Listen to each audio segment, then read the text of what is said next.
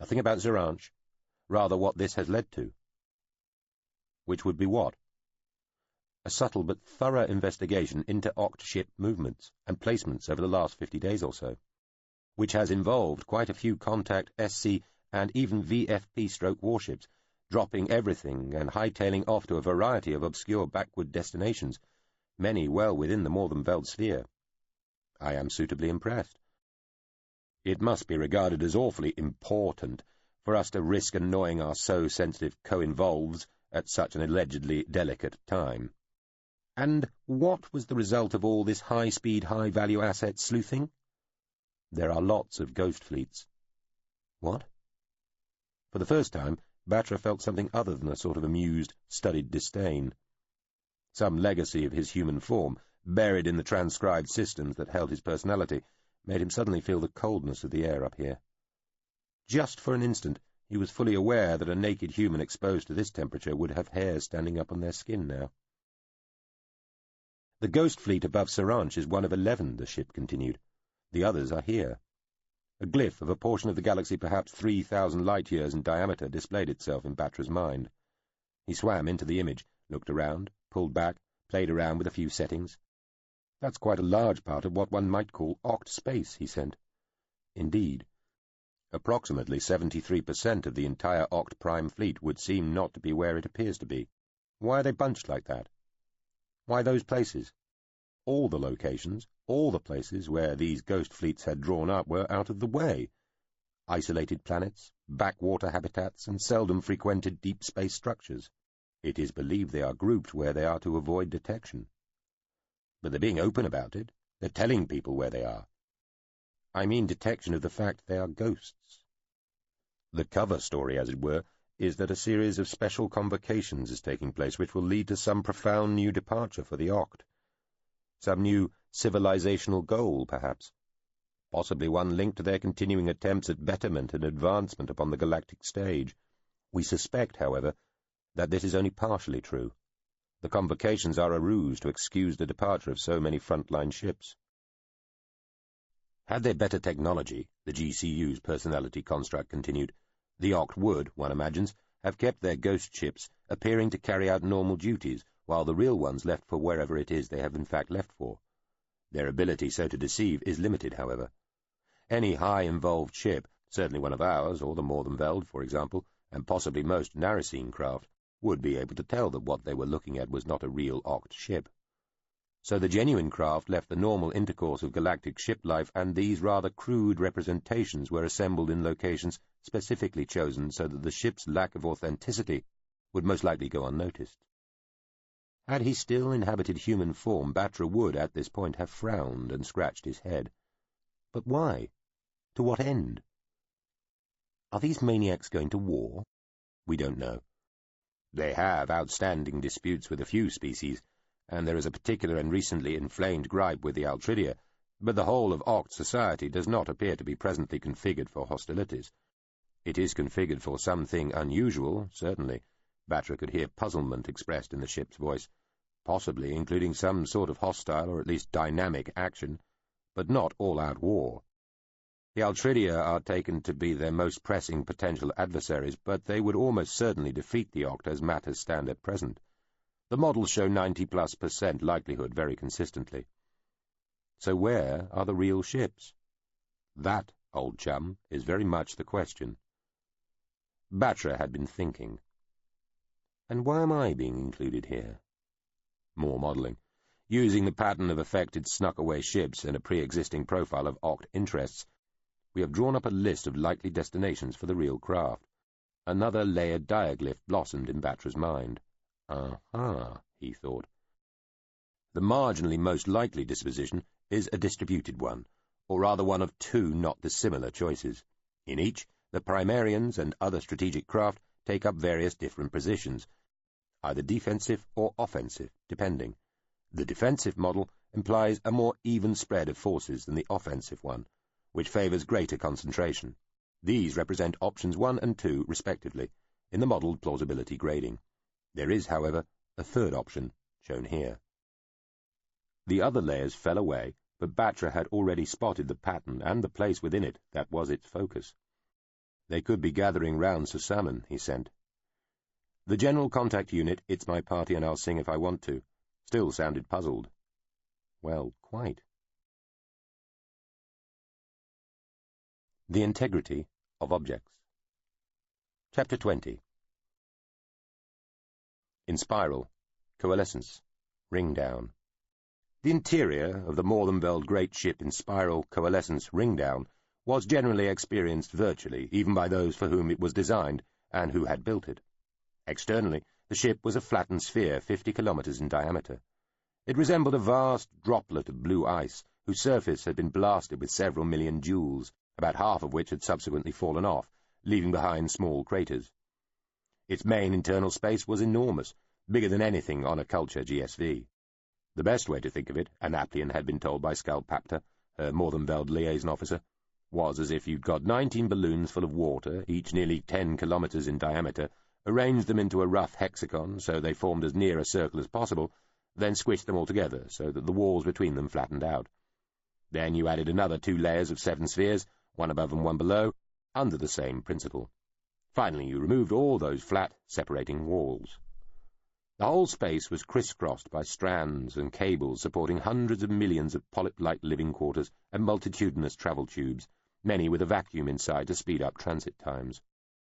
As on most Morvenfeld ships, the water was generally kept as clean as desirable by fixed and static scrubbing units.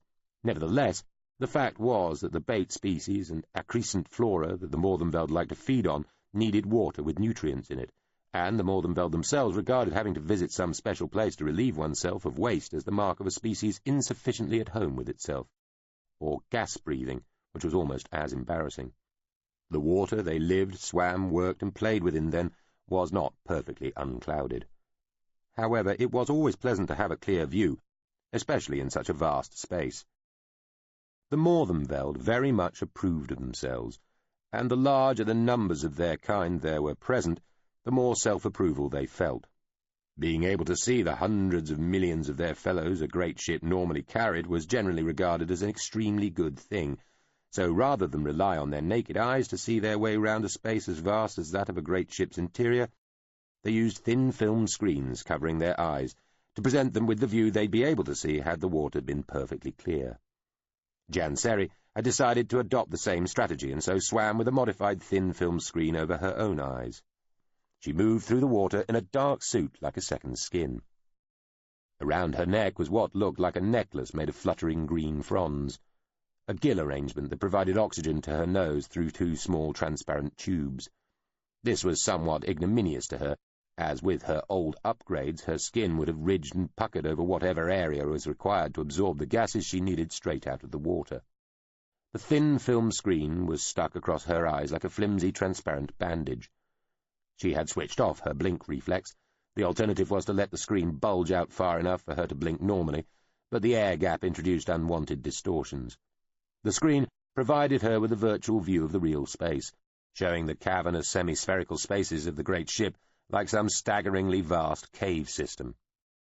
She could have patched directly into the ship's internal sensory view to achieve the same effect, or just swum with her own senses and not bothered with the greater, seemingly clear view.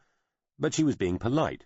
Using the thin film screen meant that the ship could keep an eye on her, seeing, no doubt, what she could see, and so knowing that she wasn't getting into any special circumstances-style mischief. She could also have used any one of several different kinds of public transport to get to where she was going, but had opted instead for a small personal propulsion unit, which she held onto with one hand as it thrummed its way through the water. The sex toy, that was really a knife missile, that was really a drone, had wanted to impersonate such a propulsion unit, so staying close to her, but she reckoned this was just the machine fussing, and had instructed it to remain in her quarters. Janseri powered up and to the left to avoid a forecurrent, found a helpful aft current, curved round a set of long, bulbous habitats like enormous dangling fruits, and then struck out towards a tall bunch of green-black spheres, each between 10 and 30 meters across, hanging in the water like a colossal strand of seaweed. She switched off the prop unit and swam into one of the larger spheres through a silvery circle a couple of meters across, and let the draining water lower her to the soft, wet floor. Gravity again. She was spending more time aquatic than not, even including sleeping, as she explored the huge space vessel. This was her 5th day aboard, and she only had another 4 to go. There was still much to see. Her suit, until now coating her body as closely as paint, promptly frizzed up, forcing the water to slide off, and letting it assume the look of something a fashionable young lady would choose to wear in an air-breathing environment. She stuffed her necklace gill into a pocket and, as the suit's head part flowed downwards to form an attractive frilled collar, flicked one earring to activate a temporary static field. This sorted her hair, which was, today, blonde. She kept the thin film screen on. She thought it looked rather good on her, vaguely piratical. Janseri stepped through the Clingfield into the 303rd Aliens Lounge, where thumping music played loudly and the air was full of drug smoke and incense. She was quickly greeted by a small cloud of tiny, brightly coloured creatures like small birds, each thrown by one of the bar's patrons. Some sang welcomes, others fluttered strode messages across their hazy wings, and a few squirted scent messages at her. This was currently the latest greeting fad for new arrivals at the 303rd Aliens Lounge. Sometimes the lobbed creatures would carry notes or small parcels of narcotics or declarations of love, or they would start spouting insults, witticisms, philosophical epigrams, or other messages. As Janseri understood it, this was meant to be amusing. She waited for the cloud of flittering creatures to start dissipating, thinking all the time how easy it would have been to bat, grasp, and crush every one of the 28 little twittering shapes around her, had she been fully enabled. She plucked the most lately arrived of the creatures out of the air, and looked severely at the old-looking purple-skinned humanoid who had thrown it. "Yours, sir," she said, as she passed his table, handing it to him. He mumbled a reply. Others nearby were calling out to her.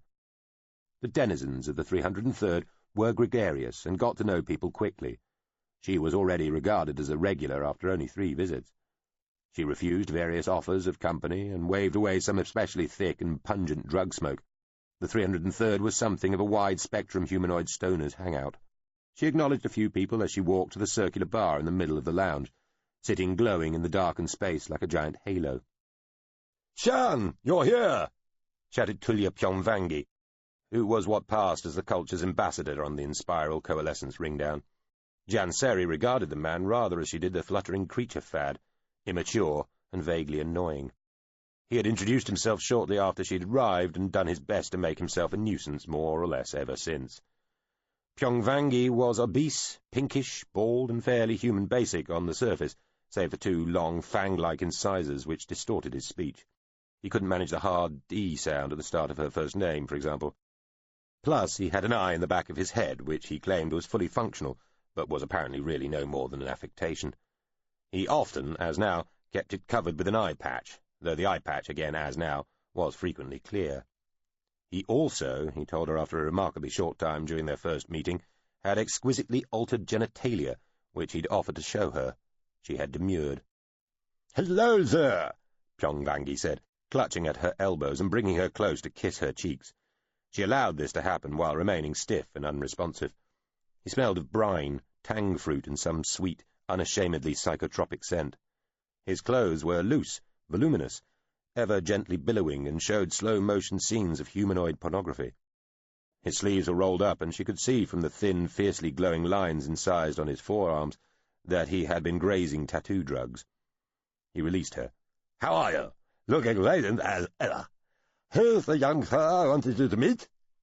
He pointed at the young, long-limbed man sitting by his side. "Sensei Arafan, this is Cassie Crook.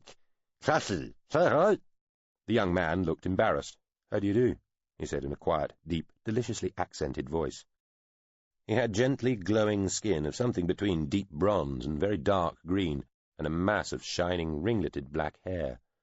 He wore perfectly cut, utterly black, close-fitting trews, and a short jacket. His face was quite long, his nose fairly flat, his teeth were normal but very white, and his expression, beneath hooded eyes, was diffident, amused, perhaps a little wary, though modulated by what looked like a permanent smile. He had laughter lines, which made someone so otherwise young-looking appear oddly vulnerable. Chevron-cut brows and moustache looked like something new he was trying and was unsure he was getting away with. Those eyes were dark, flecked with gold. He was almost unbearably attractive. Janseri had therefore naturally gone instantly to what she regarded as her highest alert state of suspicion. "I am Janseri Anaplian," she told him. "How is your name properly pronounced?" He grinned, glanced apologetically at a beaming, eyebrow-waggling Puanvangi. "Clatsley Quake," he told her. She nodded. "Pleased to meet you, Clatsley Quake," she said. She took the bar stool on the far side of him, putting the young man between her and Puanvangi, who looked disappointed, though only briefly. He slammed the bar with the flat of one hand, bringing a serving unit zinging over on shining rails strung along the far side of the bar. "Drinks, smokes, snorts, incisions." She agreed to drink a little, to keep Puanvangi company. Quike lit up a small pipe of some fabulously fragrant herb, purely for the scent, as it had no known narcotic effect, though even the aroma was almost drug-like in its headiness. Puanvangi ordered a couple of stelae of tattoo drugs and, when both Janseri and Quike refused to join him, grazed one into each of his arms, from wrist to elbow. The drug lines glowed so brightly at first they coloured his pink face green. He sighed and sat back in his high seat, exhaling and closing his eyes, going slack. While their host was enjoying his first rush, Quike said, "You're from Susamen." He sounded apologetic, as though he wasn't supposed to know. "I am," she said. "You know it?" "Off," he said. "Shell words are a subject of mine. I study them. I find them fascinating." "You're not alone in that." "I know. Actually, I find it perplexing that everyone doesn't find them utterly fascinating." Janseri shrugged. "There are many fascinating places." "Yes, but shell worlds are something special." He put his hand to his mouth, long fingers. He might have been blushing. "I'm sorry. You lived there. I don't need to tell you how fabulous they are." "Well, for me it was just home. When one grows up in a place, no matter how exotic it may seem to others, it's still where all the usual banalities and indignities of childhood occur. Home is always the norm. It is everywhere else that is marvellous." She drank. He puffed on his pipe for a bit. Puanvangi sighed deeply, eyes still closed. "And you," she said, remembering to be polite. "Where are you from? May I ask your full name?" "Astal Chilanisa Clatsley L.P. Quake Dam West." "L.P.," she said. "The letters L and P." "The letters L and P," he confirmed, with a small nod and a mischievous smile. "Do they stand for something?" "They do." "Where's the secret?" She looked at him doubtfully. He laughed, spread his arms. "I'm well-travelled, Miss Seri, a wanderer. I am older than I look. I have met many people and given and shared and received many things. I have been most places, at a certain scale. I have spent time with all the major involveds. I have talked to gods, shared thought with the sublimed, and tasted, as far as a human can, something of the joy of what the minds call infinite fun space. I am not the person I was when I took my full name, and I am not definable just by that any more. A nested mystery in the centre of my name is no more than I deserve. Trust me." Janseri thought about this. He had called himself a wanderer. They were talking Moraine, the culture's language. It had a phoneme to denote uppercase. There had always been a proportion of people in the culture, or at least people who were from the culture originally, who termed themselves so. She found it difficult not to think of them as a class. They did indeed just wander, most doing so within the culture, going from orbital to orbital, place to place, travelling on cruise ships and trampers as a rule, and on contact vessels when they could. Others travelled amongst the rest of the involved and aspirant species, existing, when they encountered societies shockingly unenlightened enough not to have cast off the last shackles of monetary exchange, through intercivilizational co-supportive understandings, or by using some vanishingly microscopic fraction of the allegedly infinite resources the culture commanded to pay their way. Some cast their adventures wider still, which was where problems sometimes occurred. The mere presence of such a person in a sufficiently undeveloped society could change it, sometimes profoundly, if that person was blind to what their being there might be doing to those they had come to live among, or at least look at. Not all such people agreed to be monitored by contact during their travels, and even though contact was perfectly unabashed when it came to spying on travellers who strayed into vulnerable societies, whether they liked it or not, it did sometimes miss individuals. There was a whole section of the organization devoted to watching developing civilizations for signs that some so-called wanderer had, with prior intent, opportunistically or even accidentally, turned into a local mad professor, despot, prophet, or god. There were other categories, but these four formed the most popular and predictable avenues people's fantasies took them along when they lost their moral bearings down amongst the prims. Most wanderers caused no such problems, however, and such itinerants normally found somewhere to call home eventually, usually back in the culture. Some, though, never settled anywhere, roaming all their lives, and of these a few, a surprisingly large proportion compared to the rest of the culture's population, lived, effectively, forever. Or at least lived until they met some almost inevitably violent, irrecoverable end. There were rumours, usually in the form of personal boasts, of individuals who had been around since the formation of the culture itself, nomads who drifted the galaxy and its near infinitude of peoples, societies, civilizations, and places for thousands upon thousands of years. "Trust me," he had said. "I think I do not," she told him at last, narrowing her eyes a little. "Really?" he asked, looking hurt. "I'm telling the truth," he said quietly. He seemed half small boy and half untroubled ancient, darkly self-possessed. "I'm sure it appears so to you," she said, arching one eyebrow. She drank some more. She had ordered a Tsar's Revenge, but said concoction was unknown to the bar machine, which had made its own speciality. It served. Quike took another pipe of incense herb. "And you're from the 8th, Quike said, coughing a little, though with a broad smile wreathed in violet smoke. "I am," she said. He smiled shyly and hid behind some smoke. "You're well informed," she told him. "Thank you." He suddenly mugged an expression of what might have been pretended fear. "And an SC agent too, yes?" "I wouldn't get too excited," she told him. "I have been demilitarized." He grinned again, almost cheekily. "All the same." Janseri would have sighed if she had felt able to. She had a feeling she was being set up here. Mr. Quike was so handsome and attractive it was positively suspicious. She just wasn't sure yet by whom. They left Pyongvangi at the 303rd in the company of a riotous party of Birilissi conventioneers. The Birilissi were an avian species and much given to excessive narcoticism. They and Pyongvangi were guaranteed to get on. There was much fluttering. They suited up and went to a place Quike knew where the aquaticized gathered. These were humanoids fully converted to water-dwelling. The space was full of what looked like every kind of water-going species, or at least those below a certain size. The warm, hazy water was full of skin scents, incomprehensible sounds of every appreciable frequency, and curious musical pulsations. They had to stay suited up and laughed bubbles as they tried drinking underwater, using smart cups and self-sealing straws. They talked via what was basically a pre-electricity speaking tube. They got to the end of their drinks together. She was looking away from him, watching two thin, flamboyantly colourful, fabulously frilled creatures, 3 meters tall, with great, long, expressionless but somehow dignified heads and faces. They were floating a short distance away from her, poised facing each other, just out of the touching range of their frills, which waved so fast they flickered. She wondered, were they talking? Arguing? Flirting? Quike touched her arm to attract her attention. "Shall we go?" he asked. "There's something you've got to see." She looked down at his hand still resting on her arm.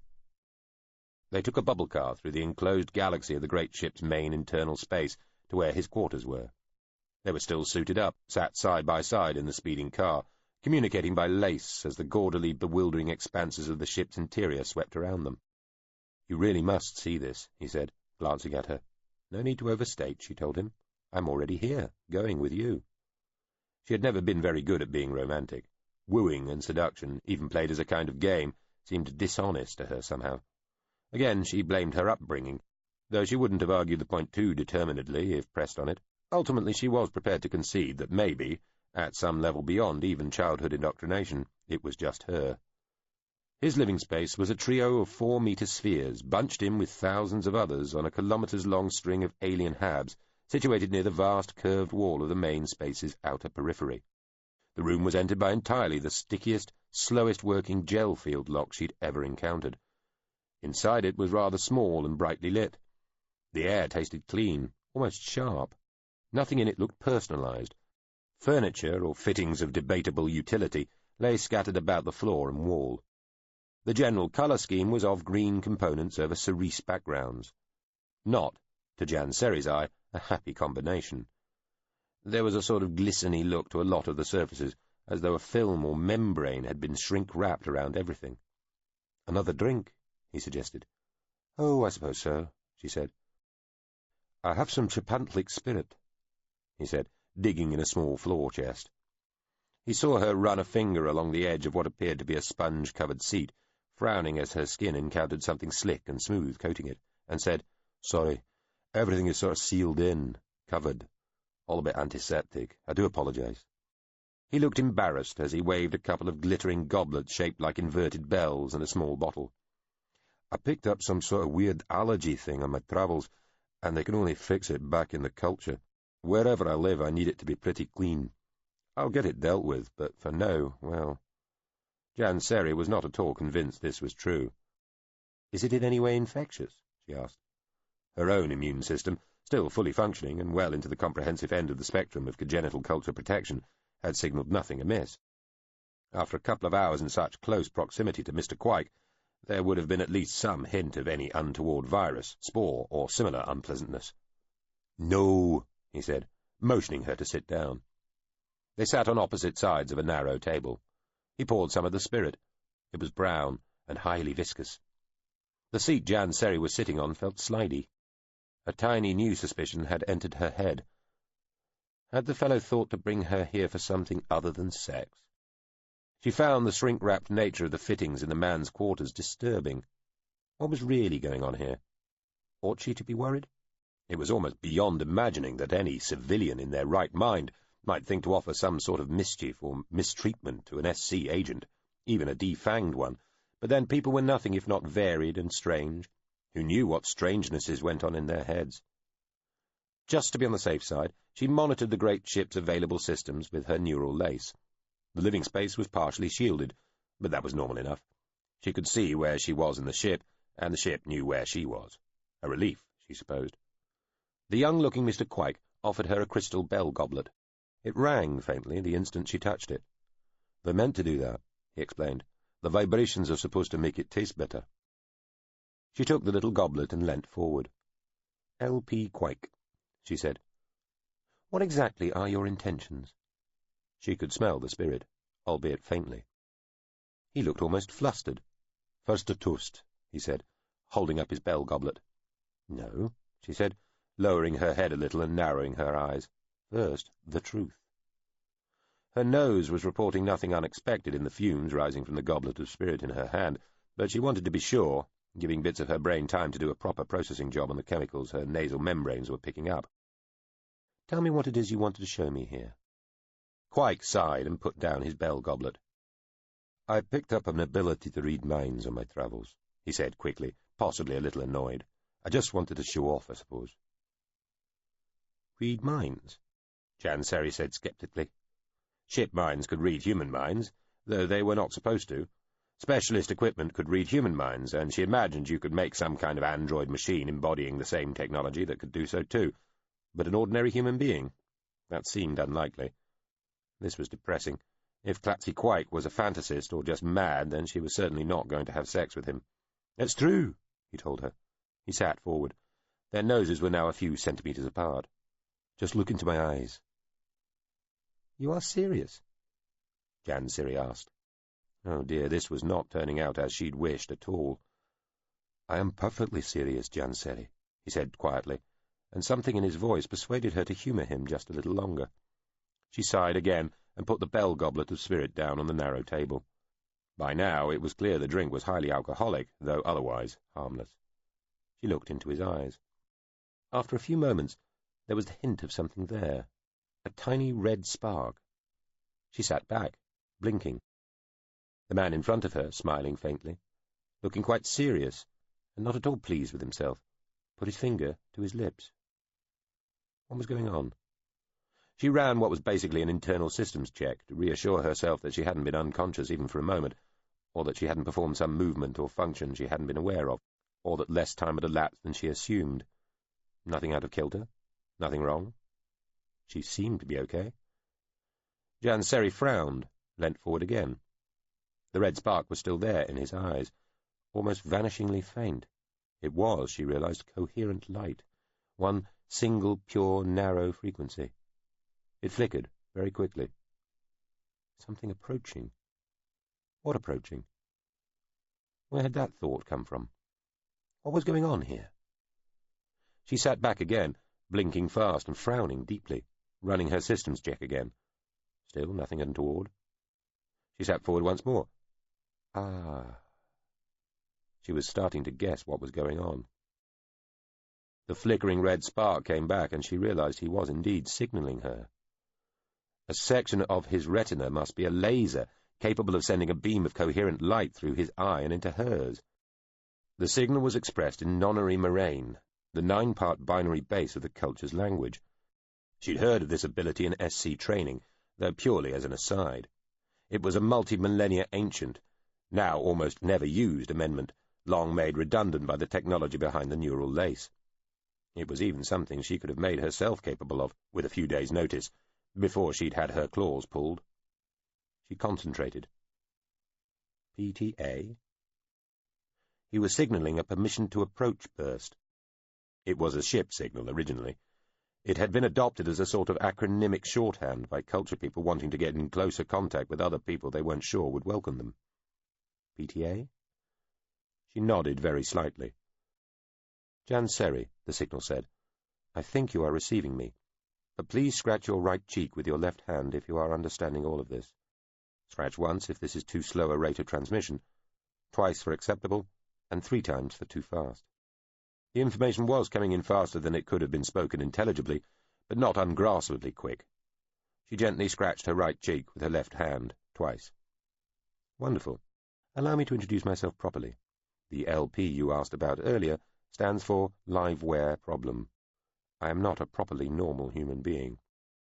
I am an avatoid of the Liveware Problem, a Stream-class superlifter, a modified Delta-class GCU, a wanderer of the ship kind, and technically absconded. Ah, she thought, an avatoid. A ship's avatar of such exquisite biomimicry it could pass for fully human. A ship wanderer, and an absconder.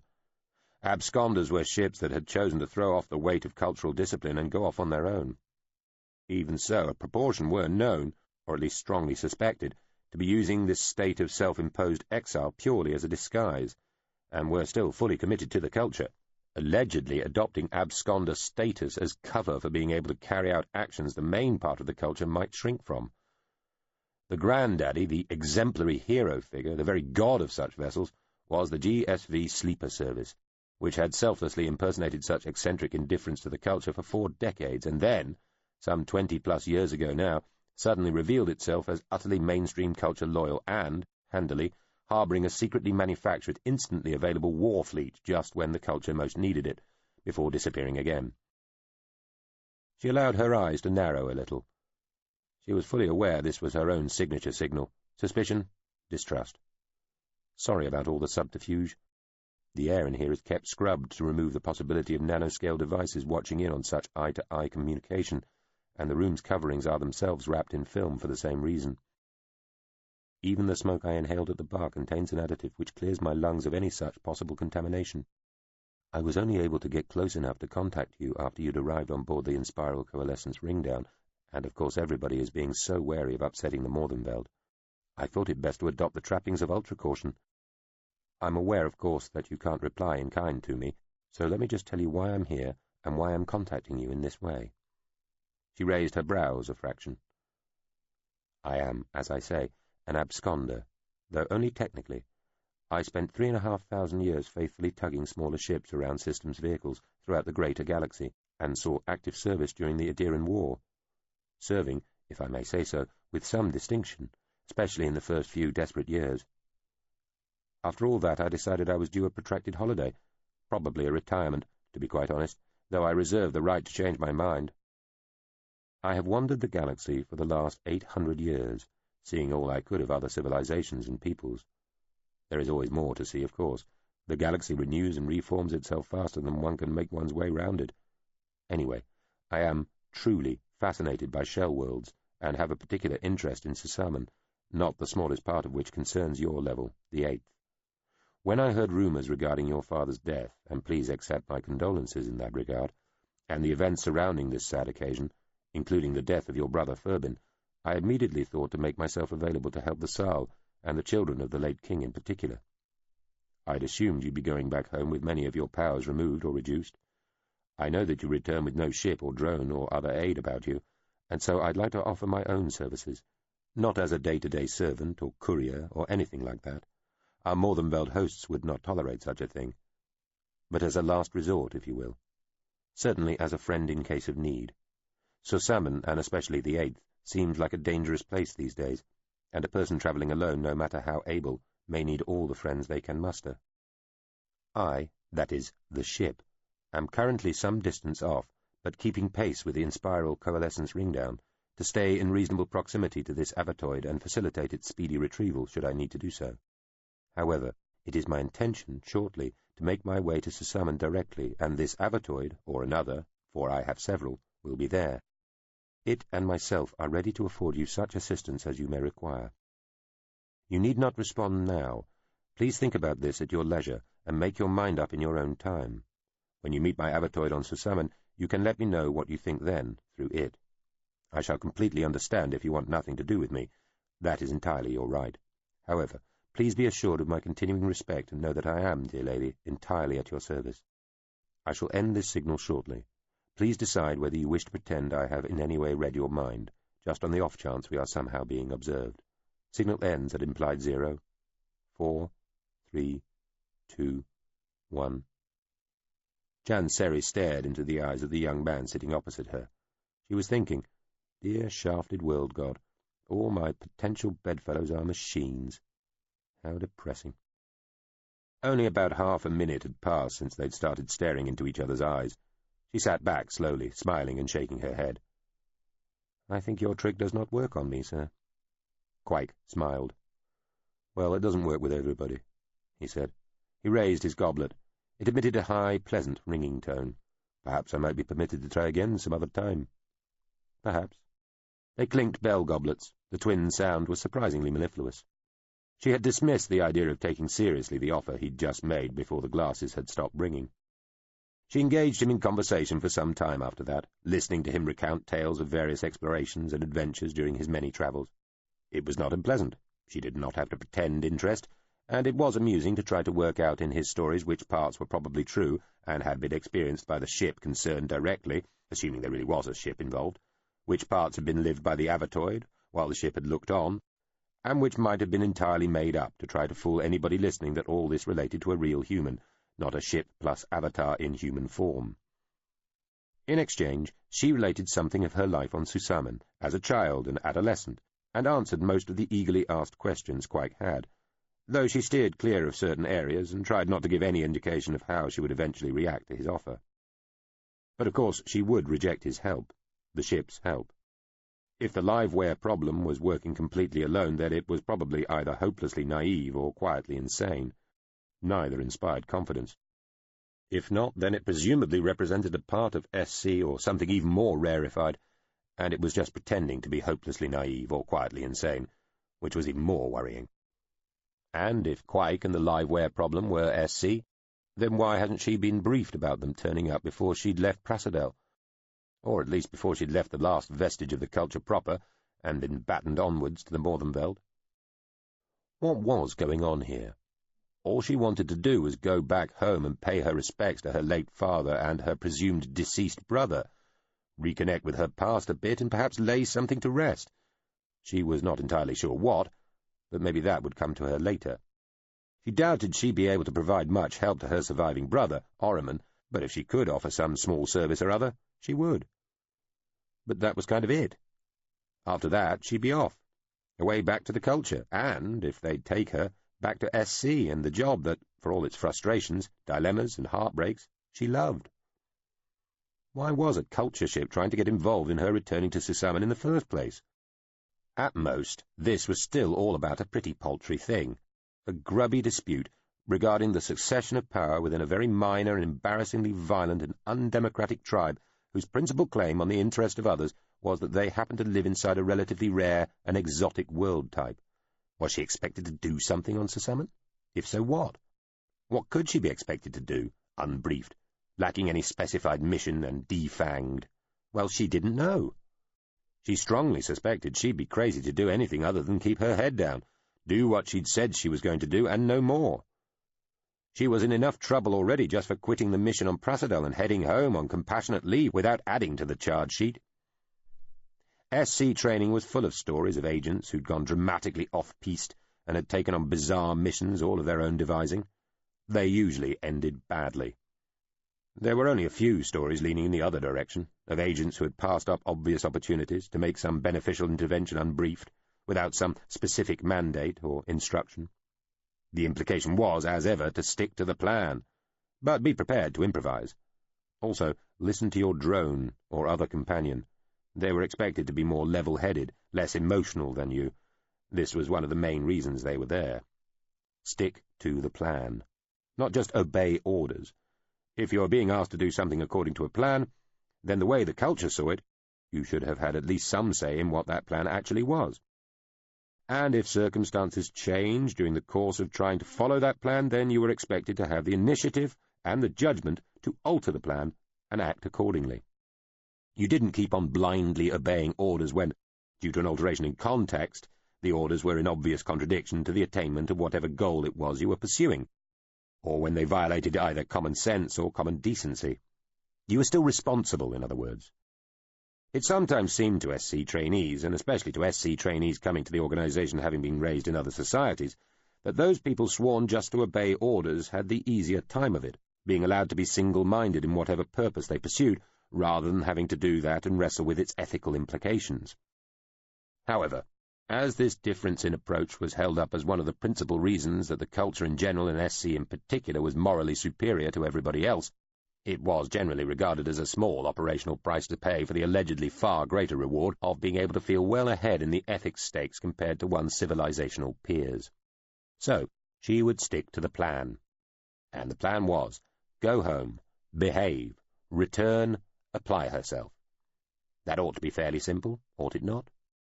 She joined Mr. Quike's laughter as he reached the end of a story she'd been barely half listening to.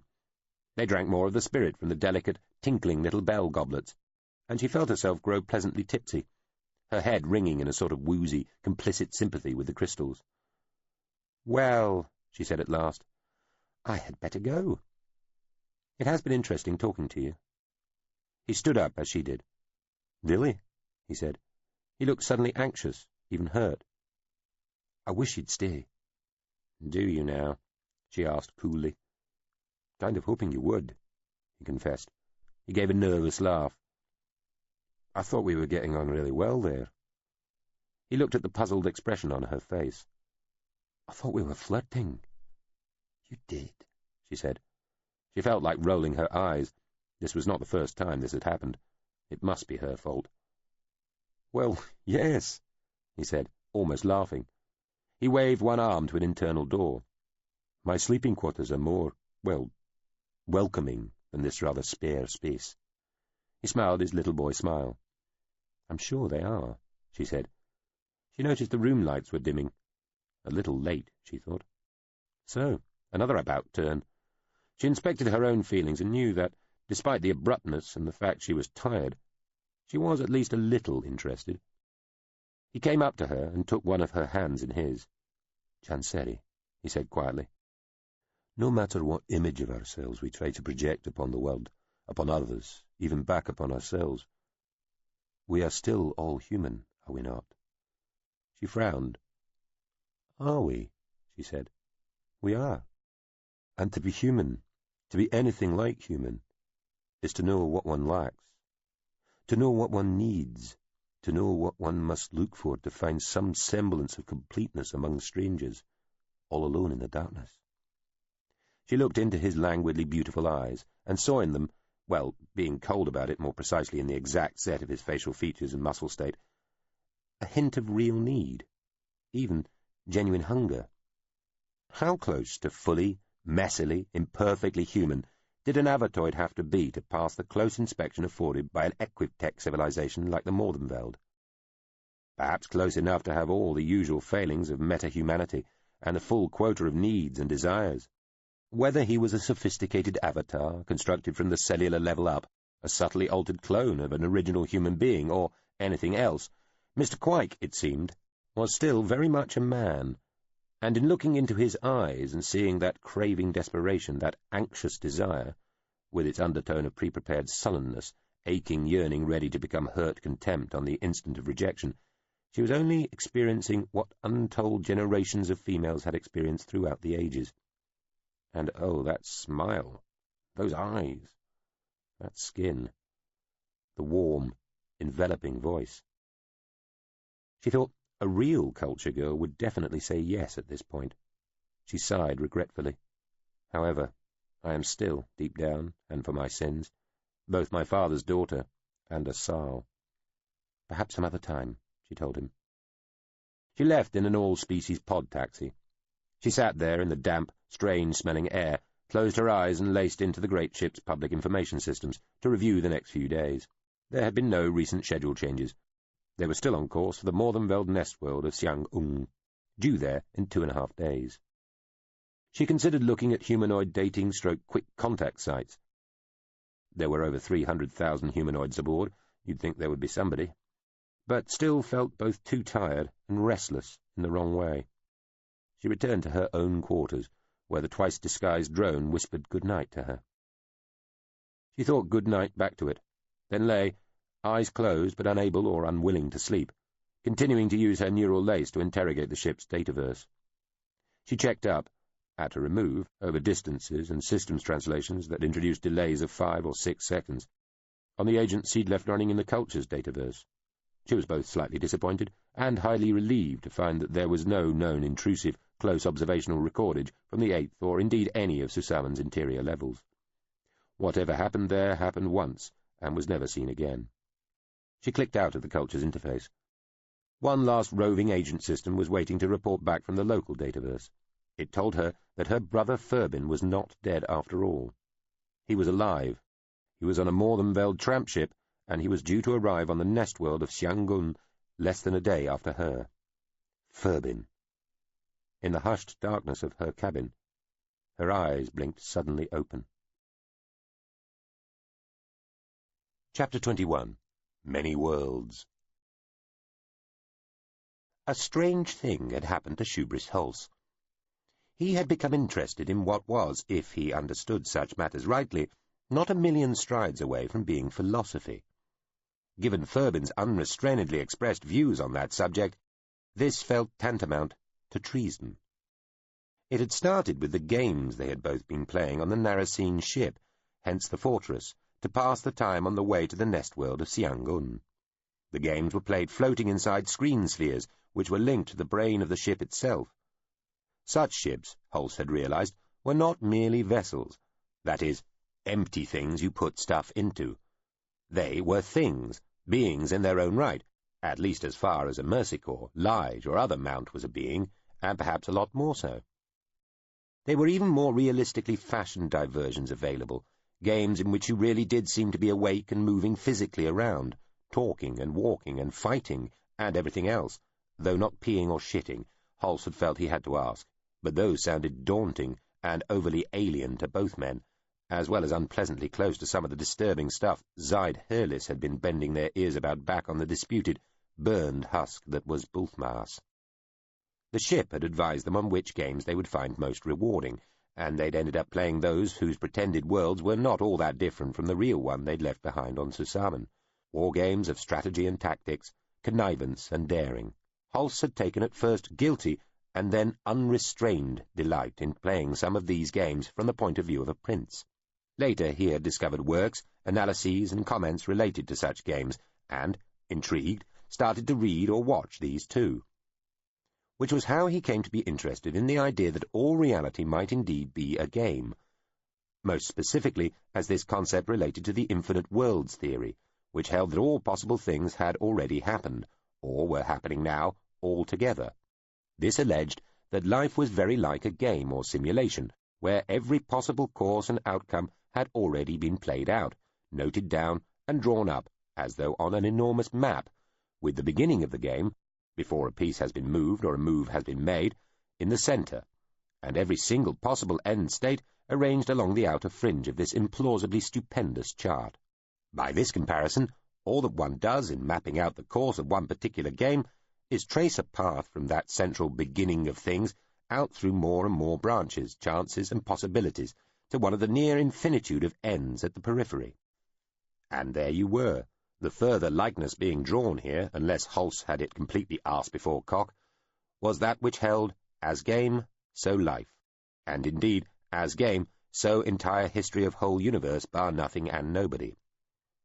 Everything had already happened, and in every single possible way, too. Not only had everything that had already happened, everything that was going to happen had already happened. And not only that, everything that was going to happen had already happened in every single possible way that it possibly could.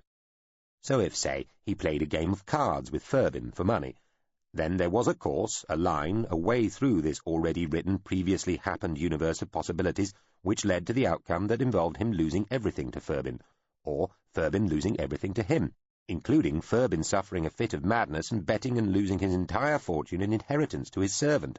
Ha! There were universe lines where he'd kill Furbin over the disputed card game, and others wherein Furbin would kill him. Indeed, there were tracks that led to everything that could be imagined, and everything that would never be imagined by anybody, but were still somehow possible. It seemed at first glance like utter madness, yet it also, when one thought about it, appeared somehow no less implausible than any other explanation of how things truly were, and it had a sort of completeness about it that stifled argument.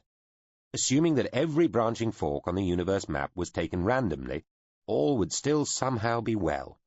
The likely things would always outnumber the unlikely, and vastly outnumber the ludicrous, so as a rule things would happen much as one expected, with the occasional surprise and the very rare moment of utter incredulity. Pretty much as life generally was, in other words, in his experience. This was at once oddly satisfactory, mildly disappointing, and strangely reassuring to Hulse.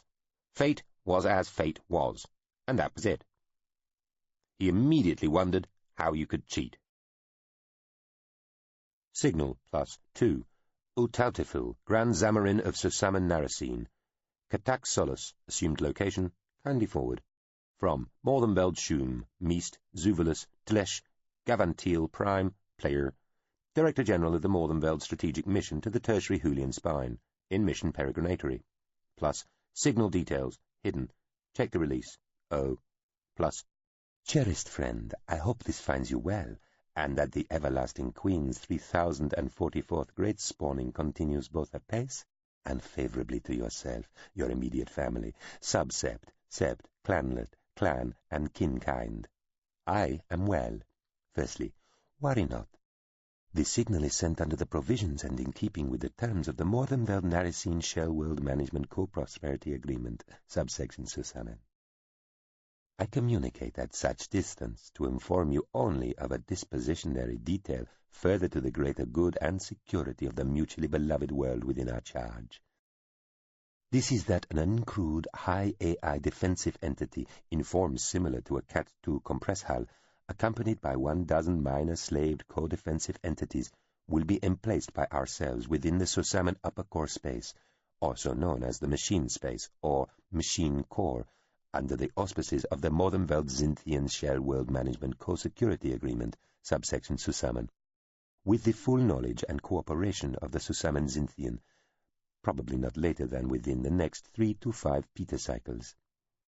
Although not required to do so by the terms of a highly pleasing and mutually beneficial agreement, or indeed by the general treaty framework existing between our two most excellent peoples, I am, both as a profound admirer of our Narasine friends and allies, and as a personal expression of the love and respect felt between yourself and me, either of which consideration would naturally, entirely, and wholly constitute an unarguable reason for said, happy to inform you that this minor and surely by mutual consent intrinsically untroubling asset relocation has been made necessary by the deterioration in the relationship between the Narasine's client species, the Oct/inheritors, and the Altridia, said dispute remaining at the moment fortunately still specific to the subject shell world.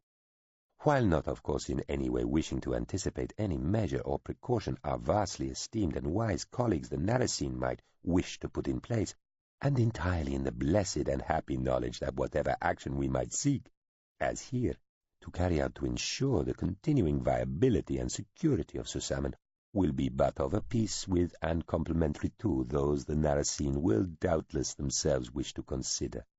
It was felt that inaction at this point by ourselves might conceivably be seen, if subject to the most painstaking and rigorous, one might almost label it officious, scrutiny, to constitute a dereliction of duty, and would therefore be, of course, as unconscionable to ourselves as it would be to you.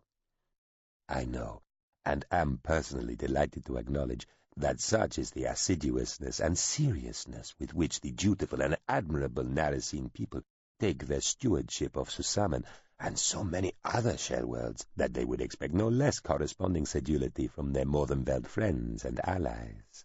Such diligence and precautionary care is your byword, and we have joyously made it ours. Our inexhaustible and perpetual thanks for providing such inspiration and shining example. This minor and purely preclusionary resource location adjustment will, arguably, lose some of its efficacy if bruited unduly about our greater society of involved galactic co-partners, and so I beg that you restrict disclosure of this to the absolute minimum of knowledge-ease. I also specifically request, most strongly, that you ensure that while the orders and arrangements required to ensure the smooth transition of our vessel and its accompanying units are of course made and carried out with all due correctness, and the studied meticulousness for which the Narasine are rightly famed, no subsequent record of these orders and arrangements remains in any part of your data system specific to Susamen itself. Formal notification of such matters will of course be shared, acknowledged, and recorded by the Morvenveld and Narasine respective Exemplary Council and High Command, entirely obviating, as I am sure you are bound to agree, any requirement that such minor and operationally non-critical details need to be fixed within the informational matrices of the very fine and efficient Narasine Operational Nexus Command on Susamen itself. That is all, no more. I beseech you to allow me to share with you the indisputable fact that I am so blissfully happy that something so small and unimportant nevertheless confers upon me the elationary privilege of addressing you, my good and faithful friend. Joy to you, plus your ever sincere patron and most dutiful colleague. Sigled, Shum, plus translated, original in Morvenveld language, plus added by Grand Zamarin Utautaful. Distant under-nephew by marriage. There you have it. That's us told.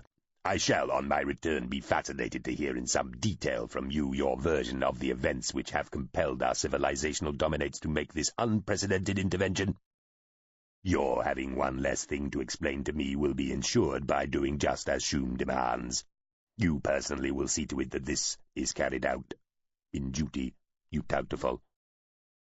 Deputy Acting Zamarin Iain M. Gurgetioni, Deputy Acting Zamarind of all Susamen, the esteemed Iain M. Gurgetioni, as he liked to be known. The added bit was not official Narasine nomenclature, though Iain M. was firmly of the opinion it ought to be, viewed the forwarded signal with some distaste and not a little nervousness, though he was careful to hide the latter emotion from the duty lieutenant who had delivered the flimsy bearing the signal. He was in his personal cloud craft, floating over the 8-shaped greenery and bluery of Susamen's twinned crater. He was lounging in a whole-body micro-massage cradle, watching erotic entertainments and being fed dainty sweetmeats by attractively identical pleasure whelps. He flicked the offending flimsy back at the duty lieutenant. Just so. See to it. Sir, it does say that you personally... Precisely. We personally are ordering you to make sure that all that is detailed here is carried out to the very letter, or we personally shall crack you from your exoskeleton and fling you into the hydrochloric lagoons. Is that personal enough for you? Abundantly, sir. How splendid. Now leave. The nest world of Siangun was located in the region of space known as the 34th Pendant Florid, and seemed almost farcically enormous to Furbin. He could understand something the size of a shell world, for all that his background was one of relative primitiveness compared to others within the greater galactic hierarchy. He was not a savage. He might not understand how the spaceships of the Optimi worked. He was not even privileged to know quite how the far more crude and limited Sen ships of the Oct operated. But he knew that they did, and he accepted it. He knew that there were levels of science and technology, and of understanding and wisdom well above those he was privy to, and he was not amongst those who chose simply to disbelieve in their existence. Nevertheless, the measure of the engineering behind Morvenveld nest worlds, structures built on such a scale that engineering and physics started to become the same thing, quite defeated him. The nest world was an ordered tangle of massive tubes within gigantic braids forming colossal ropes making up stupefyingly vast cables, constituting loops almost beyond imagining, and, despite the fact that the transparent outer casing of each tubular component was meters thick, it all twisted, turned, and revolved, easy as a length of thread. The nest world's principal components were giant tubes full of water.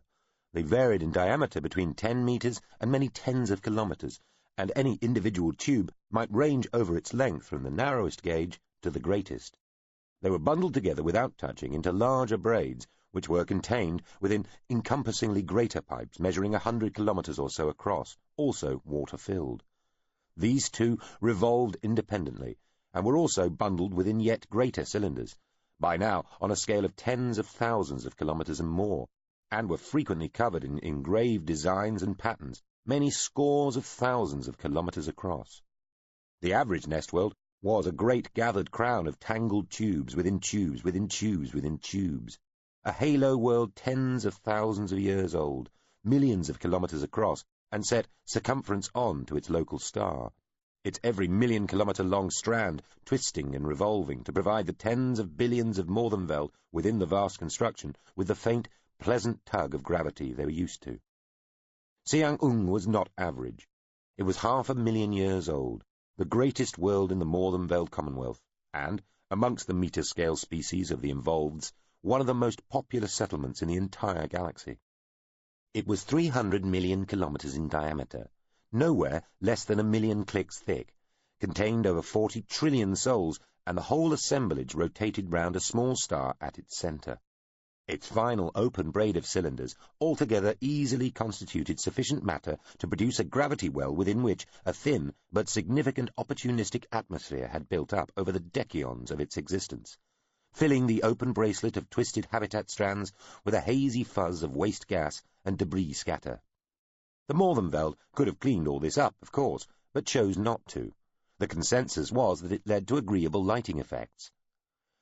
Hence the fortress dropped them into a Narasine-run satellite facility the size of a small moon, a sand grain next to a globe-encircling sea, and a little shuttle vessel zipped them across to the open-work braid of the vast corded world itself, slipstream whispering against its hull, the star at the world's center glinting mistily through Seangun's filigree of cables, each stout enough, it seemed, to anchor a planet.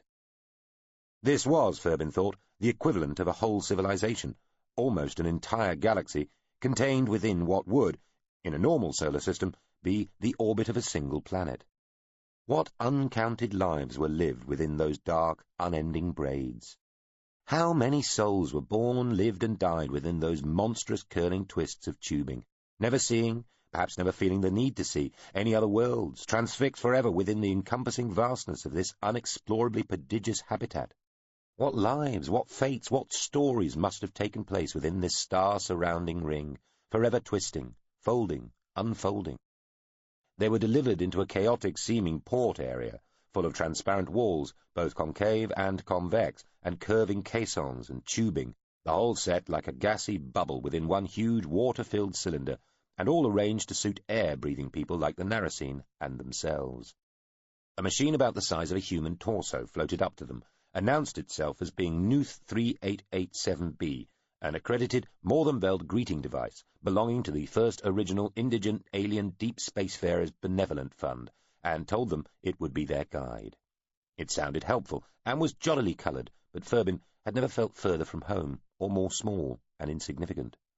"We are lost here," he thought, as Holst chatted with the machine and passed on to it their pathetically few possessions. We might disappear into this wilderness of civility and progress and never be seen again. We might be dissolved within it forever, compressed, reduced to nothing by its sheer ungraspable scale. What is one man's life if such casual immensity can even exist? The Optimi counted in magnitudes, measured in light-years, and censused their own people by the trillion, while beyond them the sublimed and the elder peoples, whom they might well one day join, thought not in years or decades, not even in centuries and millennia, but in centians and decaons, at the very least, and centians and decaons generally. The galaxy, meanwhile, the universe itself, was aged in eons, units of time as far from the human grasp as a light year was beyond a step. They were truly lost, Furbin thought, with a kind of core-enfeebling terror that sent a tremor pulsing through him. Forgotten, minimized to nothing, placed and categorized as beings far beneath the lowest level of irrelevance, simply by their entry into this thunderously, stunningly phenomenal place, perhaps even just by the full realization of its immensity.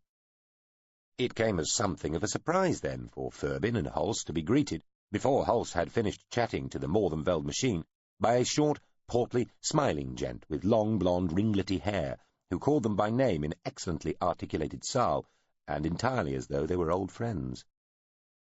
"Now, to a Morvenfeld, a nest-world is a symbol of homeliness, intimacy," their new friend informed them, as they rode a little tube car along a gauzily transparent tunnel threaded through one of the click-thick hab tubes. "Bizarrely," he added. The man had given his name as Pone Hippince. He too was an accredited greeter, he said, albeit only gaining this distinction recently. For a machine, Nuth 3887B did a very good impression of being annoyed by Hippince's arrival. "The nest a male Morvenfeld weaves when he's trying to attract a mate is a sort of torus of seaweed twigs," Hippince continued. "Kind of a big circle." He showed them what a circle looked like, using both hands. They were on their way to another port area, for what Hippince described as a short hop in a spaceship round a small part of the vast ring to a suitable humanoid guest facility. The facility, the 512th degree 5th strand, 512-5 to most people, was most highly recommended by Hippince. "Strictly speaking," Nuth 3887B began. "So, to a Morvenvelder, one of these things," Hippince said, ignoring the little machine and waving his arms about to indicate the whole nest world, "is a sort of symbol of their being wedded to the cosmos, see? They're making their conjugal bower in space itself, expressing their connectedness to the galaxy or whatever. It's quite romantic, really. Vast place, though. I mean, truly, mind-boggling vast. There are more Morvenveld on this one nest world than there are culture citizens anywhere. Did you know that?" He gave the impression of looking stunned on their behalf. "I mean, even including the Peace Faction, the Ulterior, the Elench, and every other splinter group, casually connected associate category and loosely affiliated bunch of hangers-on who just happen to like the name culture. Amazing! Anyway, just as well I came along." He made a strange face at Furbin and Hulse that might have been meant to be friendly, comforting, conspiratorial, or something else entirely. Hulse was looking at Pone Hippince, trying to figure the fellow out. "I mean to remove you guys from the attentions of the media, the news junkies, and aboriginistas, people like that." Hippince belched and fell silent. Furbin used the opportunity to ask, "Where exactly are we going?" "To the facility," Hippince said, with a glance at Nuth 3887B. "Someone wants to meet you," he winked. "Someone?" Furbin asked. "Can't tell you. Spoil the surprise." Furbin and Hulse exchanged looks. Hulse frowned and turned deliberately to the Morvenfeld machine, hovering in the air to one side of the three seated humans. "This facility we're headed for," he began. "It's a perfect place for—" Hippince started to say, but Hulse, now sitting side on to him, held up one hand to him, held it almost in his face, and said, "If you don't mind, sir, I'm talking to this machine." "Well, I was just going to say," Hippince said.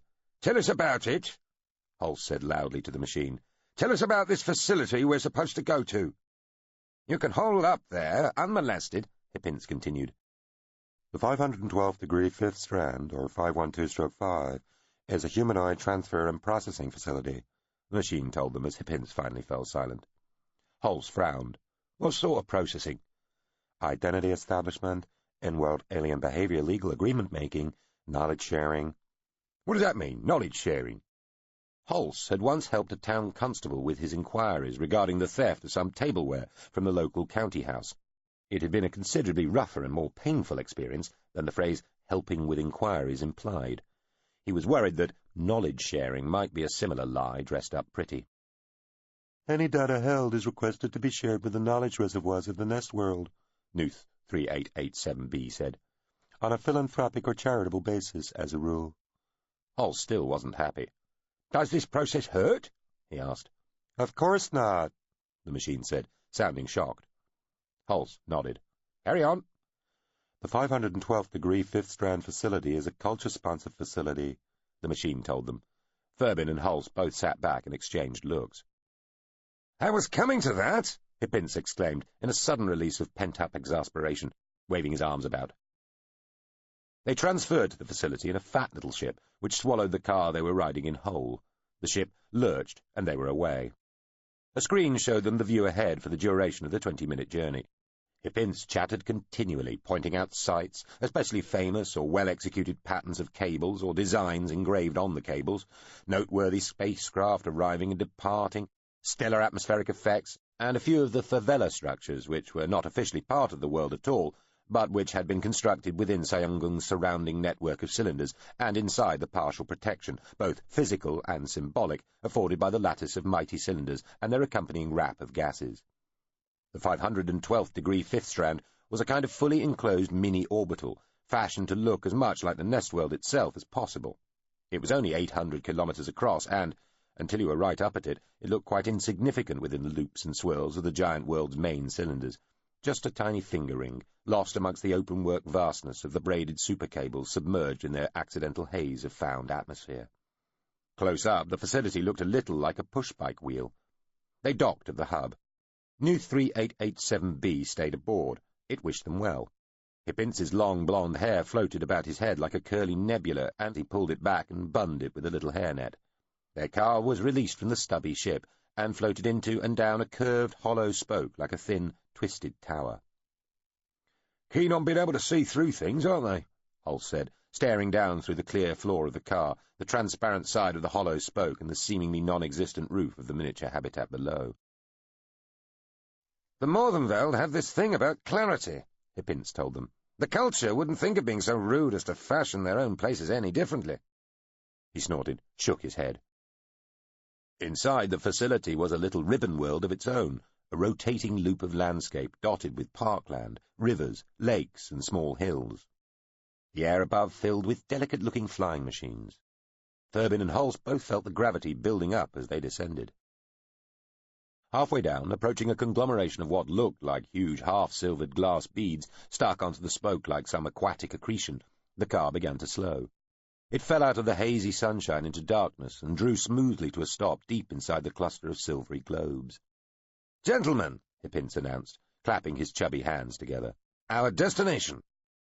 They entered the gently lit, pleasantly perfumed interior opening before them, and walked along a curved, broadening corridor. The gravity was a little more than they were used to, but entirely tolerable, to an open space dominated by enormous rocks, small streams, and broad pools, all overseen by a host of giant yellow-green and blue-brown plants, joined together by nets of foliage. Silvery birds flitted silently across the scene.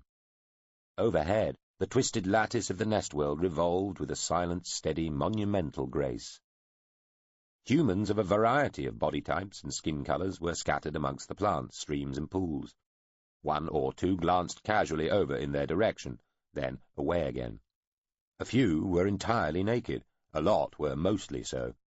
They appeared to a man and woman to be in excellent physical condition.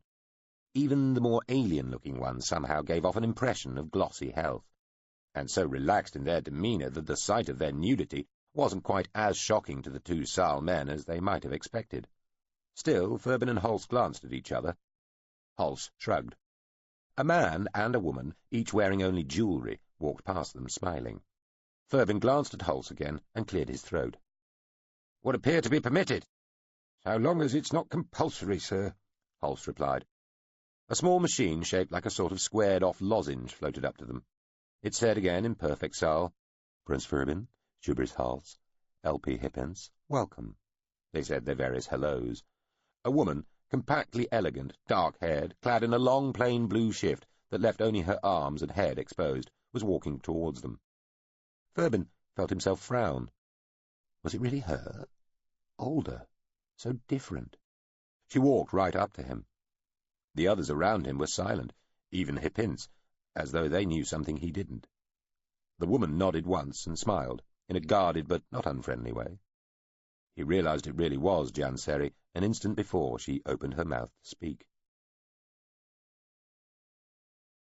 Chapter 22. The Falls. "This is currently our most impressive sight," Jerfin Puertas said, waving his stick at the bizarre building looming out of the dim bronze mists. The fellow had to raise his voice to be heard above the thunderous cacophony of the falls, though he did so with a kind of ease that implied he didn't even know he did it himself, Orman thought. The fountain building was indeed impressive. They were approaching it in a little covered carriage, rattling along one of the many light railways which threaded their precarious and often dangerous ways across the islets, sandbars, parts of fallen buildings, and anchored pylons set into the foaming waters themselves. The roof and side of the rail car were made from salvage gleaned from the unnamed city, a substance like glass but lighter, flexible, far more clear than any glass Orman had ever seen outside of a telescope or microscope, and without flaws. He drew one fingertip down the interior surface of the material. It did not even feel cold like glass. He put his glove back on. The weather was chilly. In the sky, far to facing, almost directly down the gorge of the Sulpatine, after the river had tumbled away from the falls, the Rollstad's Clysons and Natherley had dropped to the horizon. Clysons seeming to graze it, Natherley already half hidden by it, and only the fading Rollstar Kirsistral was left to shed any new light on the Hyang-Zar, rising from the direction Clysons and Natherley were setting. Kirsistral shed a weak, watery-looking blue-white light, but provided almost no warmth. Rollstars had a life of less than 500 million years, and Kirsistral's was almost over. Nearly burned out, it probably had only a few thousand years until extinguishment altogether, whereupon it would drop, falling from the ceiling 1,400 kilometers above, to come crashing down through the atmosphere, producing one last, brief, awful burst of light and heat, to smack onto the surface of the ninth, somewhere along its course, and, if the star sages and catastrophists, astrologers and scientists had been mistaken in their calculations, or if their warnings went unheeded, cause utter catastrophe where it fell, potentially killing millions.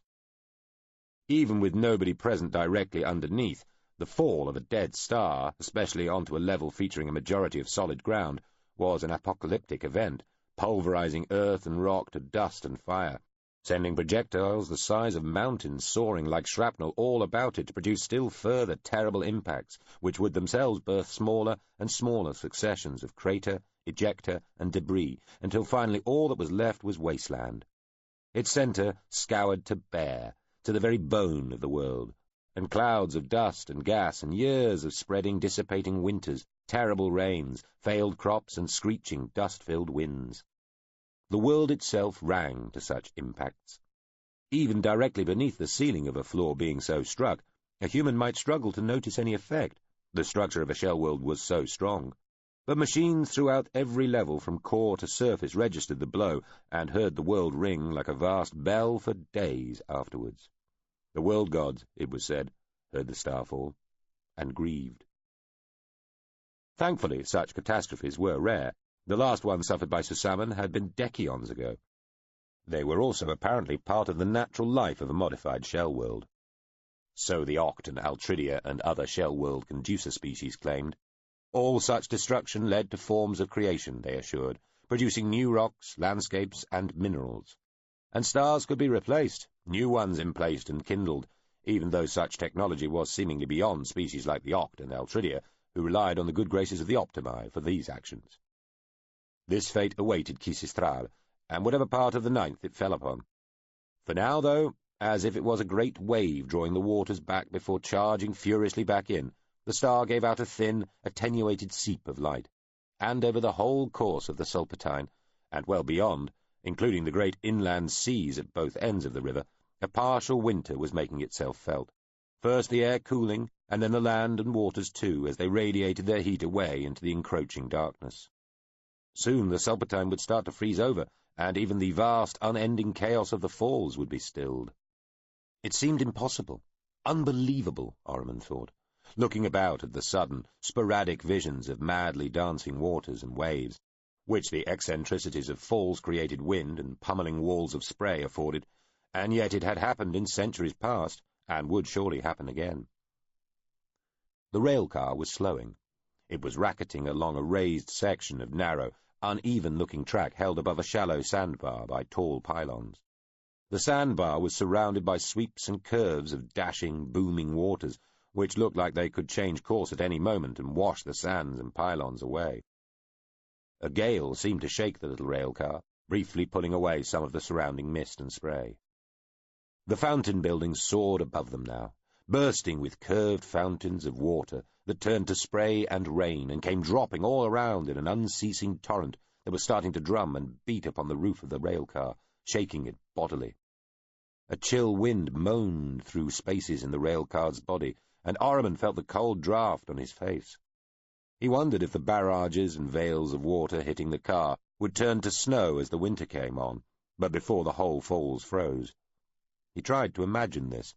How magnificent it would look. These partial winters were almost unknown on the 8th. On that level, the ceiling above was nearly completely smooth, so that a star, whether a fixed star or a roll star, shed its light freely, casting its rays in every direction save where the horizon itself intervened. Here, on the 9th, for reasons known only to the Veil themselves, and implied by the equations of whatever fluid physical figurings they employed, the ceiling, and in places the floor too, was much interrupted by the great veins, blades, and channels required to make the shell worlds work according to their mysterious original purpose. These features generally extended kilometres or tens of kilometres from the floor or ceiling, and frequently right across the horizon. Some ceiling strakes were known to stretch halfway round the world itself. The result was that the light of a star was often much more localized here than it was on the 8th, so that bright sunshine shone along one line of landscape, while just to the side the rest would be held in deep shade, receiving only the light reflected from the general spread of the shining sky itself. Some benighted lands, usually those caught between tall surface veins, received no direct sunlight whatever at any time, and were truly barren. The little rail car chuffed and steamed its way to a halt, shuddering to a stop in a screech of brakes some few metres shy of a set of damaged-looking buffers, the water crashing and bursting across the car's roof and sides, rocking it like a demented cradle. Steam rolled up from its wheels. Orman looked down. They were poised above the side of a great, tipped, fallen building made of, or at least clad in, material much like that which provided the rail car with its sides and roof.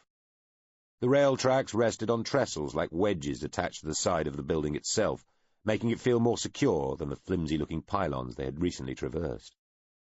Meters beyond the buffers, the edge of the building fell away sharply to reveal, between this upended edifice and the still upright fountain building, a cauldron of wildly swirling mist and spray 50 meters or more deep, at the base of which, on the rare occasions when the clouds of vapour were torn apart sufficiently for such a view to be opened, giant surging waves of brown-tinged foam could briefly be glimpsed. A large platform of wood and metal extended from the rail tracks on the downslope side, awash with the near-solid torrents of water falling from the fountain building. One or two bits of machinery lay scattered about the platform's surface, though it was hard to imagine how anyone could work on the platform in this stunning, down-crashing deluge. Parts of the platform's edges seemed to have broken off, presumably washed away by the sheer weight of the falling water. "This was a staging platform for workings within the building beneath us," Powata said, "until whatever cave-in or tunnel collapse upstream caused the building before us to become the fountain building." Powata sat alongside Orman behind the rail car's driver. The seats behind were taken up by Droffo and his servant, Negust Puibaev. Orman could feel the fellow's bony knees pressing into his back through the seat's thin back whenever Negust shifted his long legs. In the last row were the knights Volliard and Beft. They were his personal guard, specifically chosen by Tyle Losp, and most highly recommended and able, he'd been told, but he'd found them somewhat prone to surliness, and their presence vaguely off-putting. He'd rather have left them behind. He found excuses to, whenever he could. But there had been space in the rail car, and Powata had talked darkly of needing all the weight in the little conveyance they could muster to help keep it anchored to the tracks. "The platform looks in some danger of being washed away," Orman shouted, perhaps a little too loudly, to Powata. "No doubt it is," the small, hunched man conceded. "But this will not happen quite yet, one hopes. For now, it provides the best view of the fountain building." He jabbed his stick up at the tall, improbably spray-plumed structure. "Which is quite a sight," Orman conceded, nodding. He gazed up at it in the bronze wash of sunset gloom.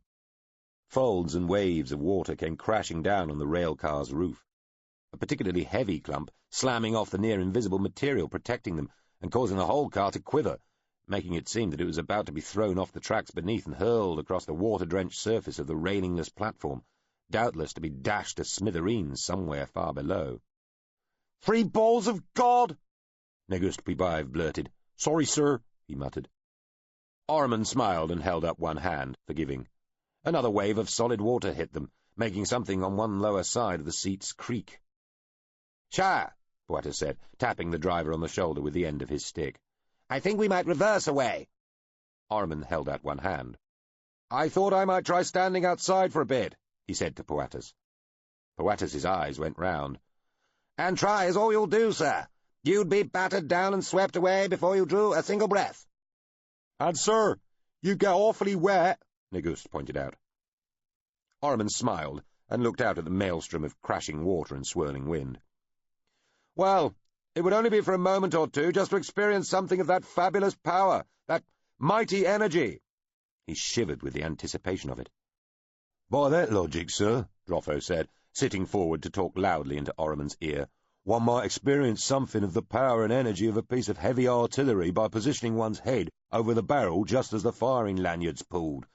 However, I'd venture to suggest the resulting sensation would not remain long in one's brain." Ormond grinned, looking round at Droffo and then back at Poatus. "My father warned all his children there would be times when even kings must allow themselves overruled. I suppose I must prepare for such moments. I accept the judgment of my parliament here gathered." He waved one flat hand from Poatus to the driver, who was looking round at them. "Shire, was that your name?"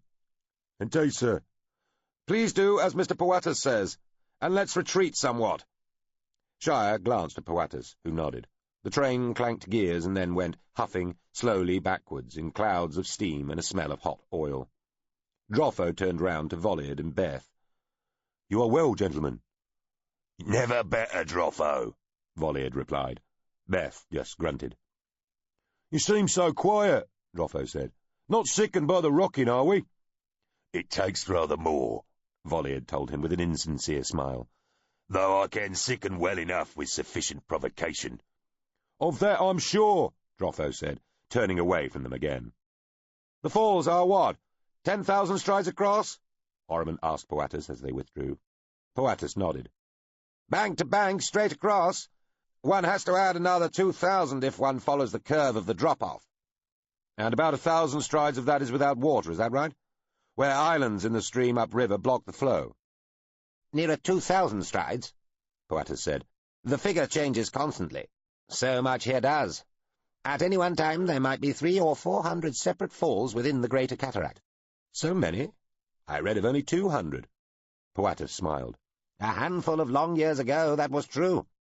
His smile might have looked a little brittle. "The young sir has obviously done his book research, but it has to cede authority to that which actually pertains." "Of course!" Ormond yelled as a howling gust of rain-filled wind shook the railcar. "How quickly it all changes, eh?" "As I say, sir, so much here does." The mayoral residence in Rassel had been sacked and burned during the taking of the city. Ormond's mother and her new family were staying in the old ducal palace of Hermerge, while the repairs and renovations were effected. Built on a wide, fertile plain, the Deldine capital had grown according to quite a different plan compared to Poole, on its hill, with broad, tree-lined boulevards separating a variety of extensive enclaves. Noble estates, palaces, monasteries, league and guild trading yards, and public commons. Rather than city walls, the inner city was ringed with a double set of canals, overseen by 6 great towers, tall forts which were the highest buildings in the city, and remain so by statute. The citadel, near the great palace, was a giant barrel-shaped barracks, purely a place of last resort, with no pretensions towards luxury in the same way that the great palace was purely a great royal house, with little intrinsic defendability. Every element of the city had been linked through the boulevards, and originally by canals, later railways. Before that change, after the merchants' revolt, parts of the boulevards had been built over, leaving mere streets between the enclave walls and the new buildings, and a much reduced central avenue in what had been the centre of each boulevard. 3 generations later, some of the nobles still complained. The ducal palace of Hemerge was an imposing, tall-ceilinged, solid-feeling building with dark, thick, heavy-sounding wooden floors. The compound's high walls enclosed an ancient garden full of shaped lawns, shady trees, tinkling rills, quiet ponds, and an abundant kitchen garden. Acklin, the Lady Blisk, Ormon's mother, met him in the hall, rushing up to him and taking him by the shoulders. "Ormond, my little boy, can it really be? But look at you, how you've grown, so much like your father. Come in, come in. My Massian would have loved to see you, but he is so busy. But you must come to dinner, perhaps tomorrow or the day after. My Massian is dying to meet you. And him mayor, really, of this great city. I ask you, who'd have thought it?" "Mother," Ormond said, taking her in his arms, "I've longed to see you. How are you?" I'm well. Stop now, you silly, or you'll crush my dress," she told him, laughing and pressing him away with both hands. Acklin was older and heavier than he'd pictured her. He supposed this was inevitable. Her face, though more lined and puffier than it had been both in her portraits and his imagination, seemed to glow. She was dressed as though she was going to a ball, albeit with an apron over her gown. Her auburn hair was piled and powdered in the latest fashion. "Of course," she said, "I'm still recovering from little Myrtis. That was dreadful. You men, you have no idea. I told my Massian he was never to touch me again, though I was only saying that, of course. And the journey here was simply ghastly. It went on forever, but this is Rossell. So much to see and do. So many arcades and shops and receptions and balls. Who would be in low spirits here? Will you eat with us?" she asked. "The rhythm of the days here is so bizarre. We still dine at odd times. What must people think of us? We are about to sit down to lunch in the garden. The weather is so mild." "Gladly," he told her, taking off his gloves and handing those and his travelling cloak to Leguste. They walked along a well-lit hall, the dark floors swaddled in thick carpets. He adjusted his pace to hers, slowing. Servants were carrying heavy-looking boxes out of another room. They stood back to let Ormond and his mother pass. "Books," Acklin said, with what sounded like distaste. "All completely incomprehensible, of course, even if one did want to read them. We're turning the library into another receiving room. We'll try selling those old things, but we'll just burn the rest. Have you seen Tallosp?" "I thought I might," Ormond said, peeking into the top of one of the book-filled boxes. "However, I'm told now he has just left Rossell to visit some distant province. Our communications here would appear still to be erratic." "Isn't he a marvel? Tallosp is such a fine man, so brave and dashing, such authority. I was most impressed. You're in safe hands there, Ormond, my little Prince Regent. He loves you dearly. Do you stay in the great palace?" "I do, though only my baggage has made arrival there so far." "So you came here first? How sweet. This way. Come and meet your new little brother." They walked down to the scented terraces. Ormond stood on a high tower within the vast gorge of recession formed by the Hyangza, looking out to another great building, which was, if the engineers and excavationers had it right, about to fall, finally and fatally undermined by the surging water piled frothing round its base, much of it descending from the fountain building nearby. This would be the second construction whose fate that bizarre edifice had hastened. The building he stood on was thin and dagger-shaped, allegedly still well-founded. The little circular platform beneath him sat at the top like a finger-ring, lowered onto the very tip of the dagger. The building he was looking at was tall and thin too, but flat like a sword-blade, its edges glinting in the tenuous grey-blue light of Quisistral. The fading star was almost the only light left now. A thin band of sky, just a lining across the horizon, shone to Farpole, in the direction of Rossell. To facing, where Clissons and Natherley had disappeared some days earlier, only the most imaginative eye could detect any remnant of their passing. A few people, perhaps with slightly different eyesight to the norm, claimed they could still glimpse a hint of red left over there, but nobody else did. Still, Ormond thought, one's eyes adjusted, or one's entire mind did. The view was dull under Quisistral's meagre light, but most things remained visible. The twinned effect of Clissons and Natherley being in the sky together had been to make the weather oppressively hot at their zenith, he'd heard, and the light had been too much for many eyes to bear. They might be better off under this more rationed portion of illumination. He shivered, pulled his collar up as a biting wind snagged itself round the tower's thin summit. There had been snow, though it had not lain. The river was cold, ice starting to form upstream in the quieter pools along its banks. Further upstream, at its source, reports had it that the higher Sulpine Sea, the first part of the river system to experience the complete disappearance of the two roll stars from its skies, was beginning to freeze over.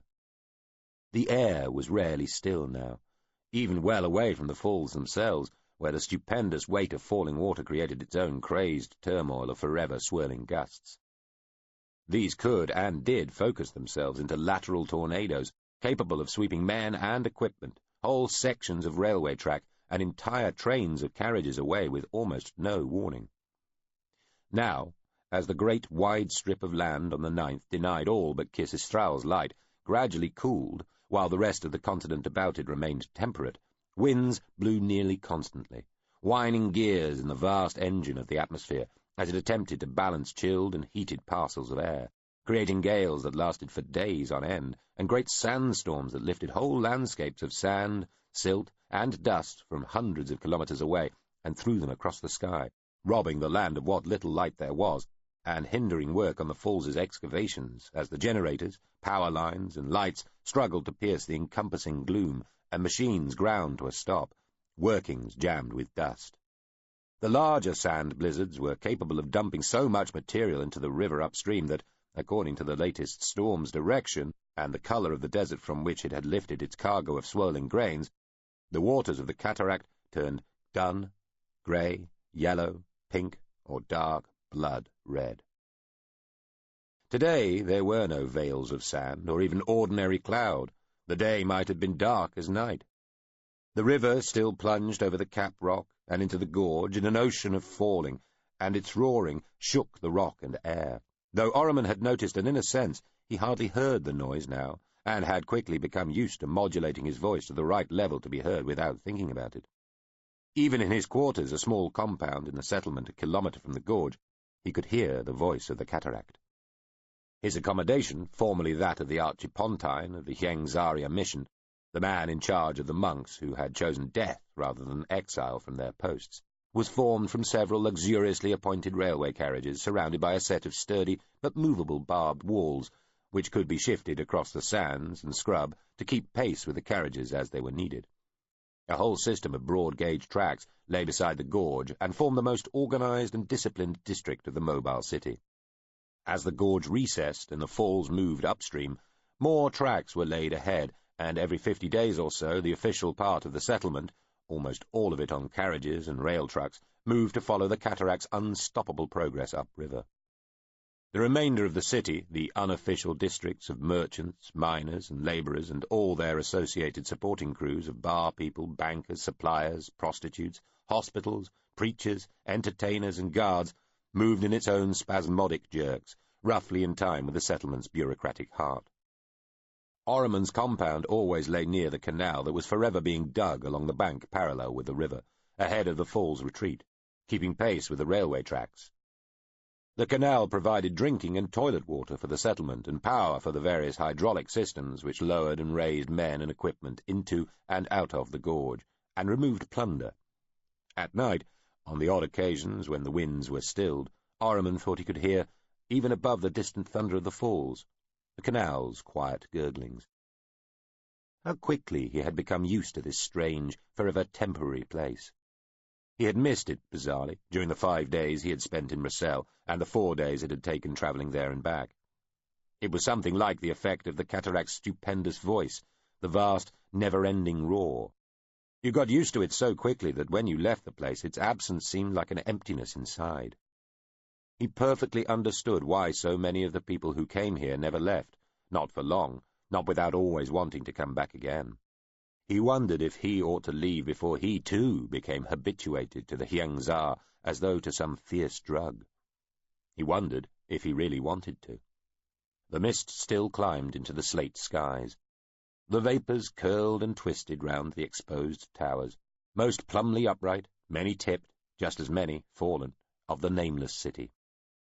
Beyond the doomed height of the flat-bladed building, The fountain building still stood like some insane ornament from a god's garden, scattering slow billows of water all around it.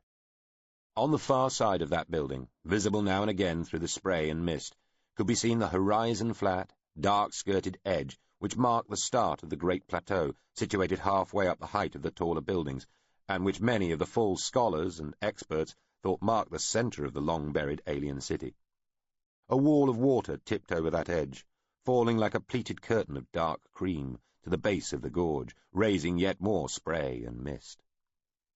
As Orriman watched, something flashed dim blue behind the waters, lighting them up from inside. He was startled for a second.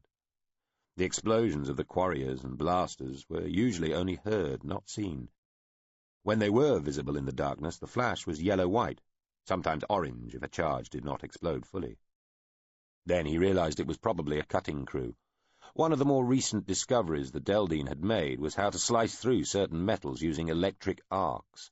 This could produce ghostly blue flashes like the one he'd just seen.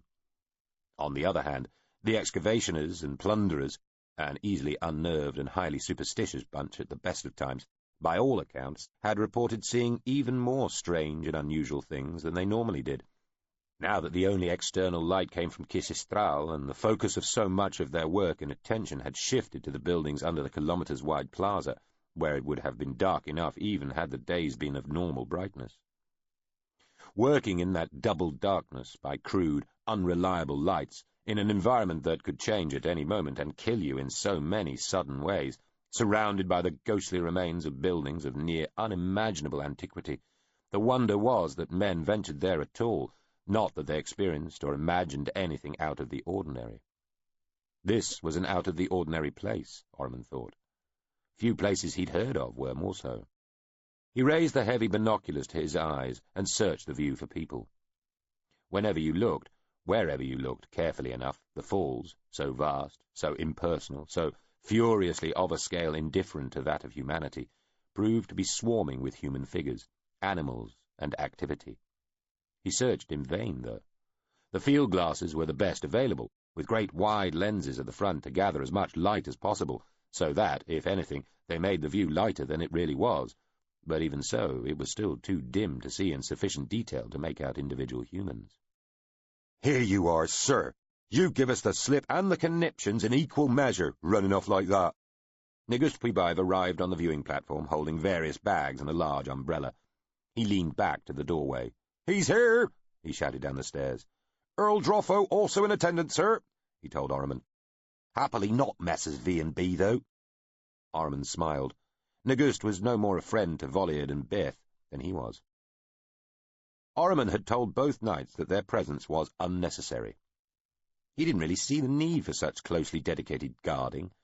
The main dangers posed in the gorge itself were not caused by people, and he just didn't go into the parts of the settlement where the violence happened. Still, the two men accompanied him, sullenly, whenever he didn't take particular care to lose them, claiming as excuse that if anything did happen to Orriman, Tyal-Losp would crack their skulls like eggs. Orriman spent quite a lot of time avoiding people he found disagreeable.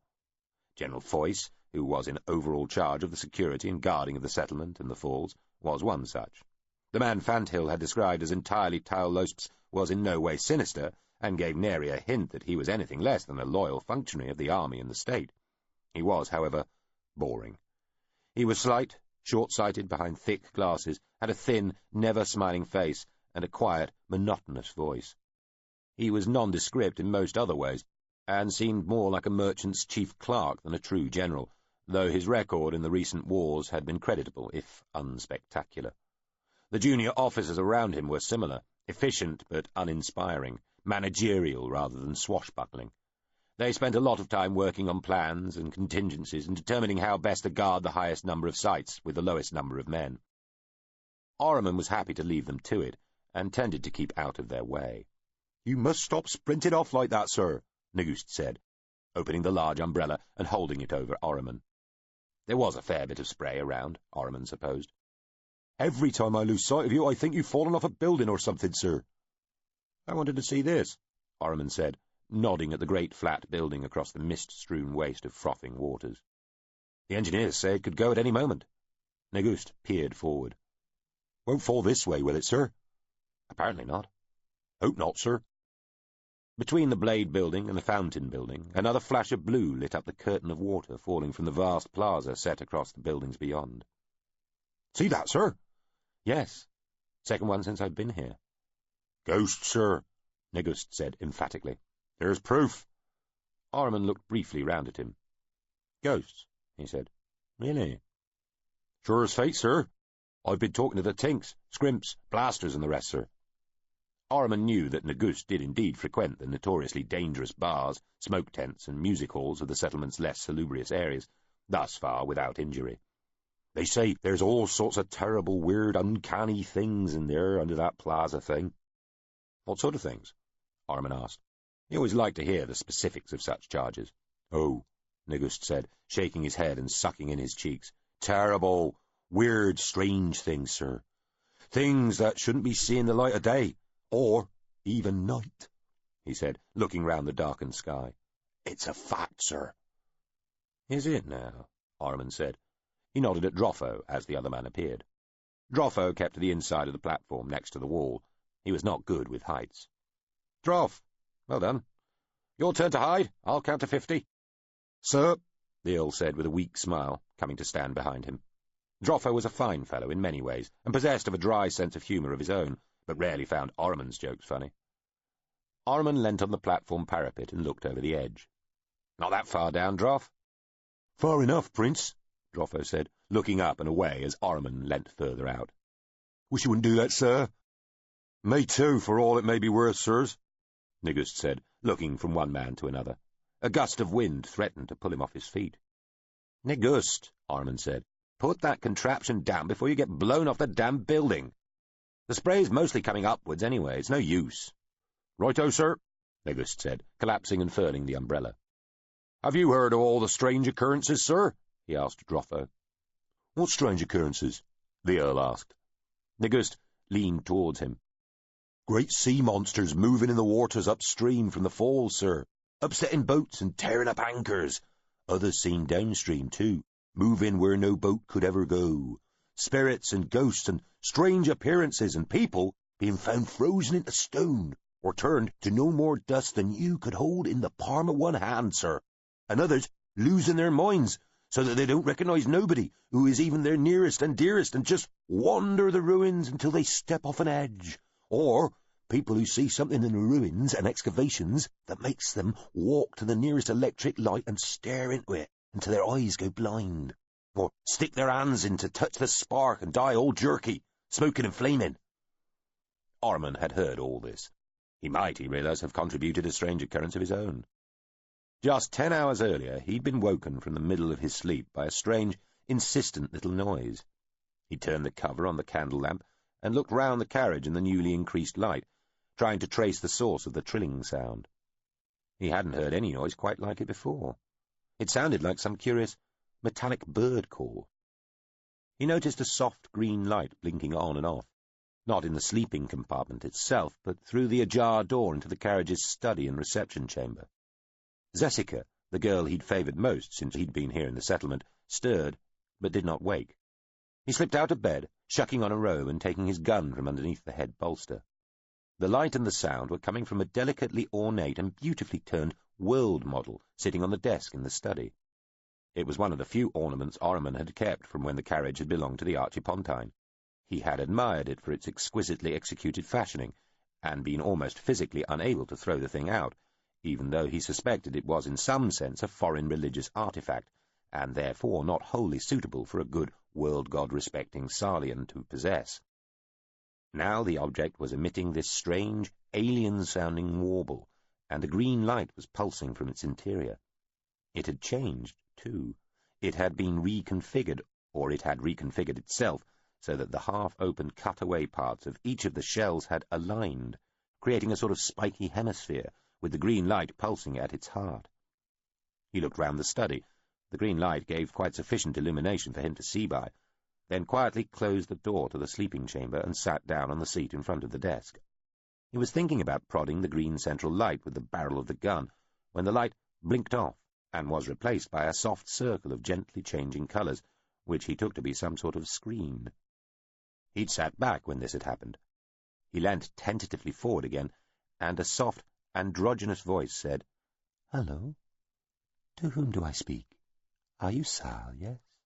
Prince Ormond, I am warned, is so?" "Who is talking?" Ormond answered. "Who wishes to know?" "A friend, or, with more accuracy, one who would be friend, if so was allowed." "I have known many friends. Not all were as they might have seemed." "Which of us is? We are all mistaken against. There are so many barriers about us. We are too separated. I seek to remove some of those barriers." "If you would be my friend, it might help to know your name. From your voice, I am not even sure you are male." "Call me friend, then. My own identity is complicated, and would only confuse. You are the Prince of Sal called Ormond, are you?" "Call me listener," Ormond suggested.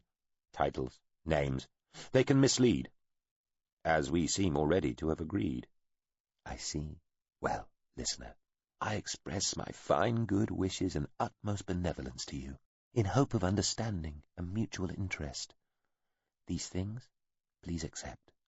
Ormond filled the pause. "Thank you. I appreciate your good wishes." Now, that clarified, our anchor embedded, as it were, I would talk with you to give you a warning. "Would you now?" "I would. In this I do. There is caution needed in the burrowings you make." "The burrowings?" Ormond asked, frowning at the softly glowing screen. The colours continued to shift and change. "Yes, your excavatory workings in the great city. These must be approached with caution. Humbly, we'd petition to be allowed to advise on such. Not all that is hidden from you is so hidden from us." "I think too much is hidden here. Who would you be? What us do we talk about? If you would advise us, begin by advising who you might be." "Those who would be your friends, listener," the asexual voice said smoothly. "I approach you because we believe you are untrammeled. You, listener, are believed to be capable of ploughing your own course, unrestricted to the furrows of others. You have freedom to move, to turn about from incorrect beliefs and unfortunate slanders directed against those who would only help, not hinder. They mislead themselves who accept the traducement of others by those who have only their own narrowed interests at heart. Sometimes those who seem most funneled are most free, and those who are most—" "Hold there. Let me guess. You are from the Oct, are you not?" "Ha!" the voice said. Then there was a pause. "That would be mistaken, good listener. You doubtless think I am of that kind because it might appear that I seek to deceive you. This is an understandable mistake, but a mistake, nevertheless. Oh, their lies go deep, to the core. They are most fastly tunneled. We have much to untangle here." "Show your face, creature," Ormond said. He was becoming more and more sure of the kind of being he was talking to here. "Sometimes we must prepare ourselves for important meetings. Ways must be smoothed, gradients negotiated. A blunt front-on approach might suffer rebuff, while a more curved and gentle path, though seeming less honestly direct, will break through finally to succeed a mutual understanding and reward." "Show your face, being," Ormond said, "or I'll think you a monster that dares not." There are so many levels of translation, listener. Are we really to say that a face is required to be a moral creature? Must goodness or evil be configured about eating parts? Is this a rule that persists throughout the great emptiness surrounding us? Many are. "Tell me now who you are, or I swear I'll put a bullet straight through this device." Listener, I swear too, I am your friend. We are. We seek only to warn you of the dangers. "Deny you are Altridia," Ormond said, jumping up from the chair. Why would any deny being one of that misunderstood, maligned race? So cruelly slandered. Ormond pointed the gun at the world model, then put it up again. The shot would terrify Zessica, and doubtless bring Negust hurtling through from his quarters, tripping over himself, and probably wake or galvanize any nearby guards. By those who theft our very purpose. Listener, Prince, do no violence, I beg you. This prefigures what we wish to warn you about. Talismans, our worries that... He clicked the safety catch, held the gun by the barrel, and brought the butt whacking down on the exposed center of the world model. It crumpled and shot sparks. Some tiny pieces flew skittering across the surface of the desk, though still the cloudy screen pulsed with slow, strange colors, and the voice, though weakened now, warbled on, incomprehensible. He hit it hard again. It seemed wrong to strike a model of any shell world, wrong to destroy something so beautiful, but not as wrong as allowing himself to be talked to by an Altridian. He shivered at the very thought, and slammed the gun down again on the still glowing world model. A blaze of tiny sparks and a puff of smoke, and it was finally silent and dark. He waited for Zessica or Negust to appear, or make some noise, but neither did. After a few moments he lit a candle, then found a bin, pushed the smashed world model into it, and poured a jug of water over the remains. He went back to bed beside the gently snoring Zessica. He lay awake, unsleeping, waiting until it was time for breakfast, staring into the darkness. By God, they had been proved even more right to have smashed the Deldine, and he no longer wondered at the mass suicide of the Brethren, sending themselves over the falls. There were rumours in the settlement that it had not been suicide. Some people even spoke of a few surviving monks who'd been washed up far downstream with tales of treachery and murder. He had started to doubt Tylelosp's account of mass suicide, but he doubted it no longer. The wonder was that the wretches had lived with themselves at all, rather than that they had chosen death, if this was what they had buried in their conscience all the time. An alliance with the Altridia, contact with them at the very least, with the foulness that conspired against the world god itself. He wondered what conspiracies, lies, and secrets had passed between the Archpontine of the Hyangzaria mission and whatever Altridian master had been on the other end of the communications channel that ended at the world model he had just destroyed. Had that hideous race ever directed matters here at the Falls? The monks of the mission had controlled the workings, supervised and licensed all the excavations, and largely policed them. Certainly they had kept a tight hand upon the main, official excavations. Had the mission been in effect controlled by the Altridia? Well, they were in control no longer, and would remain so disempowered as long as he had any sort of say in matters. He wondered who to tell about what had passed between him and the nameless and no doubt faceless Altridian he had spoken to. The very thought turned his stomach. Should he tell Poatus, or General Foyce? Poatus would probably find a way to blame Orriman for what had happened. He'd be horrified he'd broken the communication device. Orriman doubted General Foyce would even understand. He'd tell nobody, not for now. He considered taking the world model to the cliff above the gorge and throwing it in, but was concerned that it would just be dredged up again by some collector. In the end, he had Negust carry the thing to the nearest foundry, and had them melt it down while he watched. The foundrymen were amazed at the temperatures required to slag it, and even then there was still some unmelted debris left, both floating above the resulting liquid and sunk to its base. Orriman ordered the whole split into a dozen different ingots, and delivered to him as soon as they cooled. That morning, on his way to watch the demise of the blade building, he'd thrown some into the gorge. He'd consigned the rest to latrines. "Well, it all sounds most unpleasant," Droffo said. He shook his head. "You hear all sorts of ridiculous stories. The workers are full of them. Too much drink, too little learning." "No, more than that, sir," Negust told him. "These are facts." "I think I might dispute that," Droffo said. "All the same, sir. Facts is facts. That itself's a fact." "Well, let's go and see for ourselves, shall we?" Orriman said, looking round at the other two. "Tomorrow. We'll take the narrow gauge and cableways and breeches buoys, or whatever we need to take, and we'll go and have a look under the great ghostly spooky plaza. Yes? Tomorrow. We'll do it then."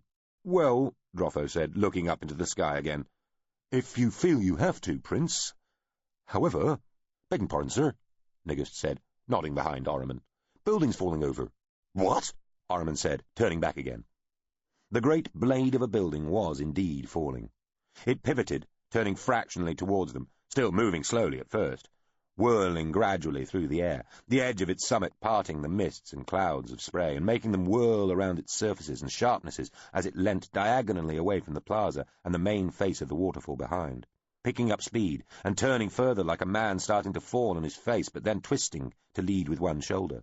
One long edge came down, hitting the spray and the sandbanks beneath like a blade chopping through a child's dam on a beach. The rest of the building following onto it, parts finally starting to crumple as the whole structure slammed into the waves, raising enormous pale fans of muddy water to half the height of their own vantage point. Finally, some sound arrived, a terrible creaking, tearing, screaming noise that forced its way out of the encompassing roar of the falls, topped with a great extra rumble that pulsed through the air, seemed to shake the building beneath their feet, and briefly outbellowed the voice of the Yingzar itself. The poised, half-collapsed building fell over one last time, settling from its side onto its back, collapsing into the chaotic waste of piling waves with another great surge of foaming, outrushing waters. Ahriman watched, fascinated. Immediately the first shocked pulse of waves fell washing back from the heights around the impact site. The waters began to rearrange themselves to accommodate the new obstruction, piling up behind the shattered hulk of the fallen building and surging round its edges while foam-creamed waves went dancing backwards, slapping into others still falling forwards, their combined shapes climbing and bursting as though in some wild celebration of destruction. Nearby sandbars that had been 5 meters above the tallest waves were now sunk beneath them. Those 10 meters above the waters were being swiftly eroded as the swirling currents cut carving into them. Their lives now counted in minutes. Looking straight down, Ahriman could see that the base of the building they were in was now almost surrounded by the backed-up surge of spray and foam. He turned to the others. Negust was still staring at where the building had fallen. Even Droffo looked rapt, standing away from the wall, vertigo temporarily forgotten. Ahriman took another glance towards the waters surging round their tower. "Gentlemen," he said, "we'd best go." Chapter 23. Liveware Problem. "Sister?" Thurbin said, as the woman in the plain blue shift walked up to him. It was Jan Seri. He hadn't seen her for 15 of their years, but he knew it was her. So changed, though. A woman, not a girl, and a wise, utterly poised and collected woman at that. Thurbin knew enough about authority and charisma to recognize it when he saw it. No mere princess, little Jan Seri. Rather a very queen among them. "Thurbin," she said, stopping a stride away and smiling warmly. She nodded. "How good to see you again. Are you well?" "You look different." He shook his head. "Sister, I am well." He could feel his throat closing up. "Sister," he said, and threw himself at her, wrapping her in his arms and hooking his chin over her right shoulder. He felt her arms close over his back. It was like hugging a layer of soft leather over a figure made of hardwood. She felt astoundingly powerful, unshakable. She patted his back with one hand, cupped the back of his head with the other. Her chin settled on his shoulder. "Thurbin, Thurbin, Thurbin," she whispered. "Where exactly are we?" Thurbin asked. "In the middle of the hub engine unit," Hipince told him. Since meeting with Jan Seri, Hipince's manner had changed somewhat. He seemed much less manic and voluble, more composed and measured. "Are we boarding a ship then, sir?" Holst asked. "No, this is a habitat," Hipince said. "All culture habitats, apart from planets, have engines. Have had for nearly a millennium now. So we can move them, just in case." They had come here straight after meeting, back up one of the tubes to the very center of the little wheel-shaped habitat. They floated again, seemingly weightless, within the narrow but quiet, gently lit and pleasantly perfumed spaces of the habitat's bulging center. Another corridor and some rolling, sliding doors had taken them to this place, where there were no windows or screens, and the circular wall looked odd, like oil spilled on water, colors ever shifting. It appeared soft somehow, but, when Thurbin touched the surface, felt hard as iron, though strangely warm.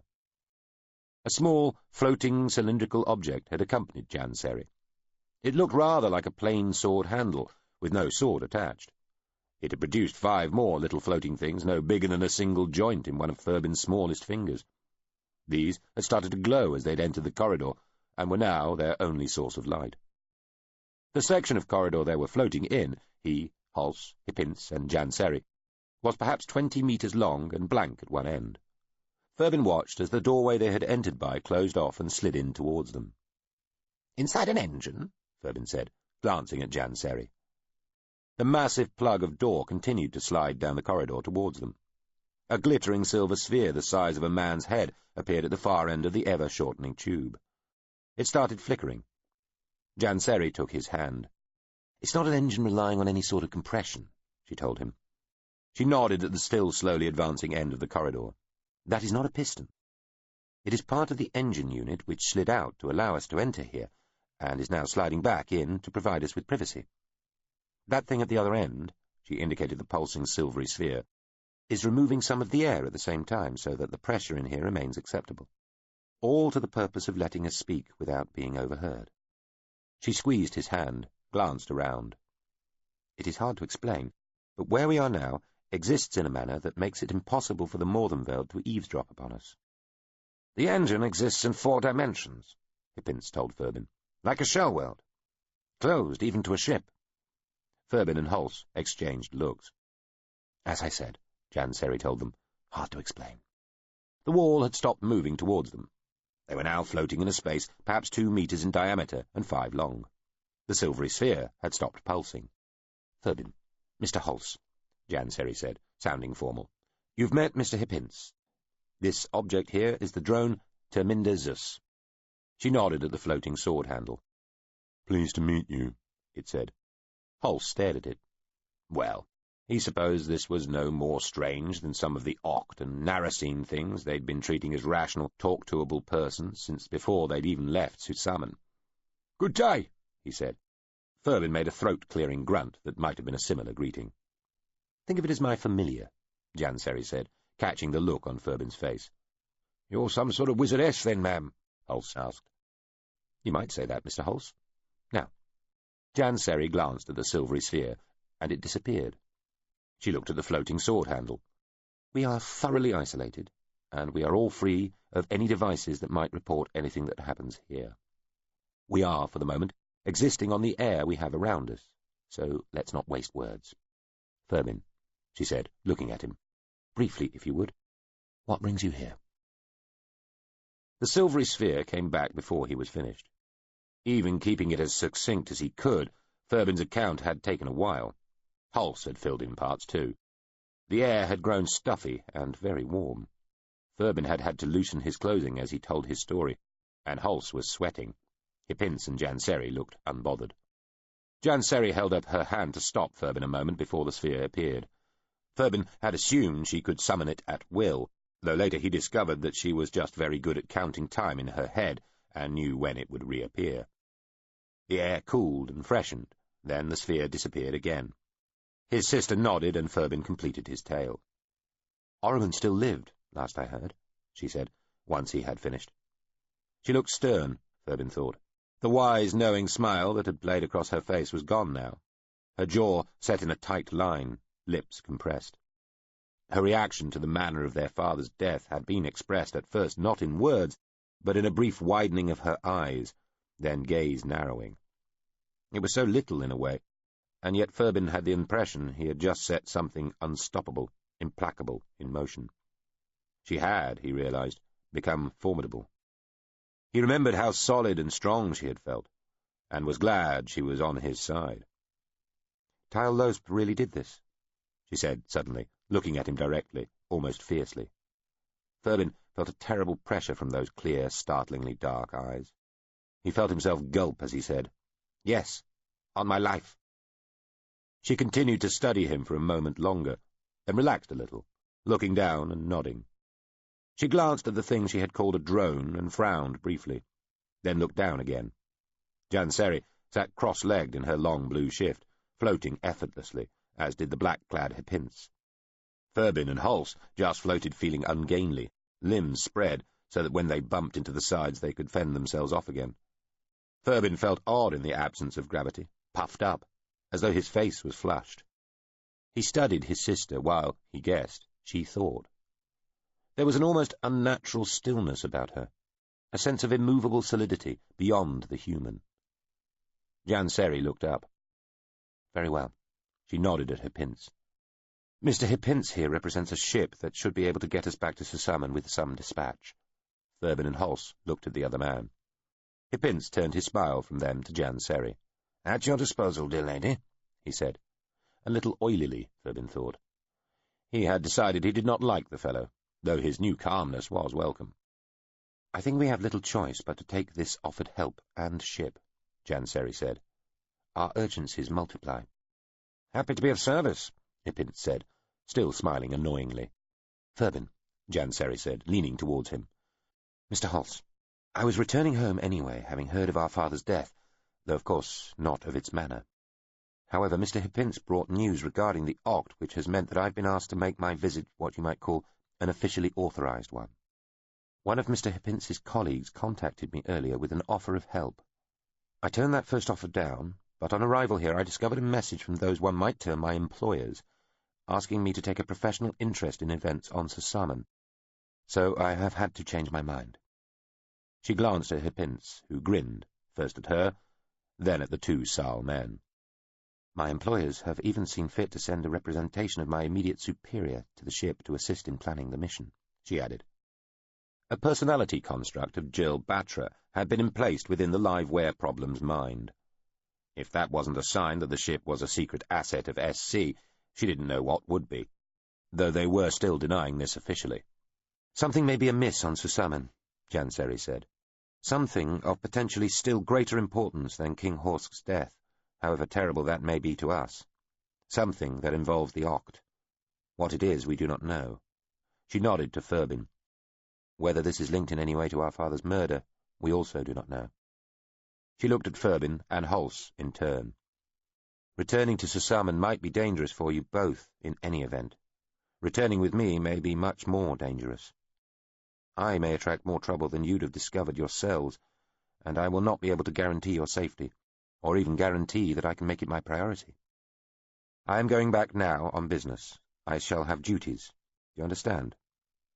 You do not have to accompany me.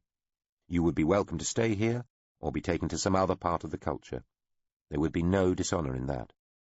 Sister, Thurbin said, we go with you. He glanced at Hulse, who nodded sharply.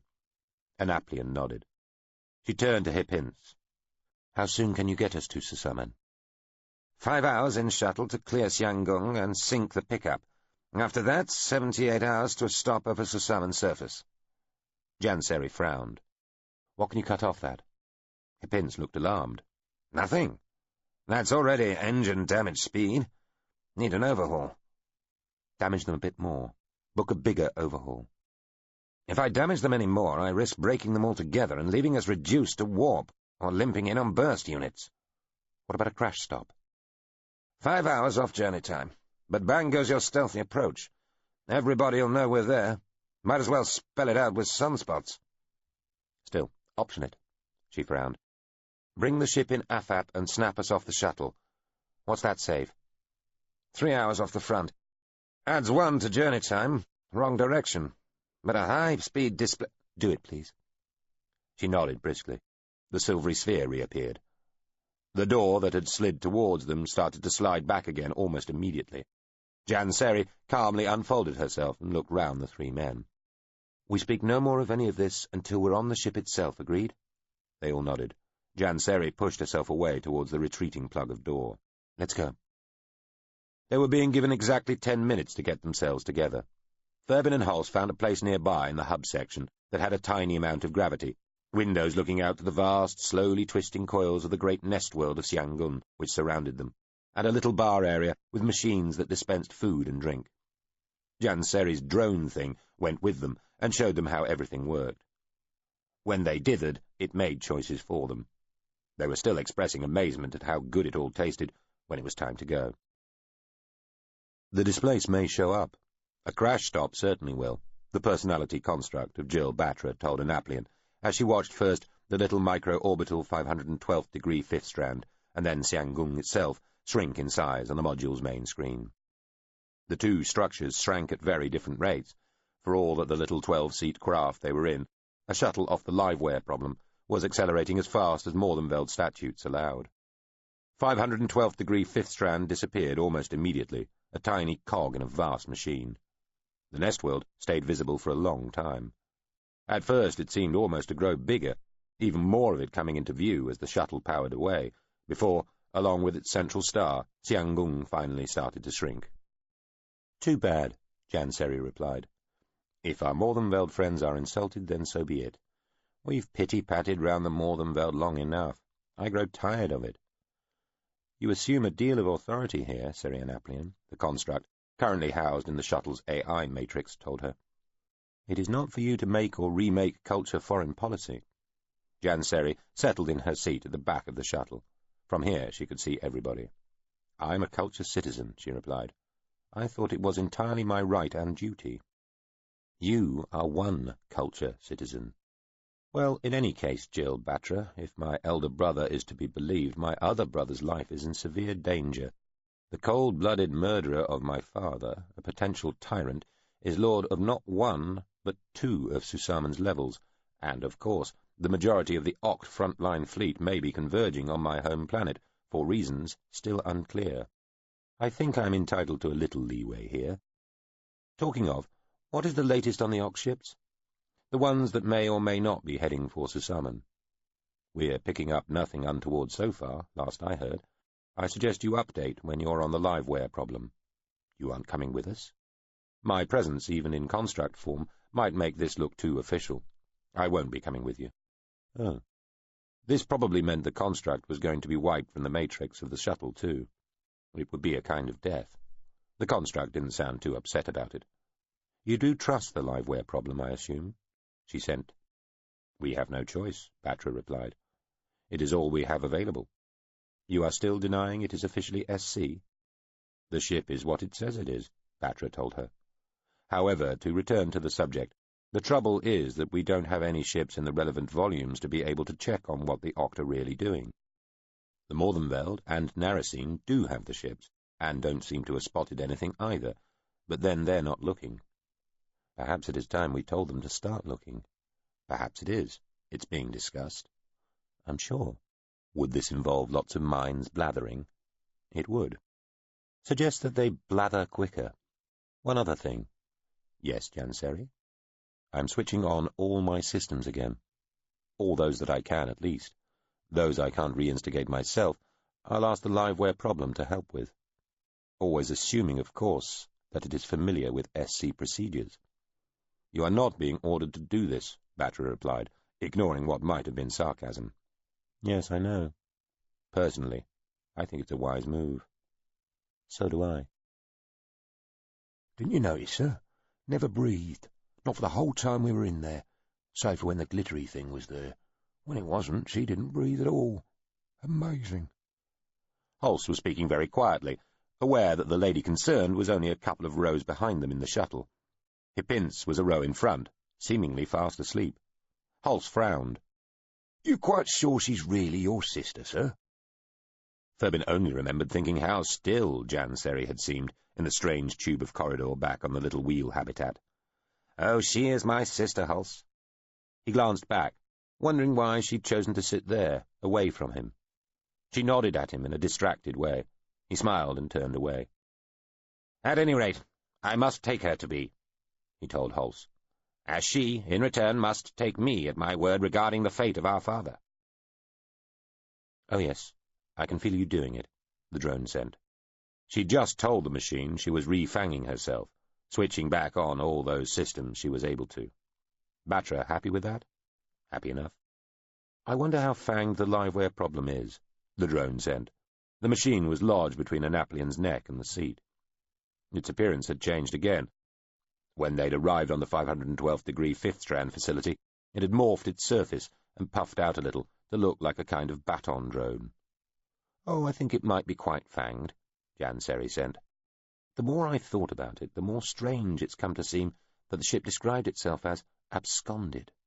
That struck me as odd at the time, too, Termindazus sent. However, I put it down to elderly ship eccentricity. It is an old ship, Anaplian agreed, but I do not think it is demented. However, certainly it is old enough to have earned its retirement. It is a veteran. Superlifters at the start of the Adiran War were the fastest ships the culture had, and the closest things to warships that were not actually warships. They held the line, and took a preponderant share of the punishment. Few survived. So it should be an honoured citizen. It should have the equivalent of medals, pension, free travel. However, it is describing itself as absconded, so maybe it refused to do something it was supposed to do. Like be disarmed. The drone replied, obviously unconvinced. Joel Batra does not clarify its status. Correct.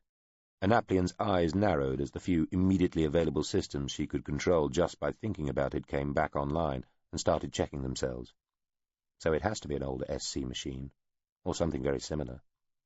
I suppose we should hope so. We should, she agreed. Do you have any more to add? Not for now. Why? I'm going to leave you for a bit, Terminda. I should go and talk to my brother. Chapter 24. Steam, Water, Ice, Fire. Tyl-Losp found the boiling sea of Yakid a disappointment.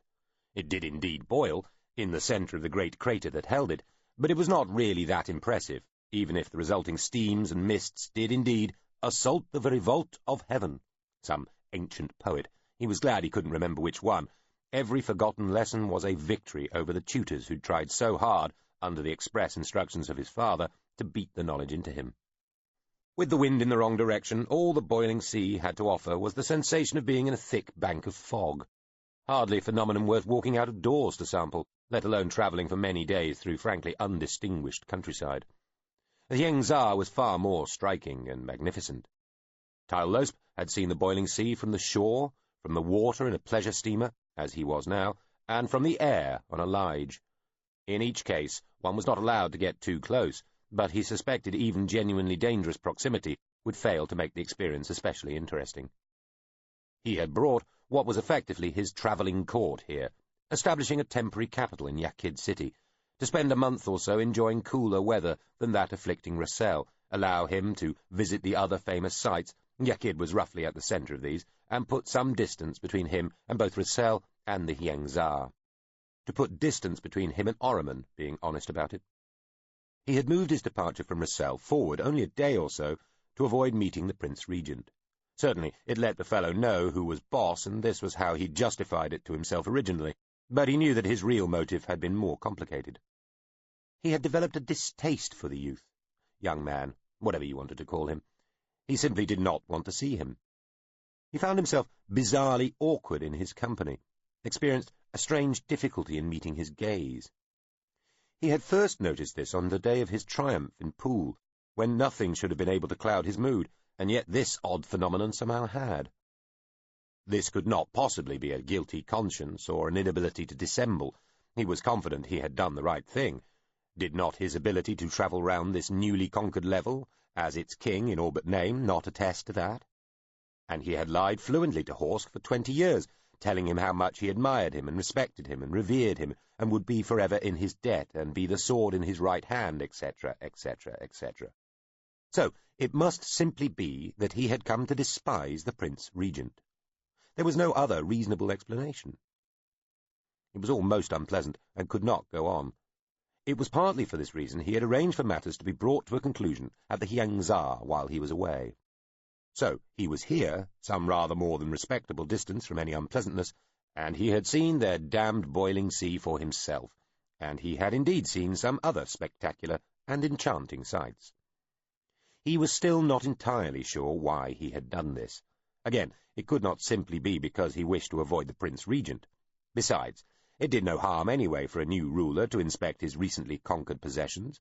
It was a way of imposing himself upon his new domain, and letting his subjects see him, now that he was confident the capital was secure and functioning smoothly. He'd got the strong impression the Deldine civil service was genuinely indifferent to who ruled. All they cared about was that somebody did, and they be allowed to manage the business of the realm in that person's name. He had visited various other cities too, of course, and been, though he had taken some care not to show it, impressed by what he had seen. The Deldine cities were generally bigger, better organized and cleaner than those of the Saal, and their factories seemed more efficiently organized too. In fact, The Deldine were the Saal's superiors in dismayingly many areas, save the vital ones of military might and martial prowess. The wonder was that they had prevailed over them at all. Again, though, the people of the Ninth, or at least the ones that he met at ducal house receptions, city chambers lunches, and Guildhall dinners, seemed rather pathetically keen to show that they were glad the war was over and thankful that order had been restored. To think that he had once thought to lay waste to so much of this, to have the skies filled with flames and weeping, and the gutters and rivers with blood. And all in the cause of besmirching Horsk's name, how limited, how immature that desire seemed now. These people barely knew or cared who Horsk had been. They had been at war, and now they were at peace. Tyalosp had the disquieting, yet also perversely encouraging impression that the Deldine would adapt better to the state of peace as the defeated than the Saal would as victors. He had started to dress like the Deldine, reckoning that this would endear him to them. The loose, almost effeminate clothes, billowy trews and frock coat, felt odd at first, but he had quickly grown used to them. He had been presented with a fine, many-jewelled watch by the Timepiece Makers' Guild of Rossell, and had taken to wearing that too, in the pocket cut into his coat specifically for such instruments. In this land of railways and timetables, it was a sensible accoutrement, even for one who could command trains and steamers to run or not as his whim dictated. His temporary palace was in the ducal house of Dilsa, on the shores of the sea. The pleasure steamer, paddles slapping at the water, funnel pulsing smoke and steam, was headed for the much beflagged dock now, beating through waters that were merely warm and gently misted beneath a wind-cleared sky.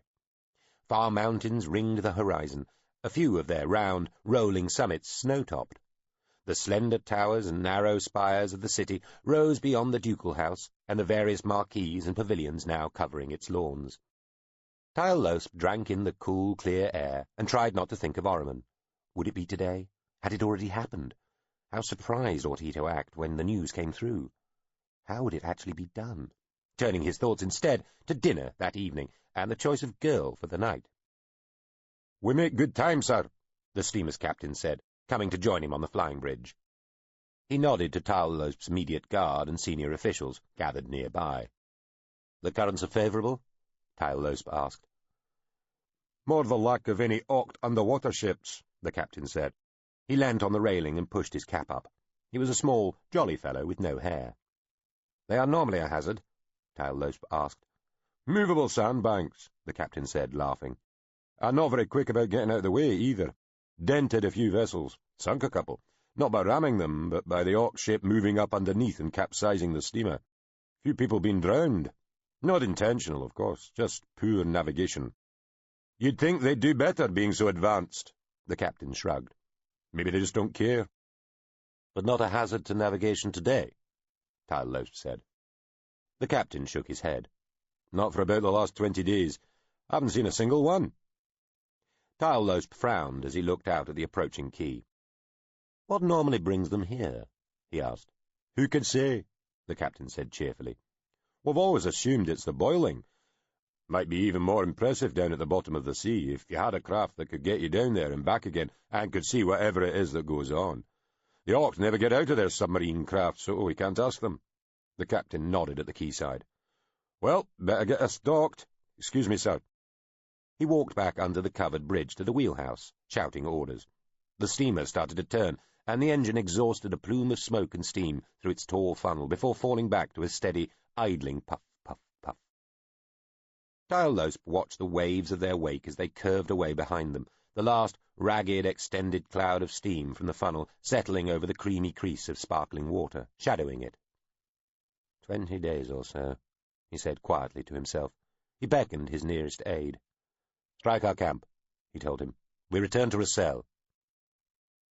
An uncanny stillness had settled over the Yangzar. Allied with the darkness, it seemed like a form of death. The river had frozen across its breadth, the middle channel last.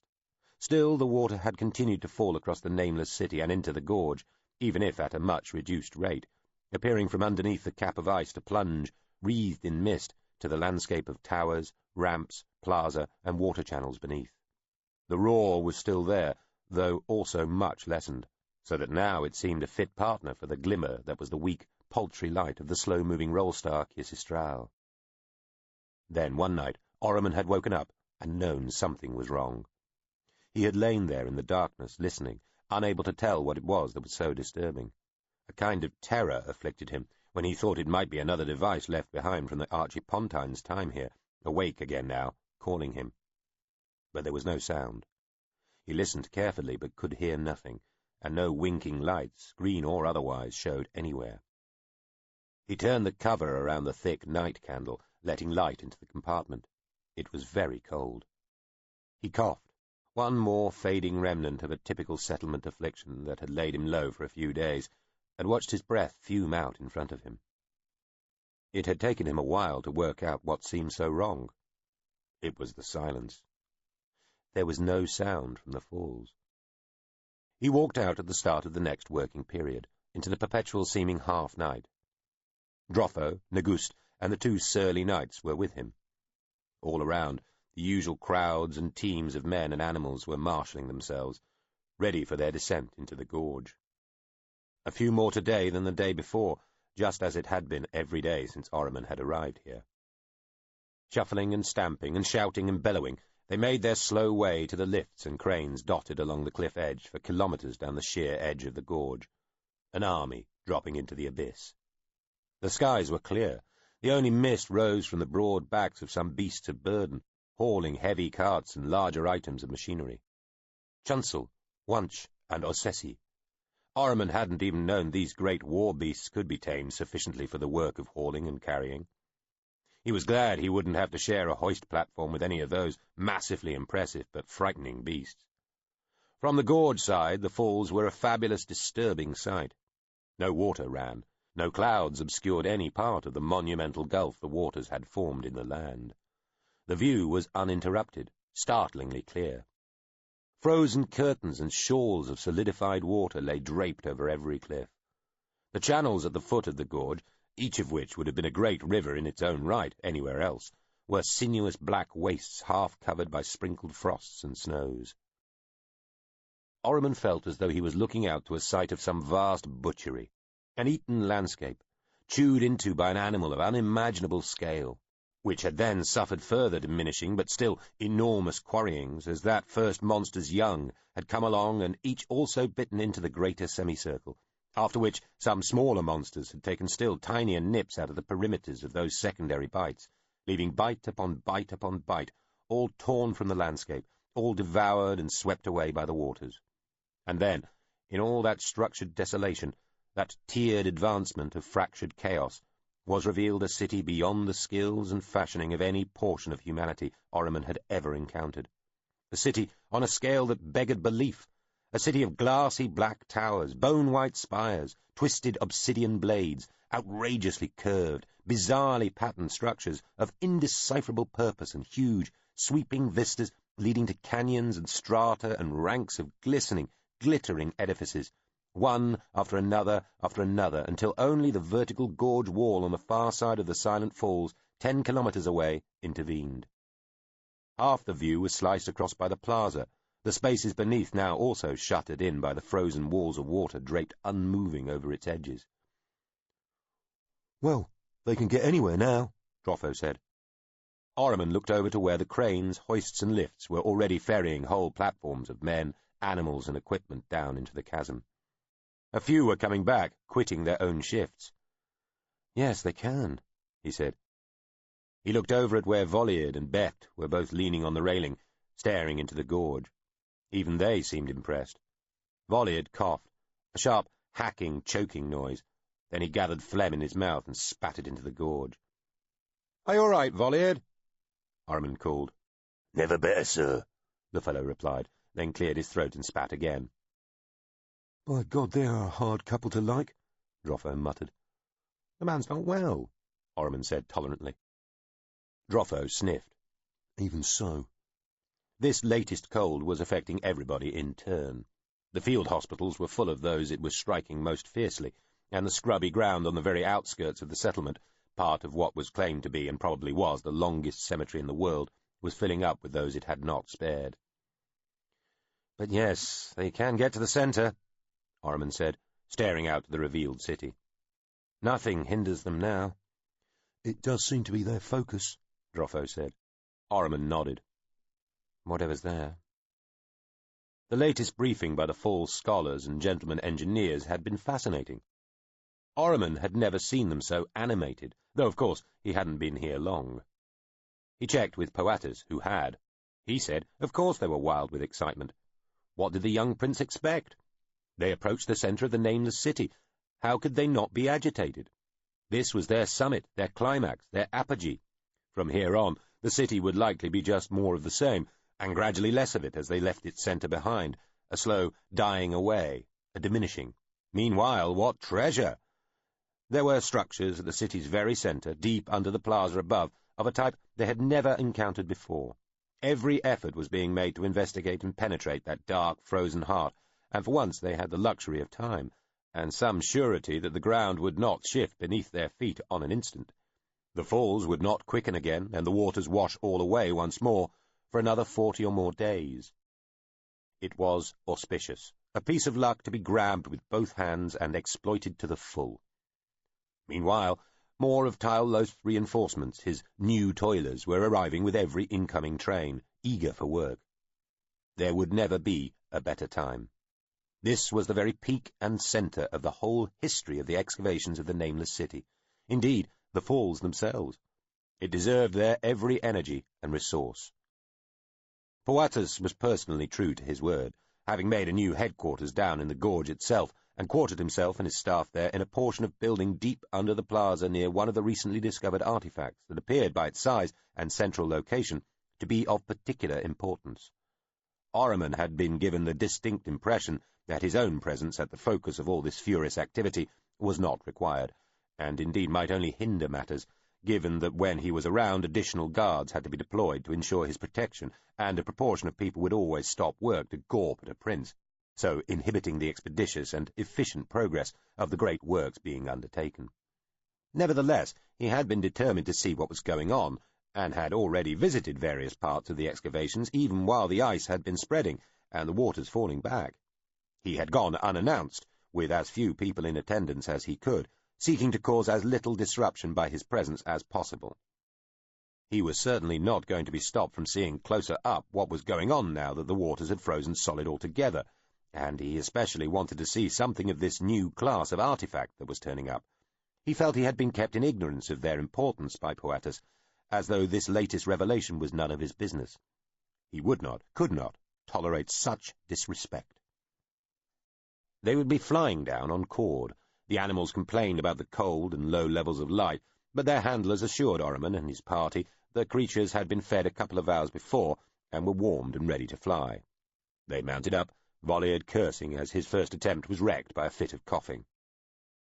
It had been so long since Orriman had flown, he had thought about asking for a practice ground flight, getting the beast to pad along the flat and rise up a little, giving him time to recall his old flying lessons in relative safety.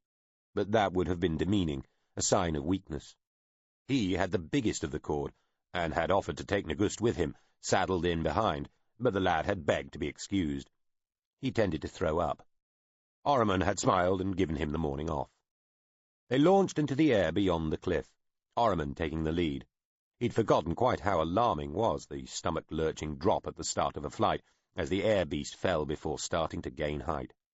The cold wind bit at the exposed parts of Orriman's face as the cord dropped, stretching its wings out. Even with a scarf over his mouth and nose and wearing flying goggles, he felt the chill enter him.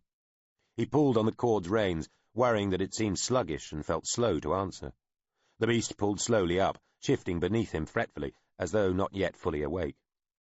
They were still falling too fast. He glanced up and saw Droffo staring down at him from a good 10 meters higher. Volliard and Beft were a little further up still. The cord shook itself and started beating across the chasm, finally catching the air and levelling out. Orriman watched it raise its great long face and swivel its gaze to each side as it looked groggily up at its companions. The beast's course changed fractionally with each gesture, as the creature's head acted like a sort of forward rudder, its tail doubtless twitching in instinctive compensation with each movement. It gave a deep, bellowing cry and beat harder, slowly rising to join the others, and they flew together for a few minutes. Orriman used the opportunity to look around for as long as he could, drinking in the view and trying to fix it in his mind. knowing that seeing the nameless city so close up from a flying beast was a rare privilege. Then they all went gliding down together towards the temporary landing ground set up near the lumpenly frozen foot of the secondary fall, which formed a great dark wall climbing to the edge of the plaza level high above. They'd passed over the remains of the fountain building. The sheer weight of ice accumulated on its surfaces had brought it crumpling, crashing down shortly before the freeze had become complete. "This is one of 10 such littler structures, all spotted round the big one in the middle, the one they're calling the sarcophagus, where there's most attention, as you'd expect," the foreman told them as they walked down a shallow sloped tunnel towards one of the latest diggings. "Is there any more on the sarcophagus?" Orman asked. Broft, a bald, trim, upright figure in neatly pressed dungarees with a conspicuously displayed pocket pen, shook his head. "Not really on any of them, sir, as I understand it." The adit sloped downwards into the bowels of some long-fallen building, following a passage that had silted up when the city had first been buried. A string of flickering electric bulbs did their best to light their way, though a couple of the foreman's men carried meshed lanterns as well. This was as much for the forewarning the lanterns gave, sometimes, of noxious gases as for the light they cast, though that too was welcome. The air about their little party had turned from chilly to mild as they descended. Orman and Foreman Broft led the way, flanked by the 2 men bearing lanterns. Droffo and a small gaggle of workers, some on their way to their labours, came behind, tailed by Volliard and Bert. Orman could hear Volliard's muffled coughing now and again. The passage was smooth, save for knee-high ribs running across the floor every 15 steps or so. These had once been part of the passage walls.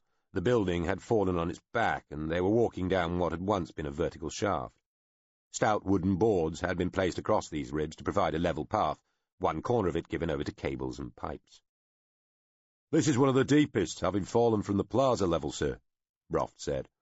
"We are investigating all such anomalous structures out of stratigraphic orderliness, for once paying little heed to the integrity and place in sequence of all discovered objects. Mr. Pawatis is normally very strict on his integrity of objects, but not here." They were nearing the pit where the artifact had been discovered. The walls here ran with dampness, and the air felt warm. Water gurgled beneath the boards at their feet. Pumps sounded ahead, companions to those they'd passed at the entrance to the adit. To Orman, the machines were like the men at either end of a 2-man saw, passing it to and fro, cutting into some great trunk. "Many other theories, as you might imagine, Prince, sir, regarding the objects, especially the large central one. My own thoughts—" Orman was only half listening. He was thinking about how he'd felt when the cord had dropped away beneath him as they'd left the cliff top. He had been terrified. First he had thought that he had forgotten how to fly, then that the creature wasn't properly awake, hearty breakfast or not, or ill. Cord took ailments as men did, and there was enough sickness around the settlement. He had even wondered, just for an instant, if the beast might have been drugged. Was he being preposterous? He didn't know. Ever since the conversation with Fanthill, the day that Tove had been murdered, and he had shot the 2 assassins, he'd been thinking. Of course there were people who wanted him dead. He was a prince, the Prince Regent, future leader of the people who had conquered these people. And his death, of course, would suit some. Tyle Losp, even. Who would gain most from his death? Fanthill had asked. He still could not believe Tyle Losp wanted him dead. He had been too sure and absolute a friend of his father's for far too long. But a man of such power was surrounded by others who might act on his behalf, thinking that they did what he might wish but could not request. Even those awful few moments in the courtyard of the inn, when Tove had died, had been poisoned for him. Thinking about it, the fight had started very easily, and Tove had pulled him out of it and sobered up very quickly. Well, drunken fights did start over nothing, and the prospect of violence could sober a man up in a heartbeat. But then Tove had tried to send him out of that door first, and seemed surprised, even alarmed, when Orman had pushed him out. Of course, he'd wanted his friend to get to safety before he did. He thought the danger was all behind them, back in the bar. And then his words, "Not me," or something very like that. Why that? Why exactly those words? With the implication, perhaps, that the assault itself had been expected, but it should have happened to whoever was with him, not Tove himself. He had just had a knife rammed into his guts and ripped up towards his heart. Was he to be suspicioned because he failed to scream, "Fie, murder," or "O sire, thou dost kill me," like some mummer in a play? And Dr. Gillows, seemingly by his own hand. But why Gillows? And if Gillows? He shook his head. Foreman Broft glanced at him, and he had to grin back encouragingly for a moment before resuming his thoughts. No, that was taking superstition too far. However it worked out, he was sure that this morning he should have tested the cord. It had been foolish not to. Admitting his flying might be a little rusty would have been no great disgrace. Next time he would do the sensible thing, even if it meant running the risk of embarrassing himself. They came out onto a platform above the pit, looking down from halfway up the curved wall into the focus of all the attention. A night-black cube 10 meters to a side, lying tipped in a moat of dirty-looking water at the bottom of a great shored chamber at least 30 meters in diameter. The cube seemed to swallow light. It was surrounded by scaffolding and clambering people, many using what looked like pieces of mining equipment. Blue and orange flashes lit the scene, and hissing, clattering steam hammers sounded as various methods were attempted to gain entry into the cube, if it could be entered, or at least to try to chip pieces off. In all the noise and hubbub, though, it was the object itself that always drew the eye back to it. Some of the labourers they'd accompanied filed onto a hoist attached to the main platform and waited to be lowered into the pit. "Still resisting?" Broft said, shaking his head. He leaned on the makeshift railing. A pump fell silent, and Orriman heard cursing. As though in sympathy, the light nearest them, on the wall of the chamber to the side of the adit, flickered and went out. "Can't get into these things," Broft said, turning and tutting at the extinguished light. He looked at one of the lantern men and nodded at the lamp. The fellow went to inspect it. "Though the object might be judged worth lifting out," Broft continued, "the brethren would have left it here to rot, or not rot, probably, as it hasn't already. But, however, under our new, and may I say much more enlightened rules, sir, we might offer the object to a third party, which is to say—" "What?" The lantern man had muttered something into Broft's ear. He made a tsking noise and went to look at the dead light. It was relatively quiet in the chamber for a moment. The squeaking noises of the pulleys lowering the first group of workers towards the pit floor was the loudest sound. Even Volleyard seemed to have stopped coughing. Orriman hadn't heard the knight's cough for a little while now. Without warning, he felt an odd chill. "Well," he heard Broft say, "it looks like a blasting wire. But how can it be a blasting wire when there's not any blasting today? That's just ridiculous." Orriman turned to see the foreman tugging at a wire strung with some of the other wires looped along the wall between the light fixtures. The wire led down the wall to disappear behind the planking at their feet. In the other direction, it disappeared into the tunnel they'd just walked down. Volleyard and Bert weren't on the platform. He felt suddenly sweaty and cold at once. But no, he was being silly. Absurd. To react as he suddenly wanted to react would be to make himself look fearful and stupid in front of these men. A prince had to behave with decorum, calmness, bravery. But then, what was he thinking of?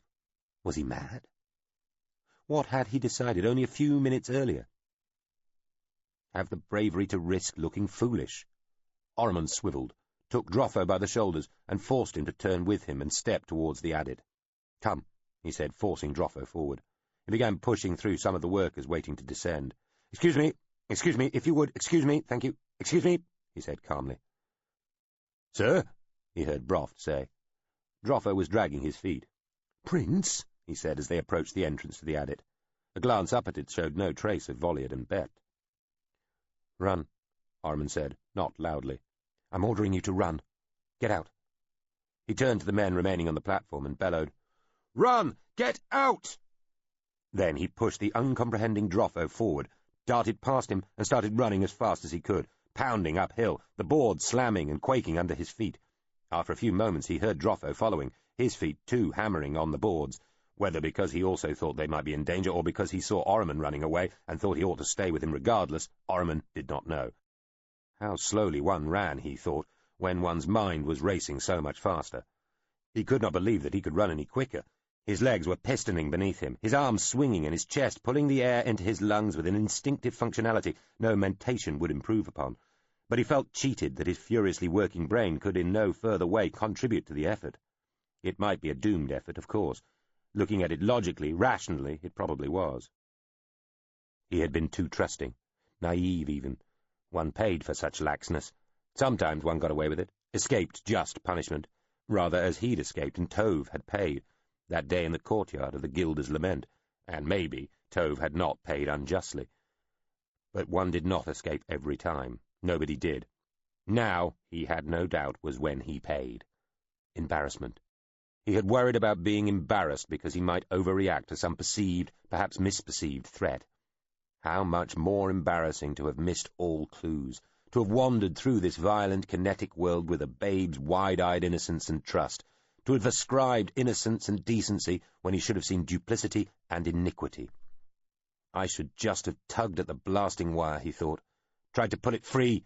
What a fool, what a selfish fool. Together we might— The explosion was a dirty yellow blast of light, followed almost immediately by what felt like a war beast kicking him hard in the back with both hind legs. He was lifted off his feet and propelled through the air up and along the adit so that it seemed like a vertical shaft he was falling into. He was upright and flailing for a long moment, then suddenly tumbling, limbs, shoulders, behind, head and hip, smacking off the surrounding surfaces in an instant cacophony of pain, as though a dozen accurate kicks had all been landed at once. He blinked up at a ceiling. Rough wood, right above him. His nose was pressed against it.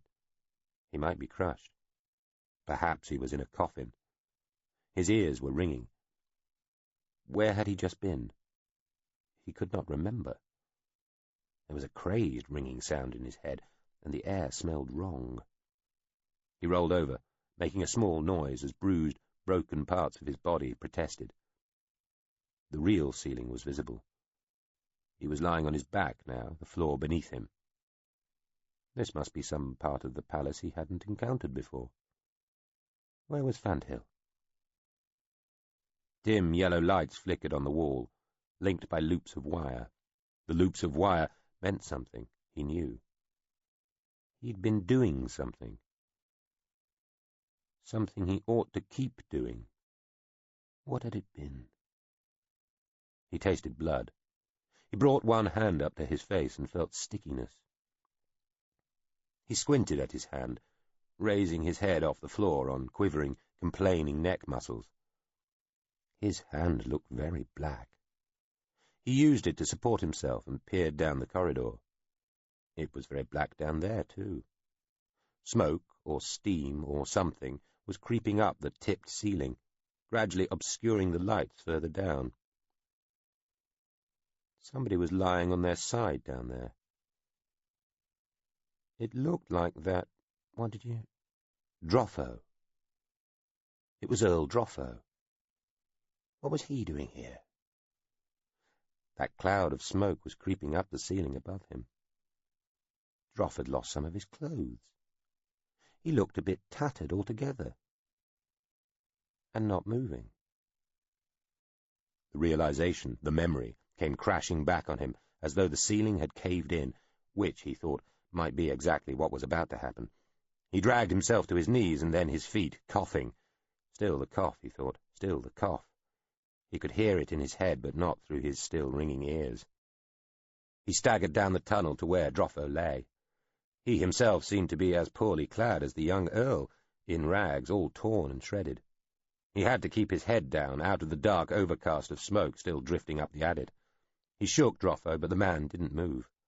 His face looked pale, and there was blood coming from his nose. The smoke was getting lower down all the time.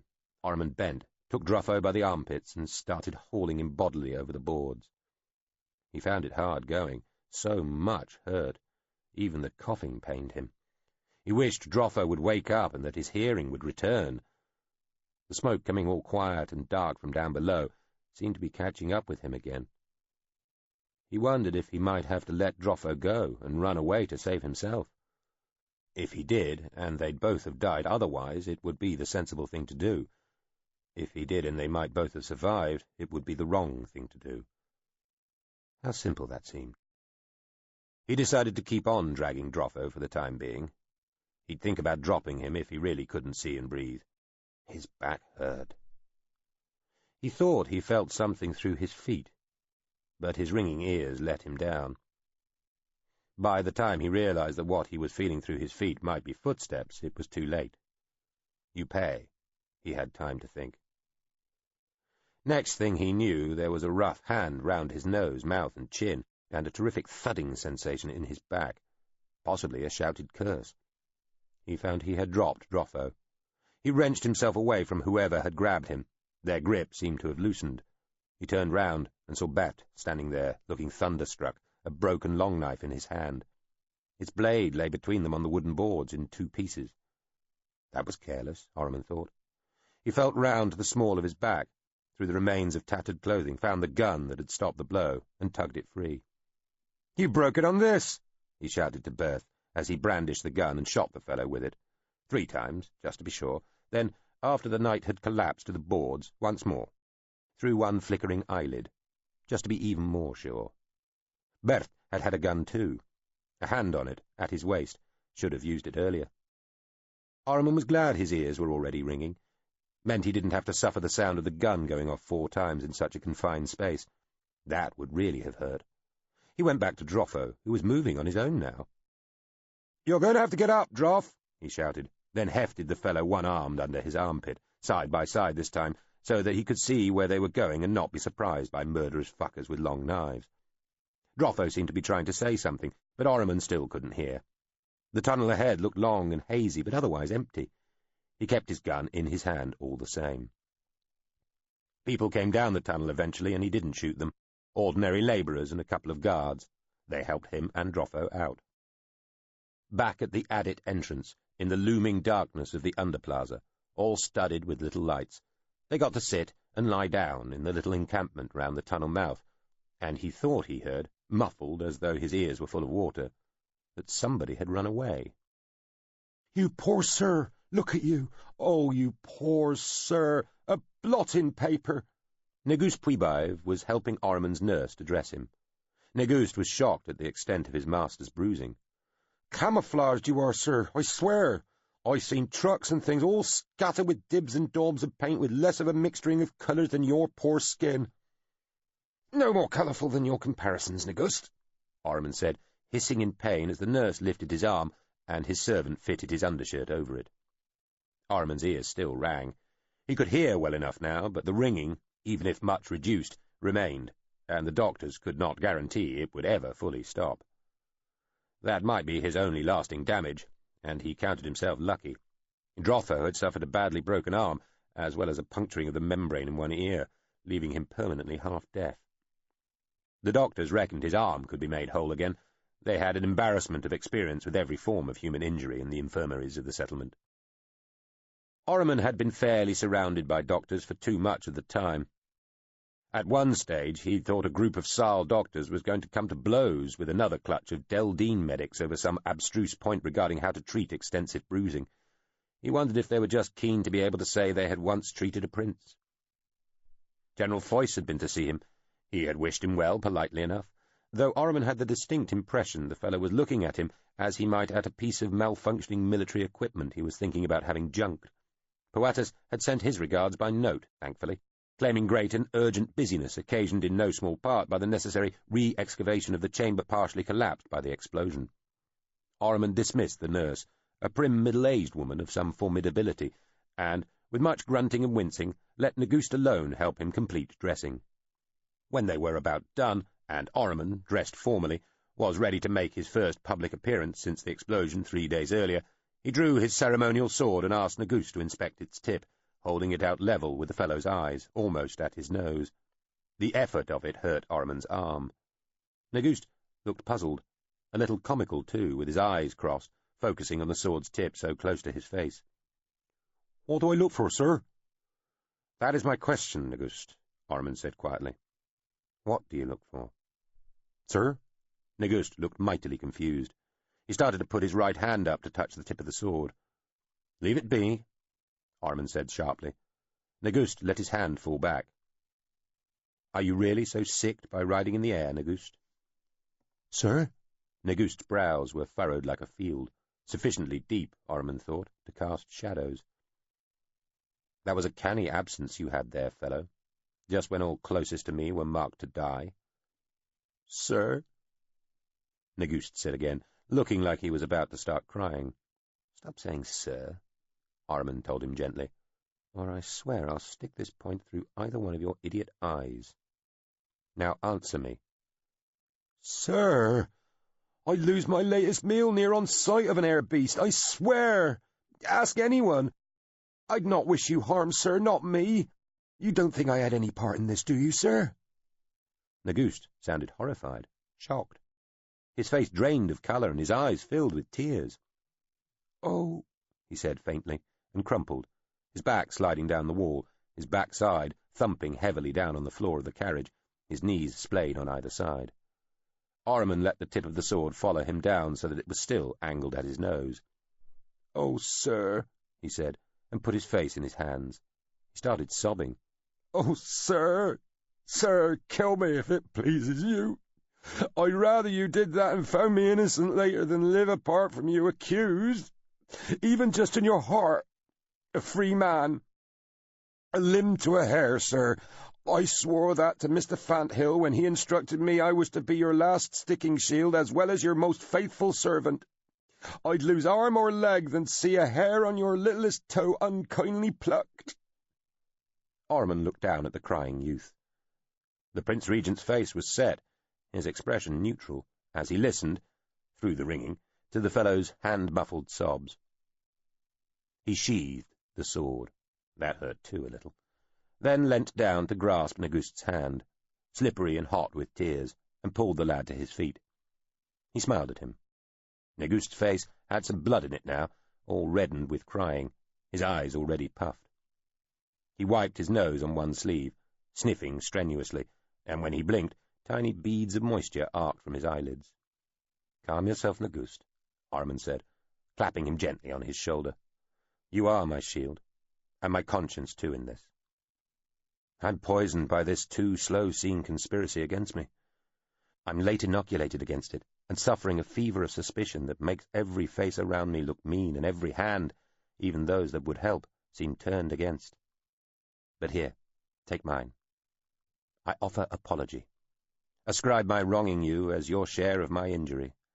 We infect those closest in the very act of caring for us, but mean them no harm." Negust gulped and sniffed again, and wiped his hand on his breeches and took Ormond's offered hand.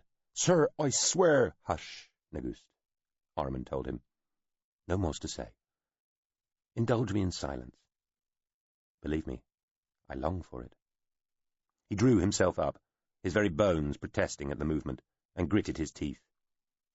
"Now, tell me, how do I look?" Negust sniffed, and a small smile broke across his face. "Very well, sir. Most smart, I'd say. Come then, I've my poor face to show to the people." Volliard, too, had started down the adit, carbine drawn, then turned back. He'd been challenged by some surface official, shot and killed the fellow, then made off into the dark landscape of the underplaza, followed by, or taking with him, reports varied, the diggings blasting marshal. This man was found later a short way off, also shot. Only a handful of men had survived the blast and subsequent fire in the chamber at the bottom of the adit, which had been badly damaged and had partially collapsed. The excavations on that black cube, mercifully itself probably undamaged, had been set back many days. Poatus seemed to regard this as Ormond's fault entirely. Ormond was holding court in the greatest marquee available. He'd summoned everybody he could think of. Poatus was there, fretting and vexed at this forced absence from the diggings, but commanded to attend with the rest, and obviously judging it unwise to resist the authority of a prince who had so recently escaped murder. "Understand that I do not accuse Tyl Losp," Ormond told the assembly, coming towards the end of his address. "I do accuse those who have his ear, and think they have his interest at heart. If Mertis Tyl Losp is guilty of anything, it may only be failing to see that some around him are less honourable and devoted to the rule of law and good of all than he is himself. I have been most unjustly preyed upon, and have had to kill not one, but 3 men merely to protect my own existence, And while I have been lucky, or blessed, in escaping the fate these wretches have desired for me, many around me have suffered in my stead, through no fault of their own." Orriman paused and looked down. He took a couple of deep breaths and bit his lip before looking up again. If those present chose to interpret this as emotion close to tears, then so be it. "A season ago, I lost my best friend in the sunshine of a courtyard in Poole. This company lost 50 good men in the darkness of a pit in the under plaza not 4 days ago. I ask the forgiveness of their shades and survivors for allowing my youthfulness to blind me to the hatefulness that threatened me." Orriman raised his voice. He felt weary and sore, and his ears still rang, but he was determined not to let this show. "All I can offer in return for their hoped-for forgiveness is the vow that I shall not let my guard down again, and so endanger those close to me." He paused and looked around the whole gathering. He could see General Foyce and the other people Tyle Losp had put in charge of the settlement security and organization looking distinctly worried at how this was going. "So it is that I ask you all to be my sentinels. I shall constitute a formal watch of some of the most trusted veterans here amongst you to protect me most closely from harm and to preserve the rightful continuance of our heritage. But I ask you all to play whatever part you can in the proper security of my being and our purpose. I have also sent a messenger to Field Marshal Werriber, informing him of the attack upon me here, and requesting both a pledge of his continuing and undoubted loyalty, and a contingent of his finest troops to protect us all. You are engaged in great works here. I have come late to this mighty undertaking, but it has become part of who I am, as it has become part of who you are. And I well know I am privileged to be here when the unbearing of the city approaches its zenith. I would not think to tell you how to do what you do. Jurfin Poatus knows better than I what needs to be done, and you yourselves know better than anybody how to do it. All I ask is that you remain vigilant as you go about your works, for the betterment of all of us. By the world god, I swear we do labour here the like of which will never be seen again in the whole history of Susamen." He gave a single, deep nod, as though he saluted them. Then, before he could sit down, and while only the vaguest hint of sound, as yet unidentifiable in its import, was forming in the throats of those present, Negust Puibive, seated at the side of the dais, leapt to his feet and shouted at the top of his lungs, "World God save the good Prince Regent Orriman!" "Prince Regent Orriman!" the whole assembly, or very nearly the whole assembly, shouted in a great ragged cheer. Orriman, who had been expecting quietly grudging respect at best, and querulous alarm and hostile questioning at worst, was genuinely surprised. He had to blink back tears.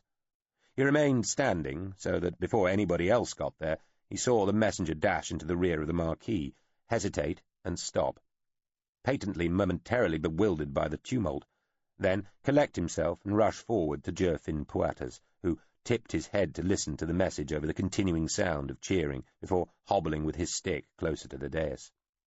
Guards at the front, veterans of the Sal army, barred his way, but looked round to Orriman, who nodded Puatus through and stepped down to him to hear his news. Shortly he strode back, raising both arms into the air. "Gentlemen, your various duties await. The object at the centre of the underplaza, the very focus of all our energies, an artifact we believe has been buried there for decades, has shown signs of life. I command and beseech you, to work!" Chapter 25. The Levels. The liveware problem had started out life as a relatively slim 3D delta shape, like an elegantly pointed pyramid. After conversion to a superlifter, a glorified tug really, it took on a block-like brutality. 300 meters long, square-sectioned, slab-sided, only the vaguest implication of its older, more slender shape remained. It had not cared about such aesthetic considerations then, and it did not care now. The petal surround of its field complex, abundant as any party dress wrapped in dozens of gauzy layers, could bestow a kind of beauty on it if the viewer chose to look for it, and its hull skin could take on any design, hue, or pattern it desired. All that was irrelevant anyway, The transformation had made it powerful. The transformation had made it fast. And that was before special circumstances came calling. It swung through hyperspace on what was in effect a near-straight attack path to the star Seraphine, deviating only to keep the chances of detection low. It had snapped the humans and its own avatoid off the shuttle without incident, and Scour turned about to head back in the direction of Susamen at something uncomfortably over its design parameter maximum allowed sustainable velocity. It felt the damage accruing to its engines like a human athlete might feel a cramp or a shin splint starting to develop, but knew it would get its little cargo of souls to Susamen as fast as it sensibly could. After some negotiation with Annaplian, they had agreed it would push its engines to a profile consistent with a 1% possibility of total failure, thus shaving another hour off their ETA, though even a 1 in 128 chance seemed quite shockingly risky to the ship. With this in mind, it had massaged its own performance parameters and lied. The time saving was real, but the failure profile was better than 1 in 250. There were some advantages to being a self-customized one-off based on an ancient modified. In one of the 2 small lounges that was all its rather miserable allocation of accommodation could afford, the ship's avatoid was explaining to the SC agent Annaplian the extent to which the liveware problem would be limited in its field of operations if it had actually to enter Susamen. It still hoped, rather fervently, this would not be necessary. "It's a hypersphere. In fact, it's a series of 16 hyperspheres," the avatoid Hipince told the woman.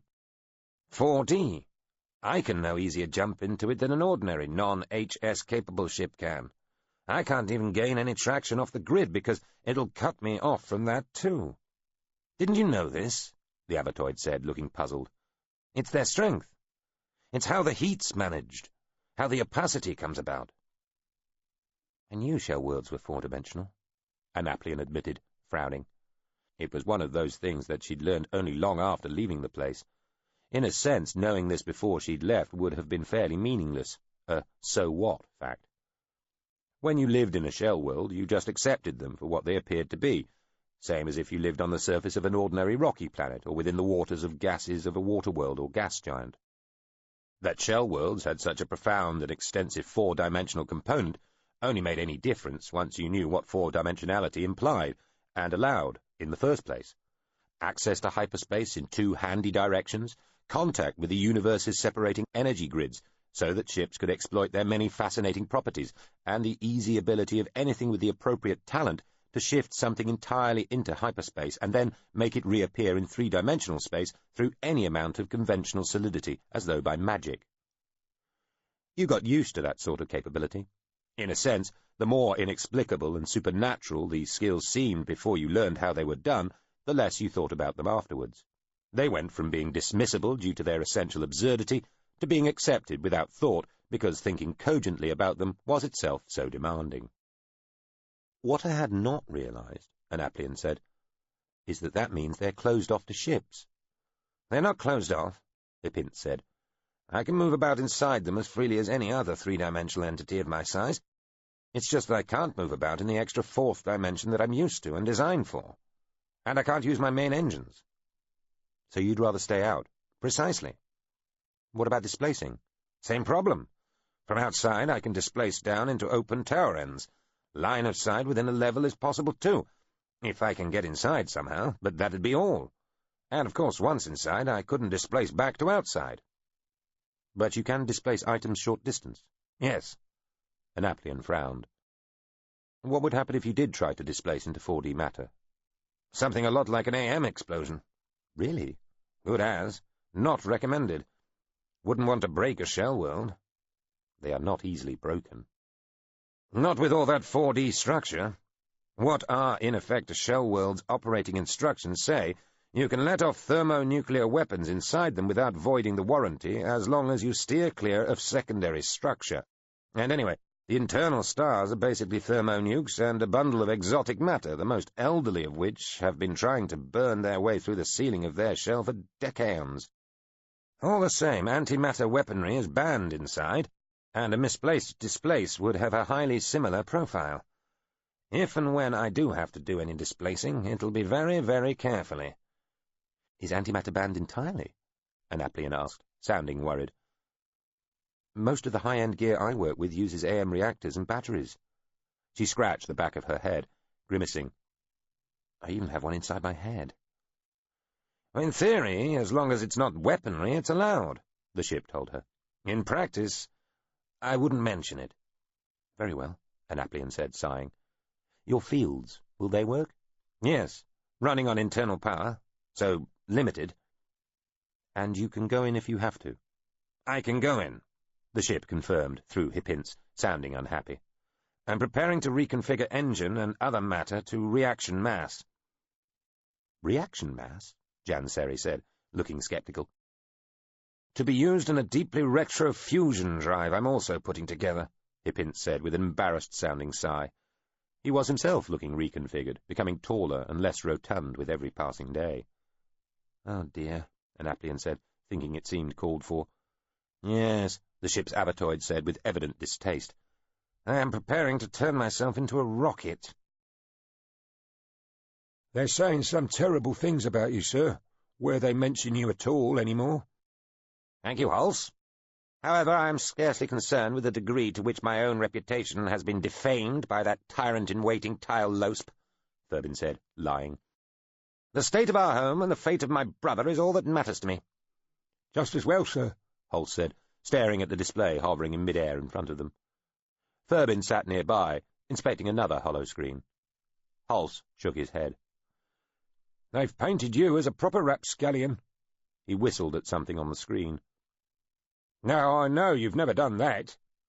Hulse, Thurbin said sharply. My brother lives. Tile Losp goes unpunished and disports himself round the 9th. The Deldine are entirely defeated. The army is partially disbanded, the nameless city is more than half revealed, and, we're told, the Oct gather round Susamen. These things are of far greater import, would you not agree? Of course I do, sir, Hulse agreed. Then to those things attend, not gossip germed by my enemies. Just as you say, sir. They were reading material about Susamen and the 8th, and now the 9th, from news services run by the Oct, the Narasine, and the Morvenveld, as commented upon by people, artificial minds, and what appeared to be non-official but somehow still respected organizations from within the culture, all of it expressed in commendably succinct and clear Sarlian. Thurbin hadn't known whether to be flattered that they drew so much attention, or insulted that they were so spied upon. He had searched in vain, or at least he had asked the ship to search for, unsuccessfully, any sort of verbatim recordings of the sort Zyde Hurlis had suggested might exist of what had happened to his father, but had found none.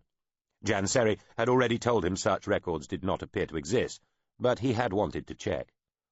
All highly interesting, Thurbin agreed, sitting back in his almost excessively accommodating seat. They were in the ship's other small lounge area, one short sleep and a half-day into their journey. I wonder what the latest information is regarding the Oct ships. Thurbin's voice trailed off as he inadvertently read another vicious exaggeration regarding his own past behaviour.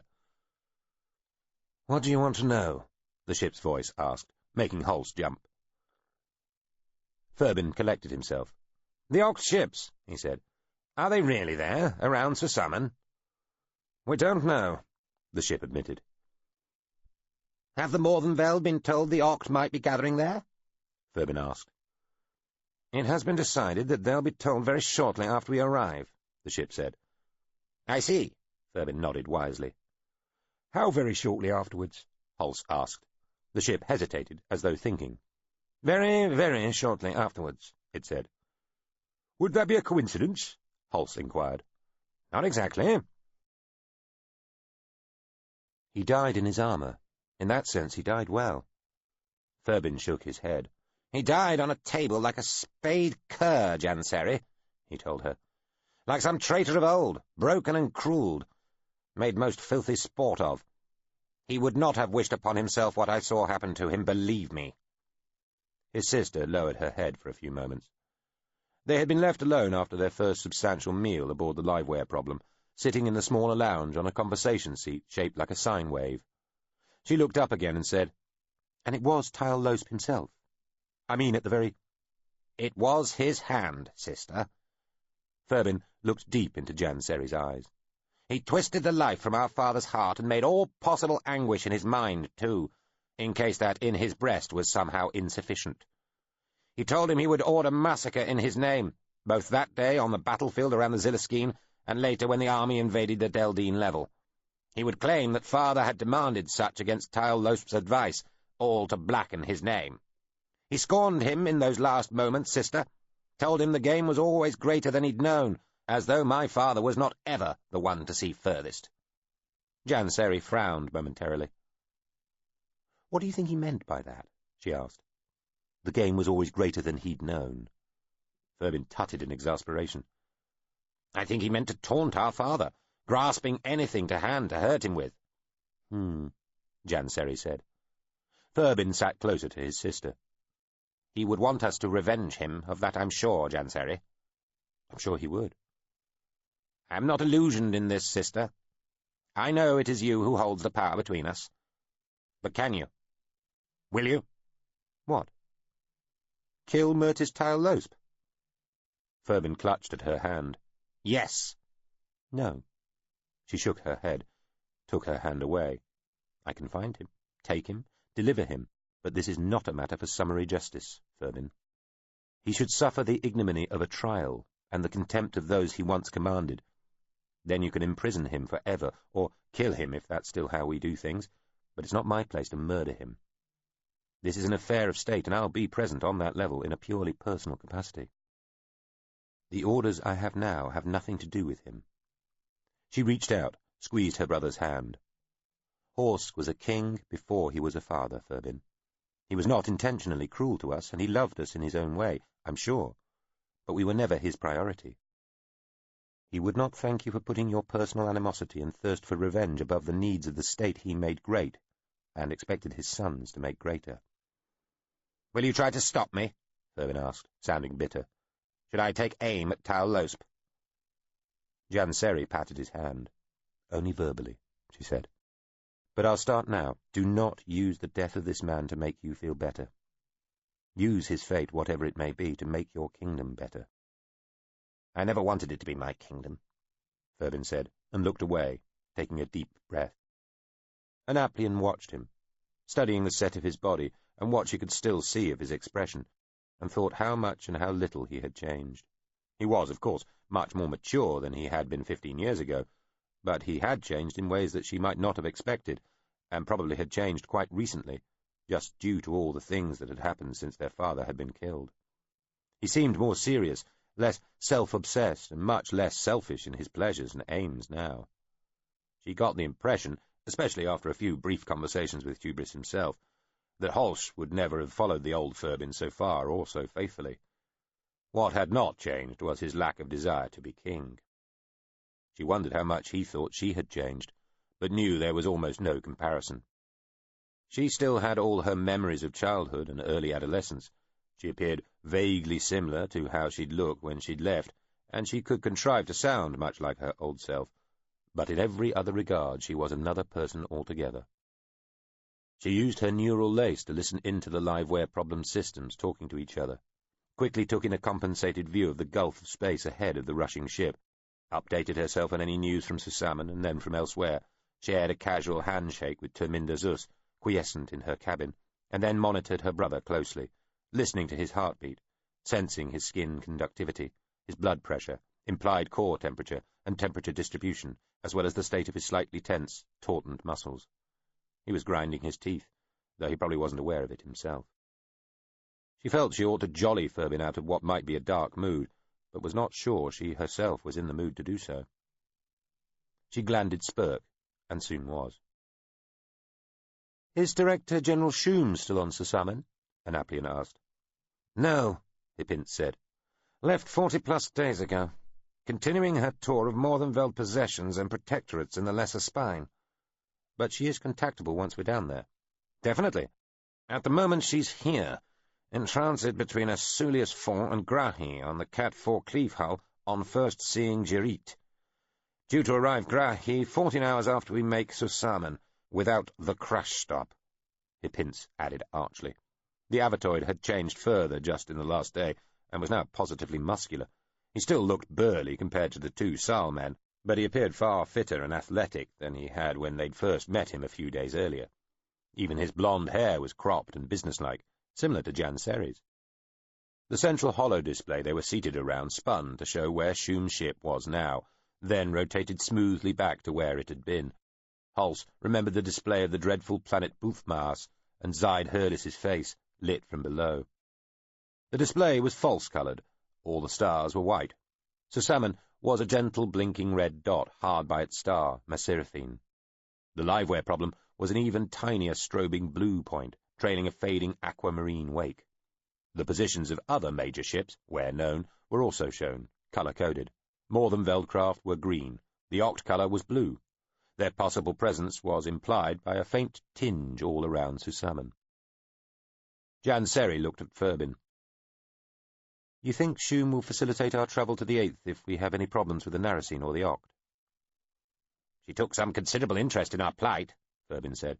"It was she who arranged our conveyance to Zyde Hurlis, for all that proved a futile expedition." Furbin did not try to suppress a sneer. "She found my quest for justice romantic, I recall." He looked at his sister and shook his head. "She might be termed sympathetic, however. It could be just a passing sympathy, I cannot say." Janseri shrugged. "Still, this is worth keeping in mind, I think," she said. "Shouldn't be an issue," Hippins said. "With luck, the Oct systems will be breezable and the Narasine won't be alerted. I should be able to drop you straight into a lift. Maybe even a send ship." "That, as you say, is with luck," Annaplian said. "I am thinking about if luck is not with us." She looked quizzically at Hippins. "Orriman is still at the Falls, is that correct?" "Last we heard, yes," the ship said through its avatoid. "Though the information is 8 days old at least. The Oct-Altridia tussling between levels is making communications unreliable." "How bad is this so-called tussling?" Annaplian asked. "About as bad as it can get before the Narasine would be obliged to step in." The avatoid paused. "I'm a little surprised they haven't already." Annaplian frowned. "Do they shoot at each other?" "No," Hippins said. "They're not supposed to within the towers or near any secondary structure. Mostly the dispute involves taking over towers using blocking send ships and remote reconfiguring of door control fidelities." "Is this going to help or hinder us?" "Could go either way. Multiplier rather than evaluer." Janseri sat back. "Very well," she said. "This is what will happen. We four descend together to Susamen's surface. We have to try and get down through the levels before anybody works out we shouldn't have got to the Maseraphine system so quickly and starts asking what ship brought us." She nodded at Hippins. "The liveware problem believes it can get us down and inserted into the Narasine travel admin system without anybody noticing. But short of trying to take over the whole Narasine AI matrix on Susamen, arguably an act of war in itself, it cannot stop us getting spotted as anomalous eventually. So, we attain the level of the Hyangzar expeditiously. We find Orriman at the Falls, hopefully. We tell him he is in danger if he does not know already. We also get a message to him while we're on our way, if possible. We do what we can to make him safe, or at least safer, if necessary. Then we deal with Tile Losp." "Deal with?" the ship asked, through Hippins. Annaplian looked levelly at the avatoid. "Deal with, as in apprehend, capture, hold, or ensure is held until a properly formulated court can decide his fate." "I would not anticipate a royal pardon," Furbin said icily. "Meanwhile," Janseri continued, "the ship will be attempting to find out what the Oct are up to by seeing if all these missing ships really are turning up around Susamen. Though, of course, by then, the Morthenveld and Narasine would have been informed of our suspicions regarding the Oct ship concentration, and will doubtless be formulating their own responses. We can but hope these will complement the liveware problems, though it is not impossible they will be antagonistic." Annaplian looked at Furbin and Hulse. "If the Oct are there in force, then both Hippins and I may have to leave you alone on minimal notice. I'm sorry, brother, but that is how it has to be. We must all hope it doesn't come to that, but if it does, we'll leave you with what advantage we can." "And what would that be?" Furbin asked, looking from Annaplian to Hippins. "Intelligence," said Janseri. "Better weaponry," the ship told them. They popped into existence within a vacant Oct send ship. Its doors had just closed, unexpectedly as far as the cloudily aware brain of the tower traffic control was concerned. Then it rechecked and found that the door closure was not unexpected after all. An instruction demanding just such an action had been there for some time. So that was all right. A very short time later there was no longer memory or record of it having found anything unexpected in the first place. That was even better. The Senship was over 20 attached to a great carousel device, which hung directly above the gaping 1,400-metre diameter mouth that was the top of the Pandilfoy Tower. The carousel was designed to load the selected Senship, like a shell into an immense gun, into one of the secondary tubes bundled within the main tower, which would allow the vessel to drop to any of the available levels. The Ox tower traffic control computer executed a variety of instructions it was under the completely erroneous impression had been properly authorized, and the carousel machine 90 meters beneath it duly dropped the Senship from the access ring above to another ring below. This swung the ship over one of the tubes. The capsule craft was lowered, fitted, and then grasped by what were basically two gigantic, if sophisticated, washers. Fluids drained and were pumped away. Lock rotates opened and closed, and the ship shuffled down until it hung in vacuum, dripping, directly above a dark shaft 1,400 kilometers deep and full of almost nothing at all. The ship announced it was ready to travel. The tower traffic control machine gave it permission. The Senship released its hold on the side of the tube and started to fall, powered by nothing more than Susaman's own gravity. That had been, as Annaplian had warned Furbin and Hulse, the easy bit. The Werton crater on Susaman's surface stood directly over the fluted mouth of the Pandilfoy Tower, and was separated from it only by secondary structure. The ship had had no difficulty, once it had checked its coordinates several thousand times and displaced a few hundred microscopic scout motes, placing them straight into the Senship. Co-opting the Ox computer matrices, they barely merited the term AIs, had been, for the mind of the liveware problem, a trivial matter. They had chosen a stealthy approach, arriving without fanfare or, as far as they were aware, detection above Susaman less than half an hour earlier.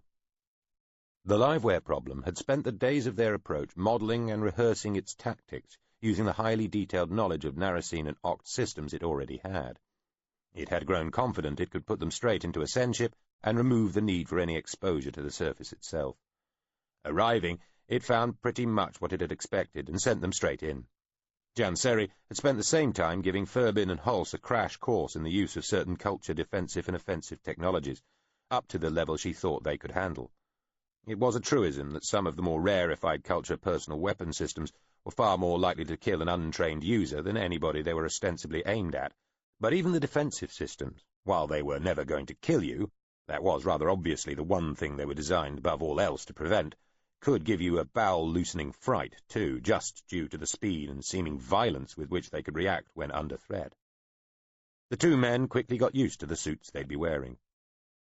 The suits were default soot black, their surfaces basically smooth once on, but much straked and belumped with units, accoutrements, and subsystems, not all of which Furbin and Hulse were even allowed to know about. The face sections could divide into lower mask and upper visor parts, and defaulted clear so that facial expressions were readable. "What if we get an itch?" Hulse had asked Hippince. "I got an itch wearing a Morvenfeld swimming suit when we were being shown round one of their ships, and it was disproportionately annoying." They were on the hangar deck. It was crowded even by hangar deck standards, but it still provided the largest open space the ship had for them to gather in. "You won't itch," the Abatoid told him and Furbin. "The suit deadens that sort of sensation on interior contact. You can sense touch and temperature and so on, but not to the point of pain. It's partly about damping distractive itching, and partly about preemptive first-level damage control." "How clever," Furbin said. "These are very clever suits," Hippince said with a smile. "Not sure I like being so swaddled, sir," Hulse said. Hippince shrugged. "You become a new, hybrid entity in such a suit. There is a certain loss of absolute control, or at least absolute exposure, but the recompense is vastly heightened operational capability and survivability." Annaplian, standing nearby, looked thoughtful. Furbin and Hulse had been willing and attentive pupils, though Furbin had been just a little niggled at something he would not specify, and his sister could not determine until the ship suggested she equip him with one more weapon, or perhaps a bigger one than his servant. She asked Furbin to carry the smaller of the two hypervelocity kinetic rifles the ship just happened to have in its armory. She had the larger one. After that, all had been well. She'd been impressed with the quality of the suits. "Very advanced," she commented, frowning. Hippince beamed. "Thank you." "It seems to me," Annaplian said slowly, scanning the suits with her re-enhanced senses, "that a ship would either have to have these suits physically aboard, or, if it was going to make them itself from scratch, have access to the most sophisticated and, dare I say it, most severely restricted patterns known only to some very small and unusual bits of the culture. You know, the bits generally called special circumstances." "Really?" Hippince said brightly. "That's interesting." They floated over the floor of the Sen ship. The water started to fall away about them as the ship descended, draining to tanks beneath the floor. Within a couple of minutes they were in a dry, if still damp-smelling, near semi-spherical space 15 meters across. Furbin and Hulse pushed the mask and visor sections of their suits away. "Well, sir," Hulse said cheerily, "we're home." He looked round the Sen ship's interior. "After a fashion." Janseri and Hippince hadn't bothered with masks. They were dressed, like the two Sal men, in the same dark, close-fitting suits, each of which, Janseri had claimed in all seriousness, was several times more intelligent than the entire Oct computational matrix on Susamen. As well as sporting all those odd lumps and bumps, the suits each carried small, streamlined chest and back pouches, and both Hippince and Janseri's suits held long, straked bulges on their backs, which turned into long, dark weapons it was hard even to identify as guns. Furbin and Hulse each had things half the size of a rifle called crews, which fired light, and a disappointingly small handgun. Furbin had been hoping for something rather more impressive. However, he'd been mollified by being given the hypervelocity rifle, which was satisfyingly chunky. Their suits also had their own embedded weapon and defensive systems, which were apparently far too complicated to leave to the whims of mere men. Furbin found this somewhat disturbing, but had been informed it was for his own good. That, too, had not been the most reassuring thing he had ever heard. "In the unlikely event we do get involved in a serious firefight, and the suits think you're under real threat," Janseri had told the two Sal men, "they'll take over. High-end exchanges happen too fast for human reactions, so the suits will do the aiming, firing, and dodging for you." She'd seen the expressions of dismay on their faces, and shrugged. "It's like all war, months of utter boredom punctuated by moments of sheer terror. It's just that the moments are sometimes measured in milliseconds, and the engagement's often over before you're aware it has even begun." Hulse had looked at Furbin and sighed. "Welcome to the future, sir." Janseri's familiar, the drone thing called Terminda Zus, had been displaced attached to one thigh of her suit. Another lozenged bulge. It had floated away as soon as they'd been displaced in, and was still floating around above them now that the water was all gone, seemingly inspecting the dripping interior of the Sen ship. Hulse was watching the little machine closely, following it round the ship, squinting up at it. The drone lowered itself in front of the man. "Can I help you, Mr. Hulse?" it asked. "I always meant to ask," he said. "How do things like you float in the air like that?" "Why, with ease," the drone said, ascending away from him again. Hulse shrugged and chewed on a little cryol leaf he'd persuaded the live-ware problem to make for him. Janseri sat cross-legged, near the centre of the floor, eyes closed. Enclosed by the tight black suit, only her face exposed, she looked oddly childlike, though her shape was certainly womanly enough, as even Furbin noticed. "Is my sister asleep?" Furbin asked Hippince quietly. The Avatoid, a compact, powerful-looking figure now, smiled. "She's just checking the Sen ship's systems. I've already done that, but it does no harm to verify."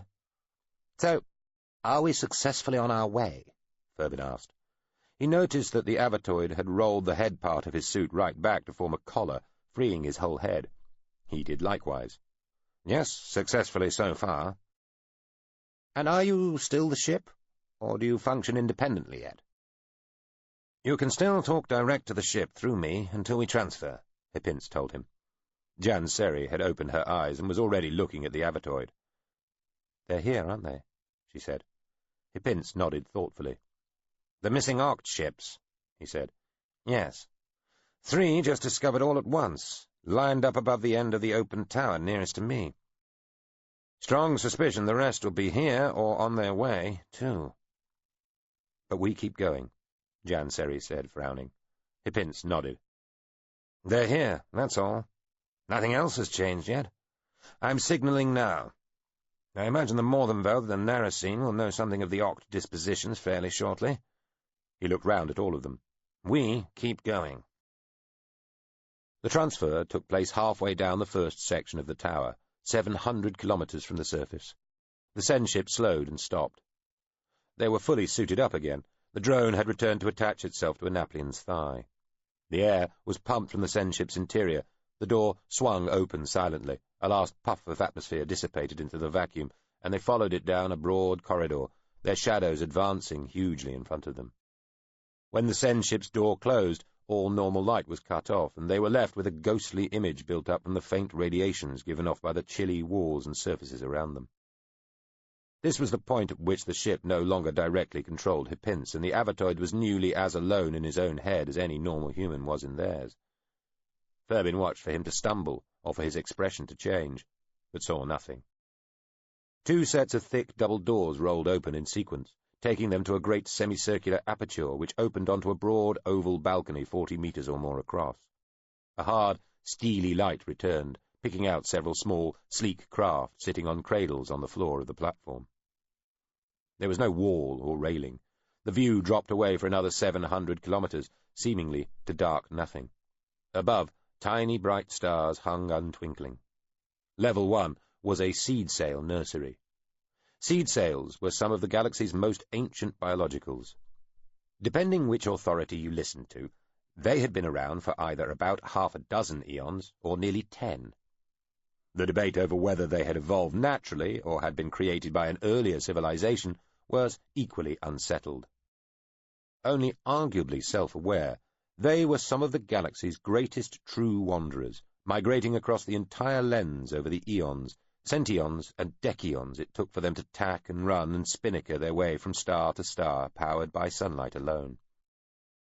They came with their own barely smarter predators anyway, but had, in addition, been exploited, hunted, and slaughtered over time by those who might have known better, though they had been followed, revered, and appreciated too. The present day was a good time for them. They were seen as a part of a greater natural galactic ecology, and a generally good thing, so there was civilizational credit to be garnered by being nice to them. Sponsored in this case by the Narasine, the first or attic level of many a shell world was given over to seed sail nursery space, where the creatures could grow and flourish in their vacuum ground-growing phase under the relatively gentle light of the fixed stars and roll stars, before their magnetic coil roots catapulted them upwards.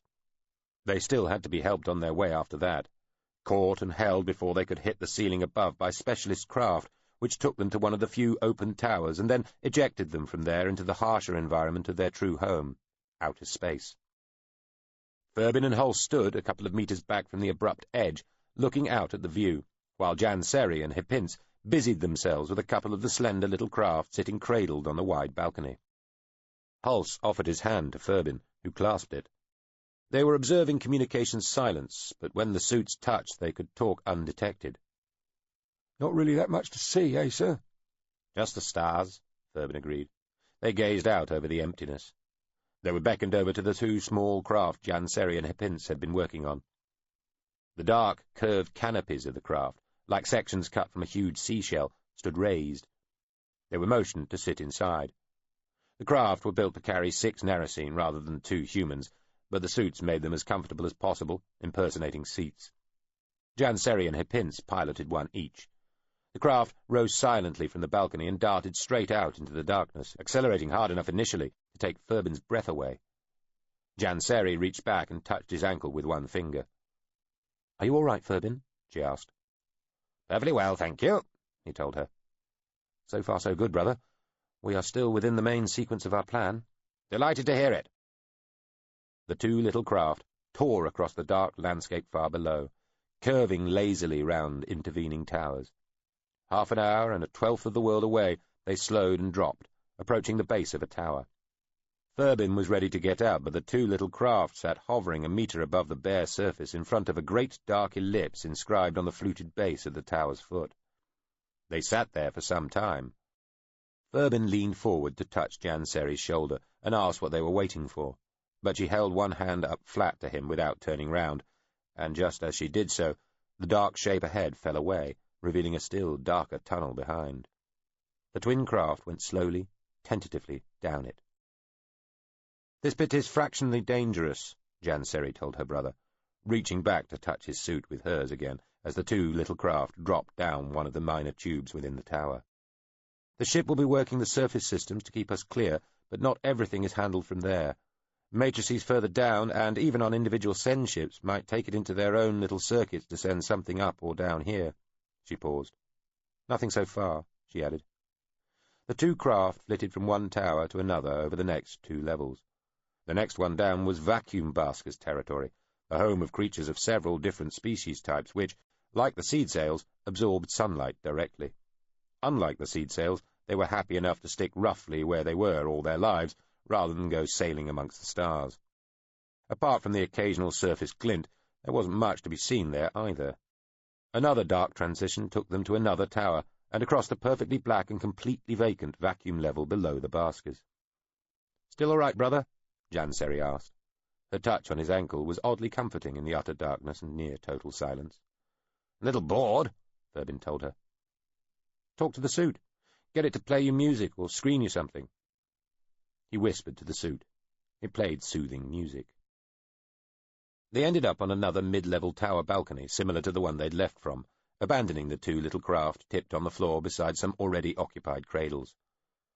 One corridor, several doors, and many ghostly images later, they stood by the curved wall of a Sen ship tube while Janseri and Hipince both carefully placed the palms of their hands on position after position on the wide wall, as though searching for something. Janseri raised one hand. Hipince stepped away from the wall.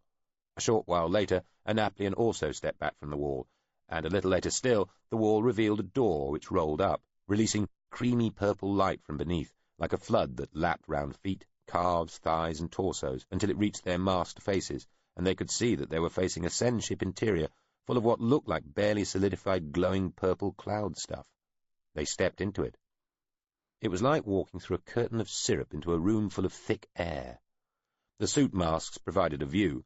The partially solidified cloud and the everywhere purple light inside it made it impossible to see past the end of one's nose on normal sight. Janseri beckoned them all to stand together, hands resting on shoulders. "Be glad you can't smell this, gentlemen," she told the two Sal men. "This is an Altridian Sen ship." Hulse went rigid. Thurbin nearly fainted. It was not even to be a short journey, though it might be relatively quick. The Sen ship hurtled down the tower past the level of the cumuloforms, where Thurbin and Hulse had been transported over the unending ocean by expanded version 5 Zord, months before, past the level beneath, where pelagic kites and avians roamed the airs above a shallow ocean dotted with sunlit islands, past the one beneath that, where naiant tendrils swarmed through a level pressured to the ceiling with an atmosphere from the upper levels of a gas giant, then past the one beneath that, where the vesculars, Munthian megawhales, swam singing through a mineral-rich methane ocean that did not quite touch the ceiling above. They went plunging past the 8th. They were sat on the floor by Janseri, who stood. The feet or hands of their suits all touched. "Home proper we're passing, sir," Hulse said to Thurbin when Janseri relayed this information. Thurbin heard him over some very loud but still soothing music he was having the suit play him. He had closed his eyes earlier, but still could not keep out the unspeakable purple glow. Then he'd thought to ask the suit to block it, which it did. He shivered with disgust every time he thought of that ghastly purple mass of Altridian stuff stuck cloyingly all around them, infusing them with its hideous smell. He didn't reply to Hulse. They kept going, flashing beneath their home level. The Altridian vessel didn't even start to slow until it had fallen to a point level with the top of the atmosphere covering what had been the Deldene's lands. Still slowing gradually, it fell past the floor of that level too, coming to a halt adjacent to the matrix of filigree immediately beneath. It jostled itself sideways, the floor tipping and the whole craft shuddering. Janseri, one hand attached to a patch on the Sen ship's wall near the door, was controlling its actions. Her knees flexed, and her whole body moved with what looked like intensely practiced ease, as the craft shook and juddered beneath her. Then they felt the craft steady before starting to move smartly sideways and up, gradually levelling off. "Moving into the filigree now?" Hippince told Furbin and Holtz. The Altridia have spotted all is not well with one of their send ships, Janseri told them, sounding distracted. You mean this one, Mum? Holtz asked. Mm-hmm. They're following us, Hippince confirmed. What? Furbin squeaked. He was imagining being captured and peeled from his suit by Altridia. Precautionary, Hippince said, unworried. They'll try and block us off somewhere ahead, too, once we've narrowed our options a bit. But we'll be gone by then, don't worry. If you say so, sir, Holtz said, though he did not sound unworried. This kind of thing happens all the time, Hippince reassured them. Send ships have brains just smart enough to fool themselves. They take off on their own sometimes, or people get into them and borrow them for unauthorized excursions. There are separate safety systems that still prevent collisions, so it isn't a catastrophe when a send ship moves without orders, more of a nuisance. Oh, really? Furbin said tartly. You are an expert on our homeworld now, are you? Certainly am, Hippince said happily. The ship and I have the best original specification overview, secondary structure plans, accrued morphology mappings, full geo, hydro, aero, bio, and data systems models, and all the latest full-spectrum updates available. Right now, I know more about Susamen than the Narasine do, and they know almost everything. What do you know they don't? Holtz asked. A few details the Oct and Altridia haven't told them, Hippince laughed. They'll find out eventually, but they don't know yet. I do. Such as? Furbin asked. Well, where we're going, Hippince said, there's an inordinate amount of Oct interest in these falls, and the Altridia are getting curious too. High degree of convergence. Intriguing. The Avatoids sounded both bemused and fascinated. Now there's a pattern for you, don't you think? Oct ships outside, clustering round Susamen, and Oct inside, focusing on the Hingzar. Very interesting. Furbin got the impression that, inhuman avatar of a godlike optimized super spaceship or not, the being was basically talking to itself at this point. By the way, Mr. Hippince, Holtz said, is it really all right to wet oneself in these things? Absolutely, Hippince said, as though Holtz had proposed a toast. All gets used. Feel free. Furbin rolled his eyes, though he was glad that Holtz probably could not see. Oh, that's better. We're here, Janseri said. Furbin had fallen asleep. The suit seemed to reduce the volume of the music it had been playing. It swelled again now as he woke up. He told it to stop. They were still surrounded by the horrible purple glow. Good navigating, Hippince said. Thank you, Janseri replied. A drop, then. So it would appear, Anaplian agreed. Brother, Mr. Holtz, we were unable to make the landfall we wanted to. Too many Altridian send ships trying to block us, and too many doors closed off. She glanced at Hippince, who had a blank expression on his face and seemed to have lost his earlier good humour. Plus, something alarmingly capable of procedural corruption and instruction manipulation appears to be loose in the data systems of this part of the world, she added. She grinned in what was probably meant to be an encouraging manner. So, instead, we've transited to another tower, ascended it, and then made off into its filigree and come to a dead end. We're in an over-square level, so there's no onward connections. A dead end? Furbin said. Were they never to be released from this cloying purple filth? Yes, so we have to drop. Drop? Walk this way, Janseri said, turning. The send ship's door rolled up, revealing darkness. They all got to their feet, pushed through the thick-feeling curtain at the entrance, and were suddenly free of the glutinous purple stuff filling the send ship's interior. Furbin looked down at his arms, chest, and legs, expecting to see some of the ghastly material still adhering to him, but there was, happily, no trace. He doubted they'd shrugged off the notorious smell so easily. They were standing on a narrow platform, lit only by the purple glare from behind. The wall above curved up and over them, following the shape of the send ship's hull. Janseri looked at the bulge on her thigh. The drone Terminder Zeus detached itself and floated up to the dark line where the door had buried itself in the ship's hull. It twisted itself slowly into the material, as though it was no more substantial than the glowing purple mass beneath. Long, hanging strands of hull and other material worked their way out along the little machine's body and drooped down, swaying. The drone, rosily glowing folds of light pulsing about its body, finished by stationing itself midway between the Sen ship's hull and the wall of the chamber, and floating there for a moment. There was an alarming groaning noise, and the hull of the ship around the hole bulged inwards by about a handspan, exactly as though an invisible sphere a metre across was being pressed into it. The wall directly opposite made creaking, popping noises too.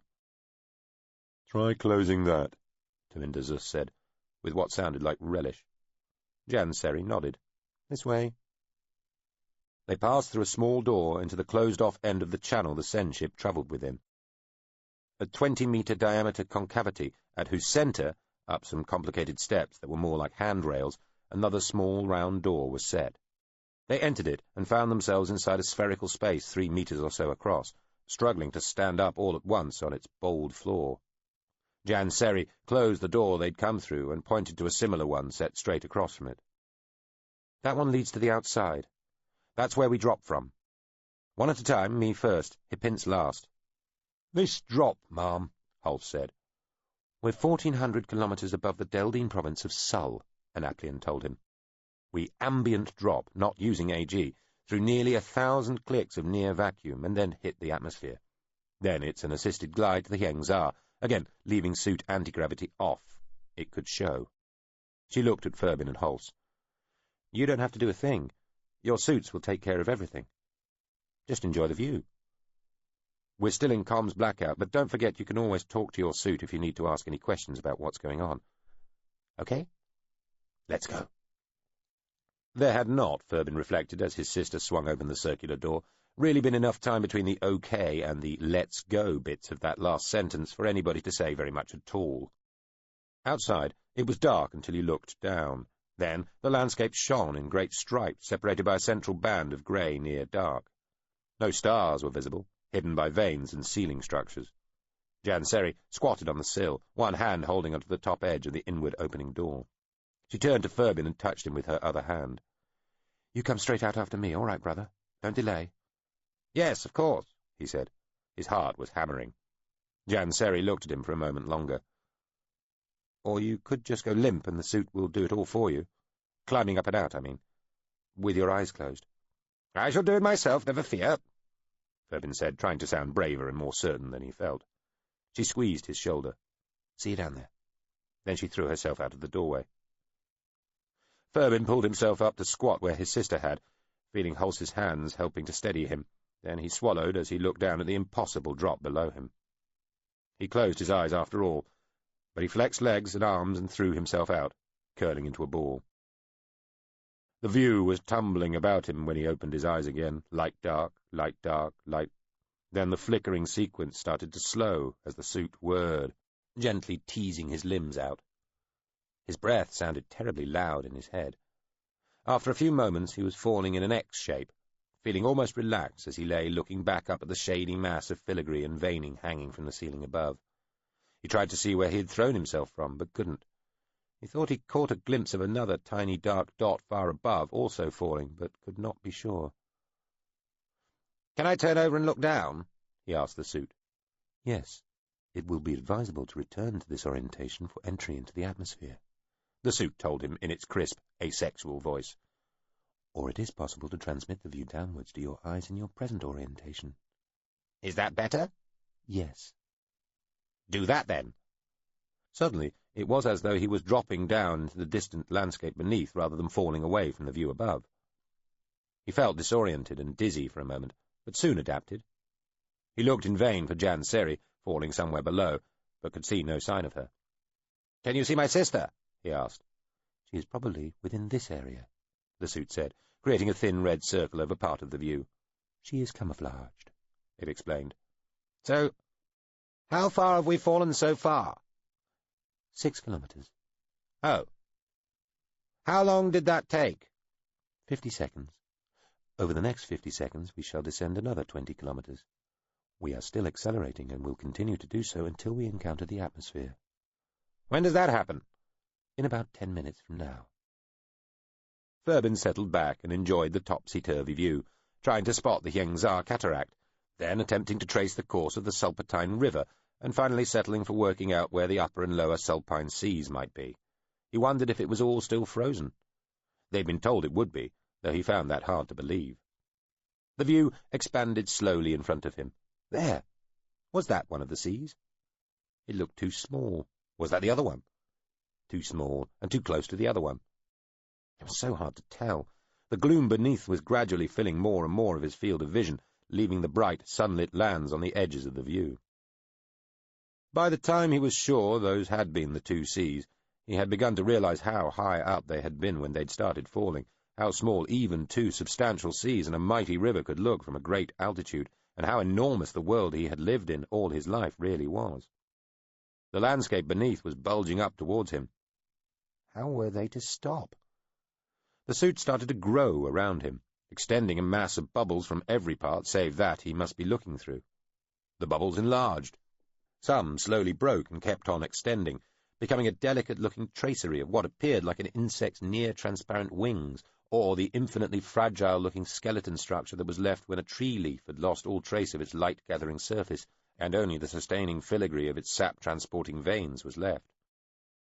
The top of the atmosphere imposed itself as a very slowly increasing sense of returning weight, pushing against his back, so that, as he continued to look downwards even though he was actually on his back, he experienced a vertiginous sensation of being propelled even faster towards the ground beneath. A faint whispering sound transmitted itself through the suit. The push grew harder and the whisper swelled to a roar.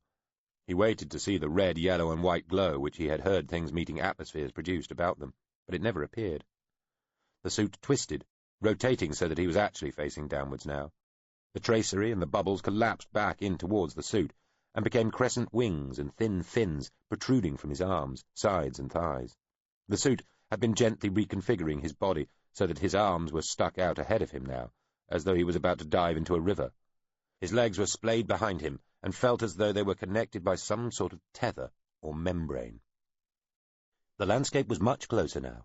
He could see tiny dark rivers and hints of other surface features picked out in blacks and pale greys in the gloom far beneath. However, the ground was no longer rushing up towards him, but sliding past beneath. The feeling of weight had shifted too, and the air was whispering about him. He was flying. Anaplian dropped back to touch with Hippince as they flew. "Worked out what's messing with the local system, Ree?" she asked. Hippince was monitoring the disturbance in the surrounding levels' data complexes and analysing data they'd collected earlier while in the Altridian Sen-ship. "Not really," the Avatoid confessed, sounding both embarrassed and concerned. "Whatever's corrupting it is almost untouchably exotic, genuinely alien, unknown. In fact, right now, unknowable. I'd need the ship's whole mind to start attacking this shit." Anaplian was silent for a moment. "What the fuck is going on here?" she asked quietly. Hippince had no reply to that either. Anaplian let go and flew ahead. Furbin and the suit dipped, passing close enough to the ground to see individual boulders, bushes, and small scrubby trees, all tailed by narrow deltas of the same pale grey as though casting strange shadows. Gullies and ravines shone palely too, as if filled with softly shining mist. "Is that snow?" he asked. "Yes," the suit said. Something lightly grasped his ankle. "Are you all right, Furbin?" Jan Seri's voice said. "Yes," he said, starting to twist round to look back, but then stopping himself just as she said, "There is no point looking back, brother. You won't be able to see me." "Oh," he said. "So you are behind me?" "I am now. I have been flying ahead of you for the last 2 minutes. We are in a diamond formation. You are in the right-hand position. Taminda Zus flies a kilometre ahead of us." "Oh." "Listen, brother.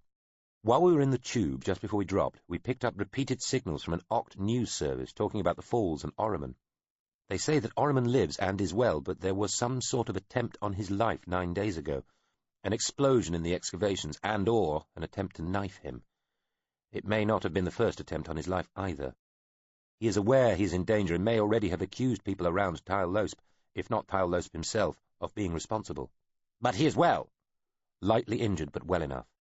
Tyal-Losp in turn accuses Orriman of impatience in trying to wrest the crown from the properly appointed regent before he is legally of an age to do so. He returns from travels elsewhere on this level and has signalled forces loyal to him to gather just upstream from the falls. Wereba, in charge of the greater army, has been contacted by both Orriman and Tyal-Losp and has not declared for either side yet. He is on the 8th, though, and is 10 or more days away, even flying. His ground forces would be many weeks behind that again. Furbin felt a chill. "Well, you're not quite too late, then," he said, trying to sound hopeful. "I don't know. There is more. Some artifact long buried in the nameless city was reported to be showing signs of life, and all attention had been turned to it. But that was 5 days ago. Since then, there has been nothing. Not just no news service, but no fresh signals at all from the vicinity of the falls or the settlement, or anywhere else within this section. The data networks all around this area are in a state of locked-in chaos. That is odd and worrying. Plus, we are picking up curious, anomalous indicators from the nameless city itself." "Is that bad?" Jan Seri hesitated. This worried Furbin all by itself. Possibly. Then she added, "We'll set down on the city outskirts downstream in about 20 minutes. Tell the suit if you need to talk to me in the meantime." "All right." "All right." "Don't worry. See you soon." His ankle was patted once, then the pressure on it was removed. He assumed she was resuming her position ahead of him in their diamond formation, but he couldn't see her pass him or spot her flying in front. They zoomed over a small hill without losing speed, and Furbin realized that they were doing more than just gliding. They were under power. He asked to look back and was given a view from the back of his head. There was a membrane filling the V between his legs, and 2 small fat cylinders sticking out from his ankles. The view through them was a blur. He looked ahead again just as they went hurtling over what looked like a road, some old railway lines and a drained canal. Then the ground just fell away, and he was staring at a flat, icy landscape another 200 meters further beneath, a shadowy wasteland of broad, frozen waterways, slim, sinuously curved channels, rounded banks and mounds of sand and snow, the whole linear, winter-bound plain punctuated at random by a variety of misshapen shards, stumps of arbitrary debris and jagged wreckage from what looked like ruined buildings or sunken ships all sticking chaotically aslant, broken and alone from the pitted frozen surface. They swooped, dipping in towards the centre of this new and pitiless landscape contained by the sheer and distant cliffs on either side. When they got to the nameless city, arriving over increasing amounts of fractured, haphazardly jumbled detritus trapped within the ice and the frozen wastes of sand and snow and mud, they could see many thin trails of smoke leading up into the sky from their left above the cliffs on that side. Hard against the cliffs, visible under modest magnification, they could make out zigzagging traceries of stairways and the open lattices of lift shafts. Nothing save the smoke was moving, drifting slowly upwards into the quiet, windless dim. In front of them, the city rose, its highest spires and towers still some kilometres distant. They crossed the first outskirt jumble of short, few-story buildings and began to slow. The suit released Furbin from its gentle grip, letting his arms and legs free. Moments later, he felt himself tipped forward, slowing still further as his legs swung underneath him, and he was lowered and positioned as though about to start walking. A small open space in front of him seemed to be their target. He realized that the few-story-high buildings were actually much taller, their lower floors buried in the frozen mud and ice. His sister, Hulse, and Hippince blinked into relative visibility, hazily indistinct shapes, each 10 meters or so away, as they sat down in the icy little clearing, and, finally, though it might have been in a strange place under no appreciable sun on the wrong level, and through soles that would doubtless have insulated him from anything down to absolute zero, Furbin's feet again touched the ground of home. Chapter 26. The Sarcophagus. The object now being called the sarcophagus lay almost in the dead centre of the nameless city.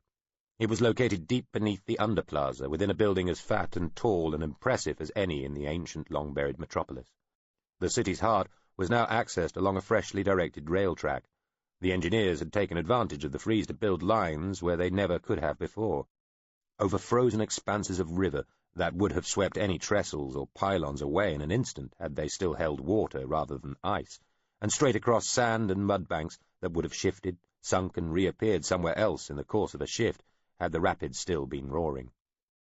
From the thronging chaos of the railhead, an arc-lit station deep under the plaza, whose traffic volume would have done justice to a terminus in a major city, the well-tramped way led, past whistling, roaring, bellowing machines, and piles and coils of pipe and cable, along a thoroughfare 20 meters across, crowded with pack creatures, war beasts pressed into service as haulage animals, steam and oil-powered traction engines, narrow-gauge trains, and, more than anything else, with rank, after rank, and row after row, and group and company and detail and shift and gang of workers, labourers, engineers, guards, specialists and professionals of 100 different types. On a vast raised round structure that lay at the focus of a dozen ramps and roadways original to the nameless city, the great packed streets split in a score of different directions. Conveyor belts, tramways and aerial wagonways spun off with the roadways, all dotted with faint oil lamps, hissing gas fixtures and sputtering electric lights.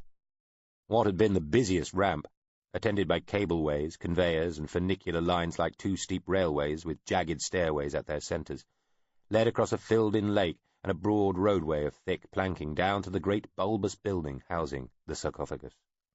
Through what had been a gigantic, elongated formal entrance 100 metres across and 40 high, flanked by a dozen soaring sculptures of cut-away shell worlds and leading to a still taller mouth-shaped atrium within, the torrent of men, machines, animals and material had poured.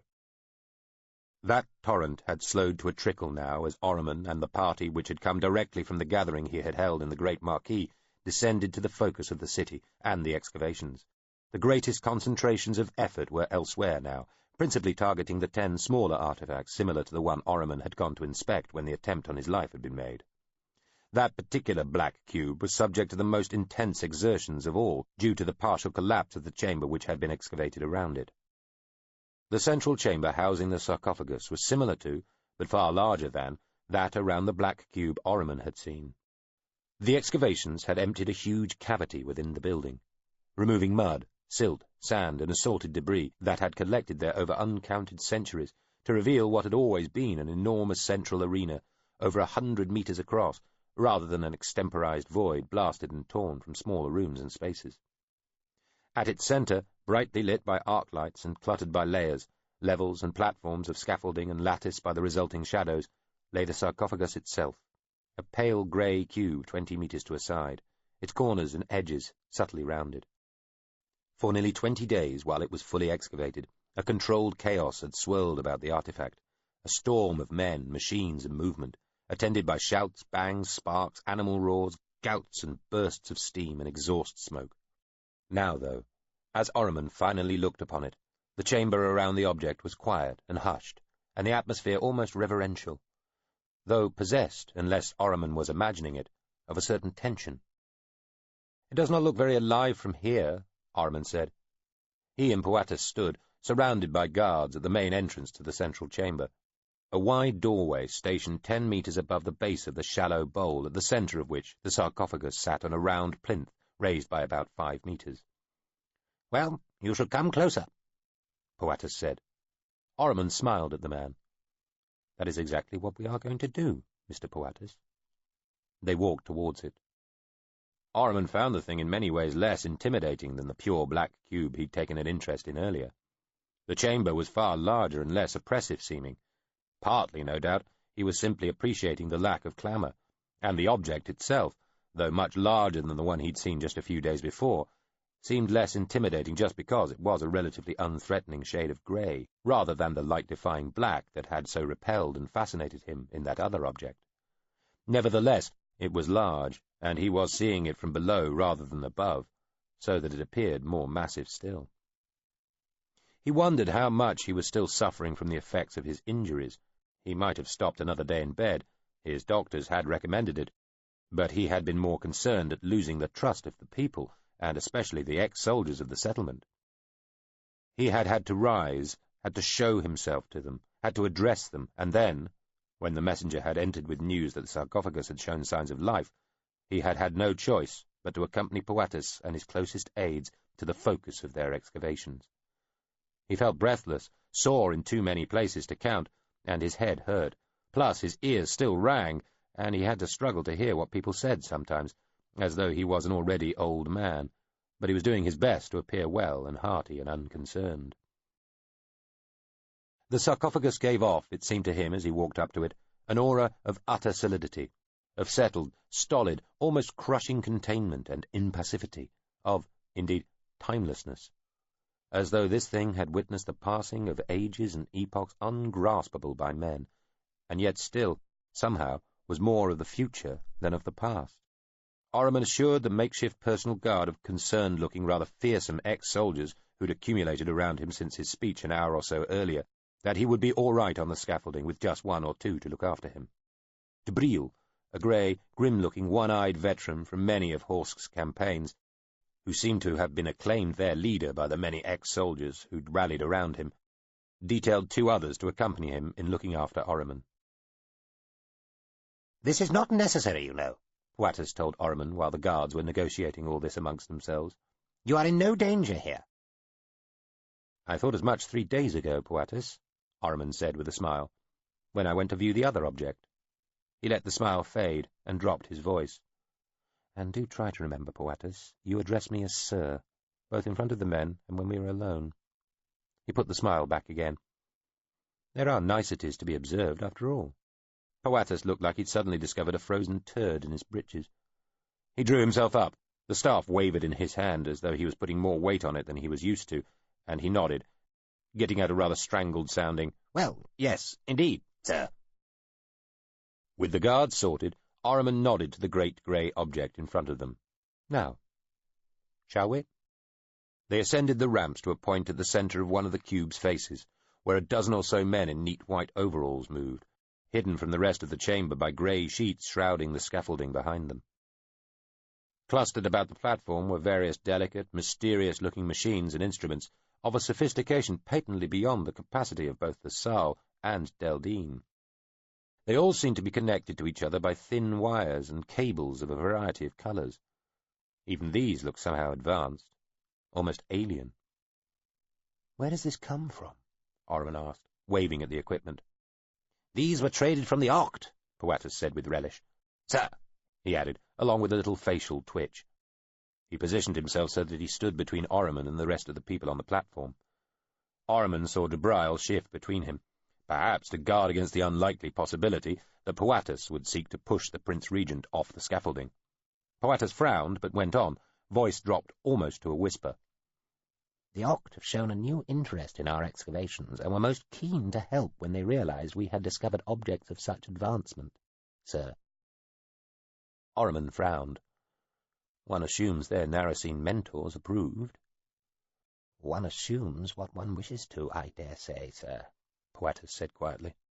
"The Oct, I understand, through some of the merchants who deal with them, would offer us much more help if we'd but let them, sir." "Do they now?" Orriman said. "Such help was disdained by the Deldine when they ran the excavations.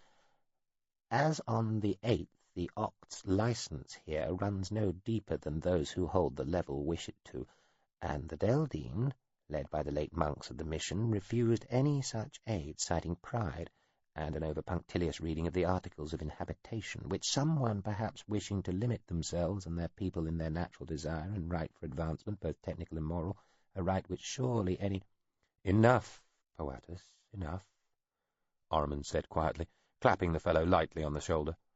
The stooped grey man, whose voice and manner had grown maniacally intense and feverish in the course of just that single gasped, unfinished sentence, ceased talking, looking pained and stricken. "So, Poatus," Orriman said, louder now, so that all could hear again, "show me what brought my little gathering to such an abrupt conclusion." "Of course, sir," Poatus whispered, and hobbled off, staff echoing on the boards, to speak with a couple of the technicians. "Sir, if you would," one of the white-suited men said to Orriman. The fellow was middle-aged, pallid and nervous-looking, though he also seemed excited, energized. He indicated that Orriman should stand at a particular point on the platform in front of a panel on the sarcophagus that looked a shade lighter than the rest of the visible structure. "Sir," Poatus said, "may I present Senior Technician Lerati?" Another man bowed to Orriman. He was more fully built, though just as pallid. He wore a set of overalls that looked better and more generously cut than those of his colleagues. "Prince Regent, an honour, sir.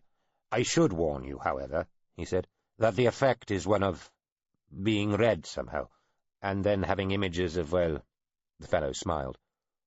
"I ought to let you see it for yourself.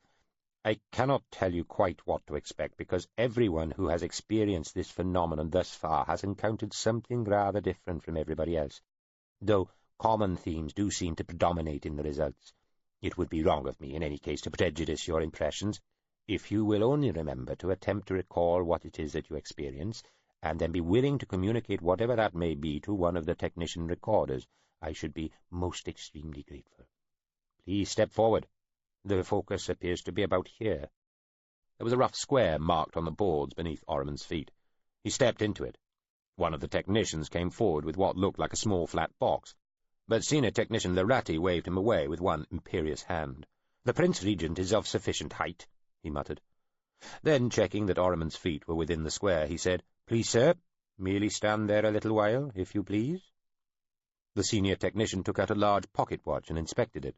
"The process usually begins after approximately 1/2 minute. With your permission, sir, I shall time events." Ormond nodded. He looked quizzically at the patch of light grey in front of him. For some few moments there was nothing. Nothing happened at all, except that he started to wonder if this was all some elaborate joke, or even a convoluted and over-organized attempt again to kill him.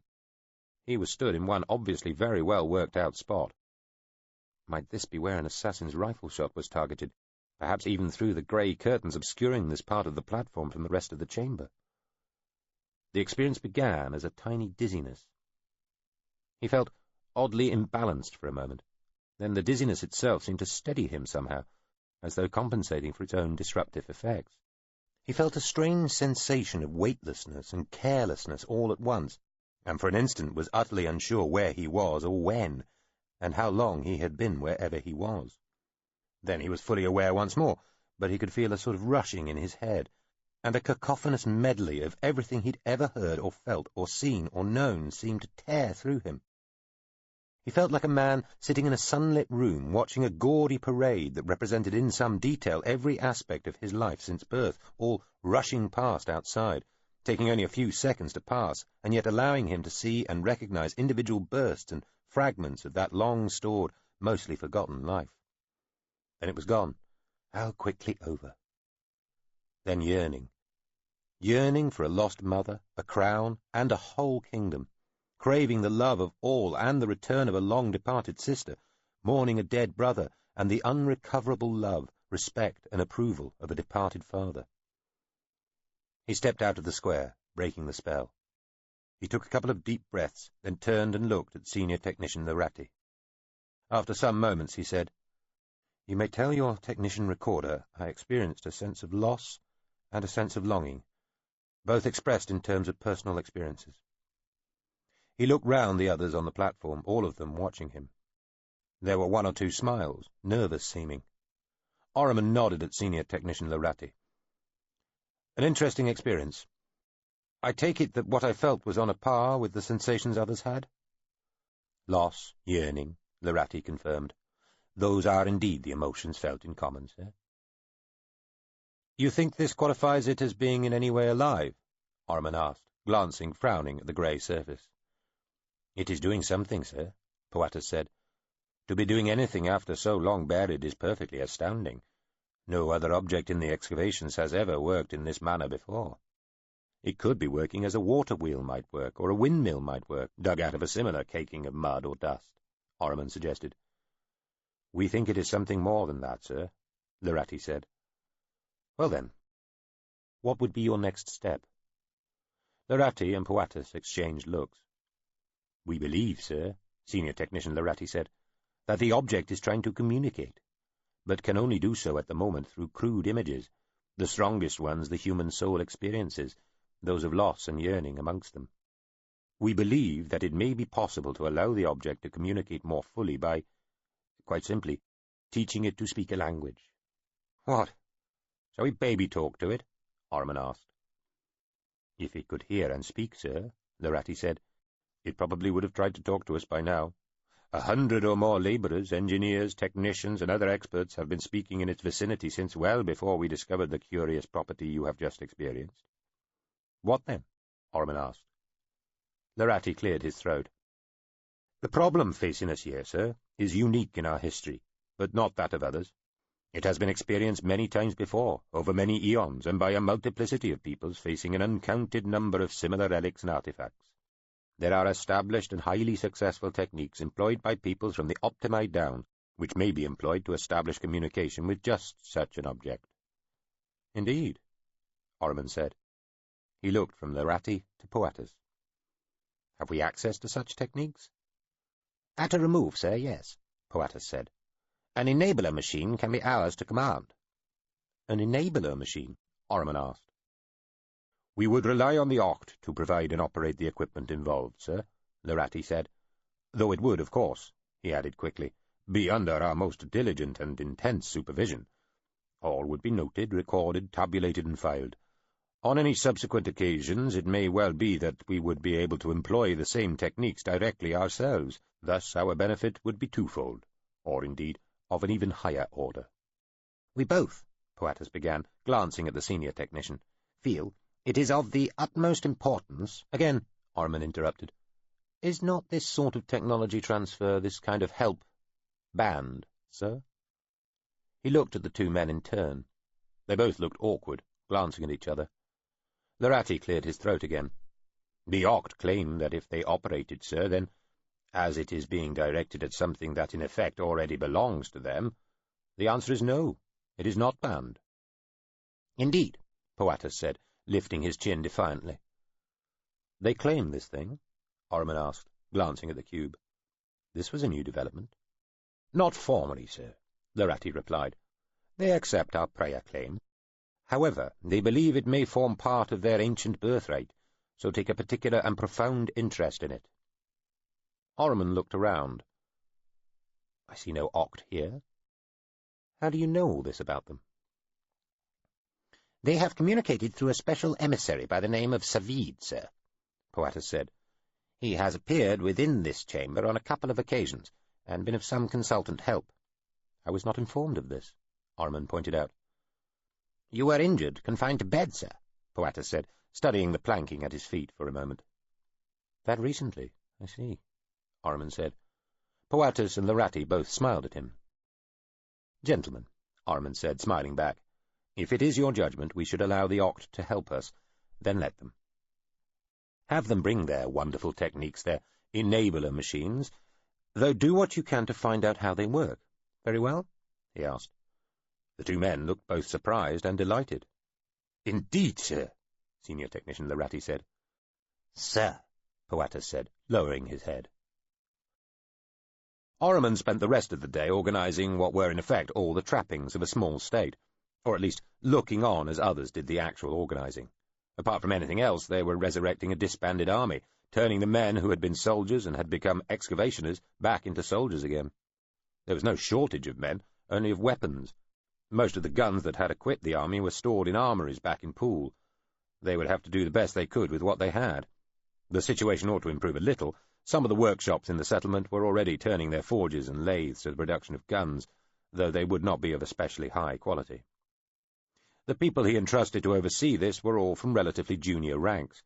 Almost his first action had been to gather together all the senior people Tyle Losp had put in place, including General Foyce, and send them off to Russell, allegedly as a delegation to explain Orman's actions, but in reality just to be rid of people he was no longer sure he could trust.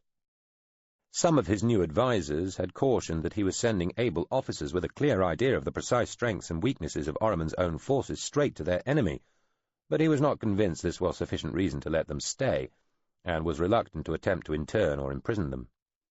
Foyce and the others had departed, reluctant but obedient, on a train only a few hours earlier. Another train had followed half an hour behind. It was full of soldiers loyal to Orman, carrying plentiful supplies of blasting material, with instructions to mine and guard every bridge between the Falls and Russell that could be attained without opening hostilities. Orman made his excuses from the planning meeting as soon as he decently could, and retired to his carriage for a much-needed nap. The doctors still wanted him to take more days off, but he would not, could not. He slept for an hour, then visited Droffo, who was recovering in the principal hospital train. "You've moved quickly, then?" Droffo said. He was still bandaged and looked dazed. Various cuts had been cleaned on his face and left to heal in the air, though a couple on one cheek had needed stitches. "Foyce went quietly?" He shook his head, then grimaced. "Probably off the plot with Tyle Losp." "You think they'll attack us?" Orman asked.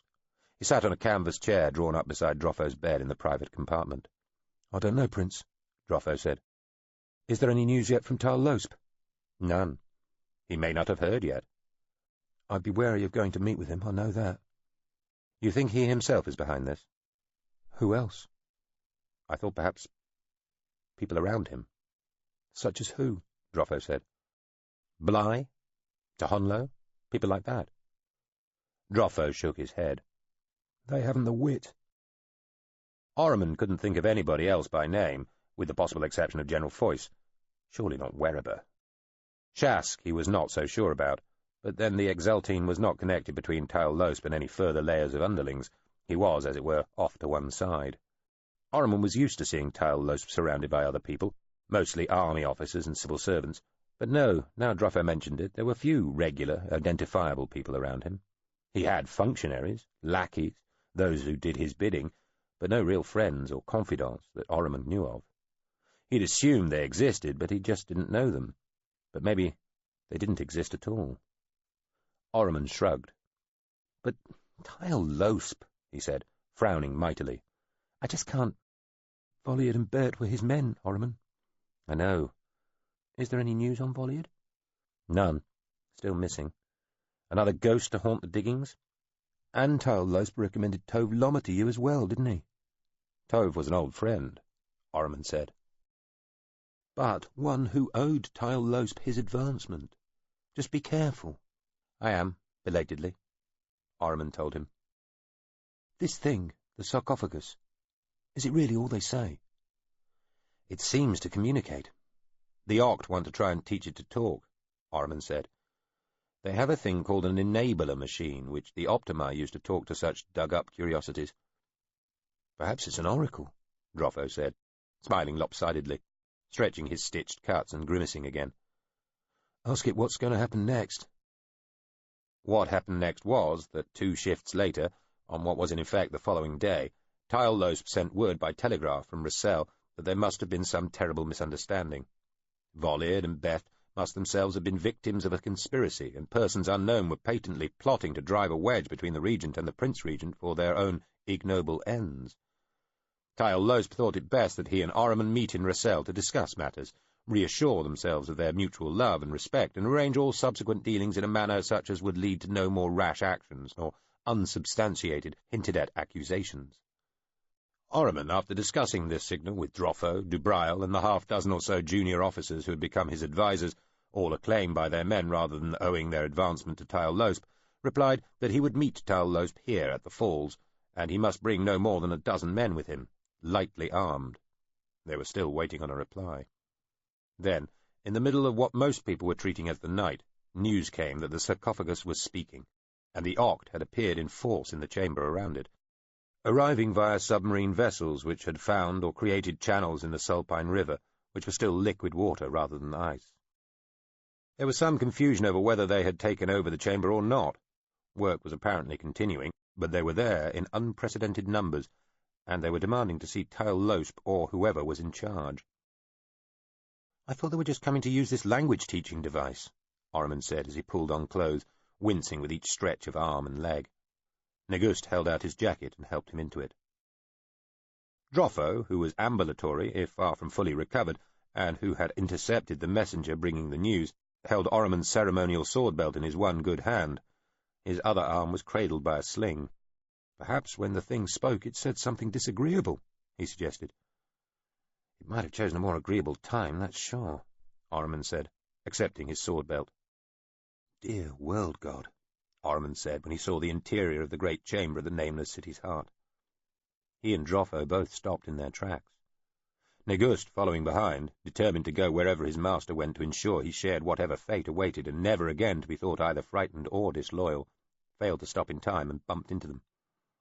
"Beg pardon, sirs," he said, then saw between them to the chamber. "Well, fuck me upside down," he breathed. There were hundreds and hundreds of Oct in the chamber. Blue bodies glistened under the lights. Thousands of red limbs shone as though polished.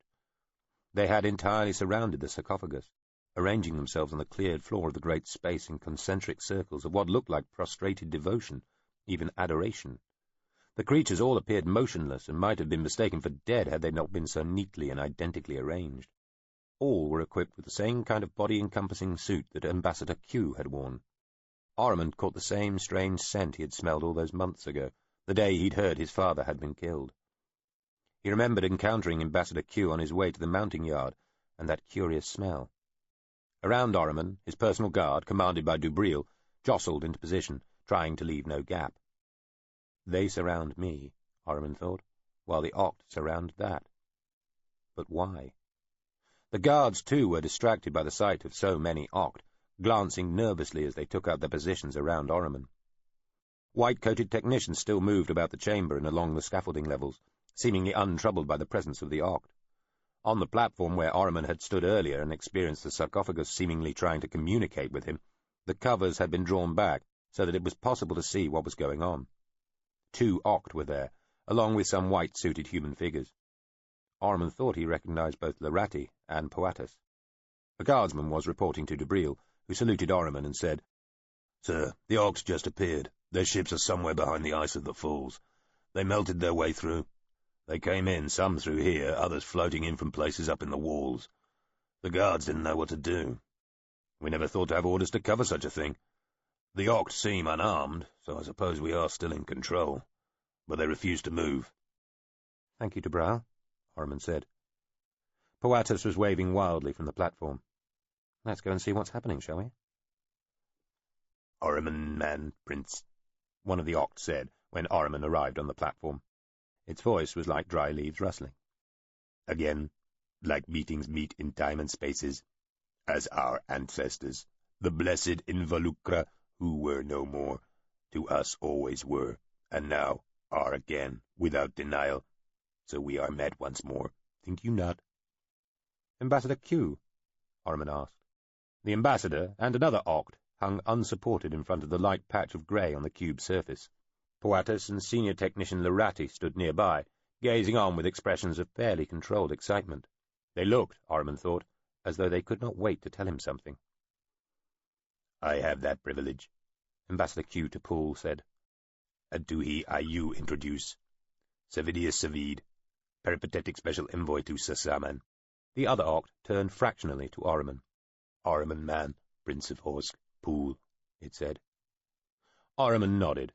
Dubril and 3 of the guards were positioning themselves at the corners of the platform, making it almost crowded. "I'm pleased to meet you, Envoy Savidius Savid. Welcome, friends," he said. "May I ask what brings you here?" He turned to look round and down at the hundreds of Oct arranged in glittering circles around the sarcophagus. "And in such numbers?"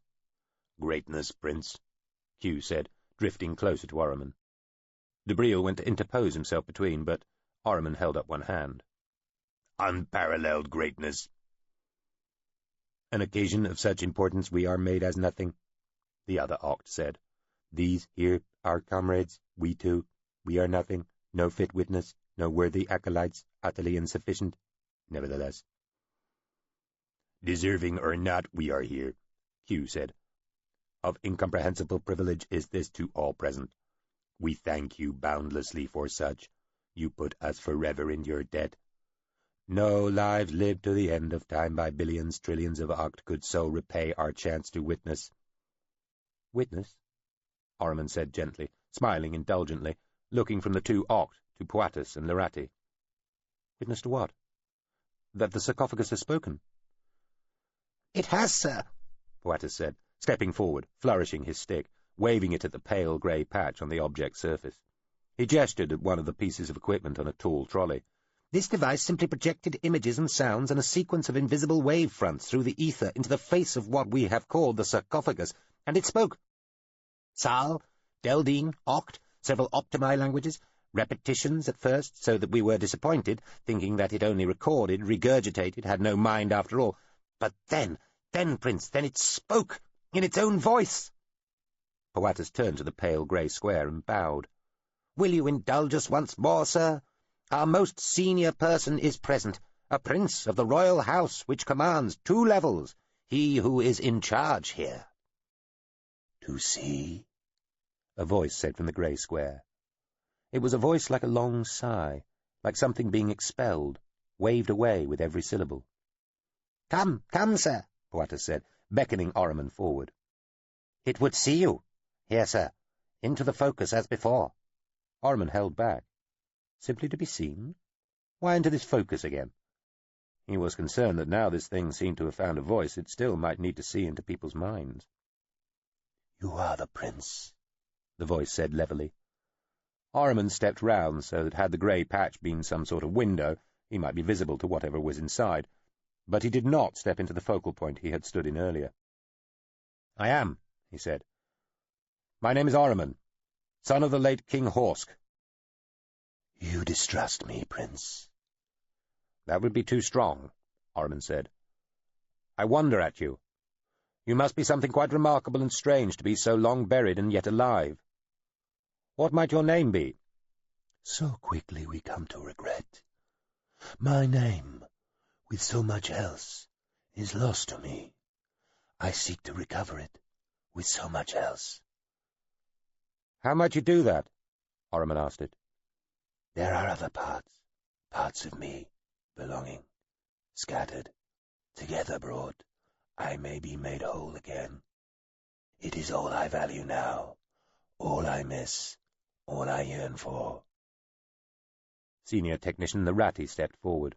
"We believe, sir, that some of the other cubes, the smaller ones, are repositories of this being's memories, and possibly other faculties."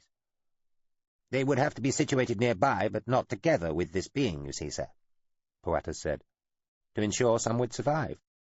"All the cubes?" Ahriman asked.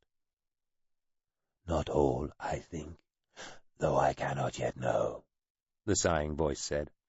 3 or 4, perhaps. "Some others may be merely symbolic," Poatus added. "What are you, then?" Ahriman asked the sarcophagus. What am I, Prince? To which people do you belong? What species? Why, gentle Prince, I am involucra. I am what I understand you sometimes call Veil. "Our ancestor survives," Servidius Savid exclaimed.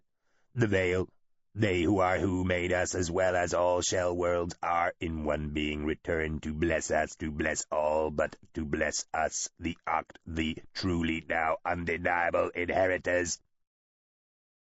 Myrtis Tile-Losp fretted around the imperial chambers, feeling pursued by the pack of advisers and senior military people at his back, who all wanted to offer advice.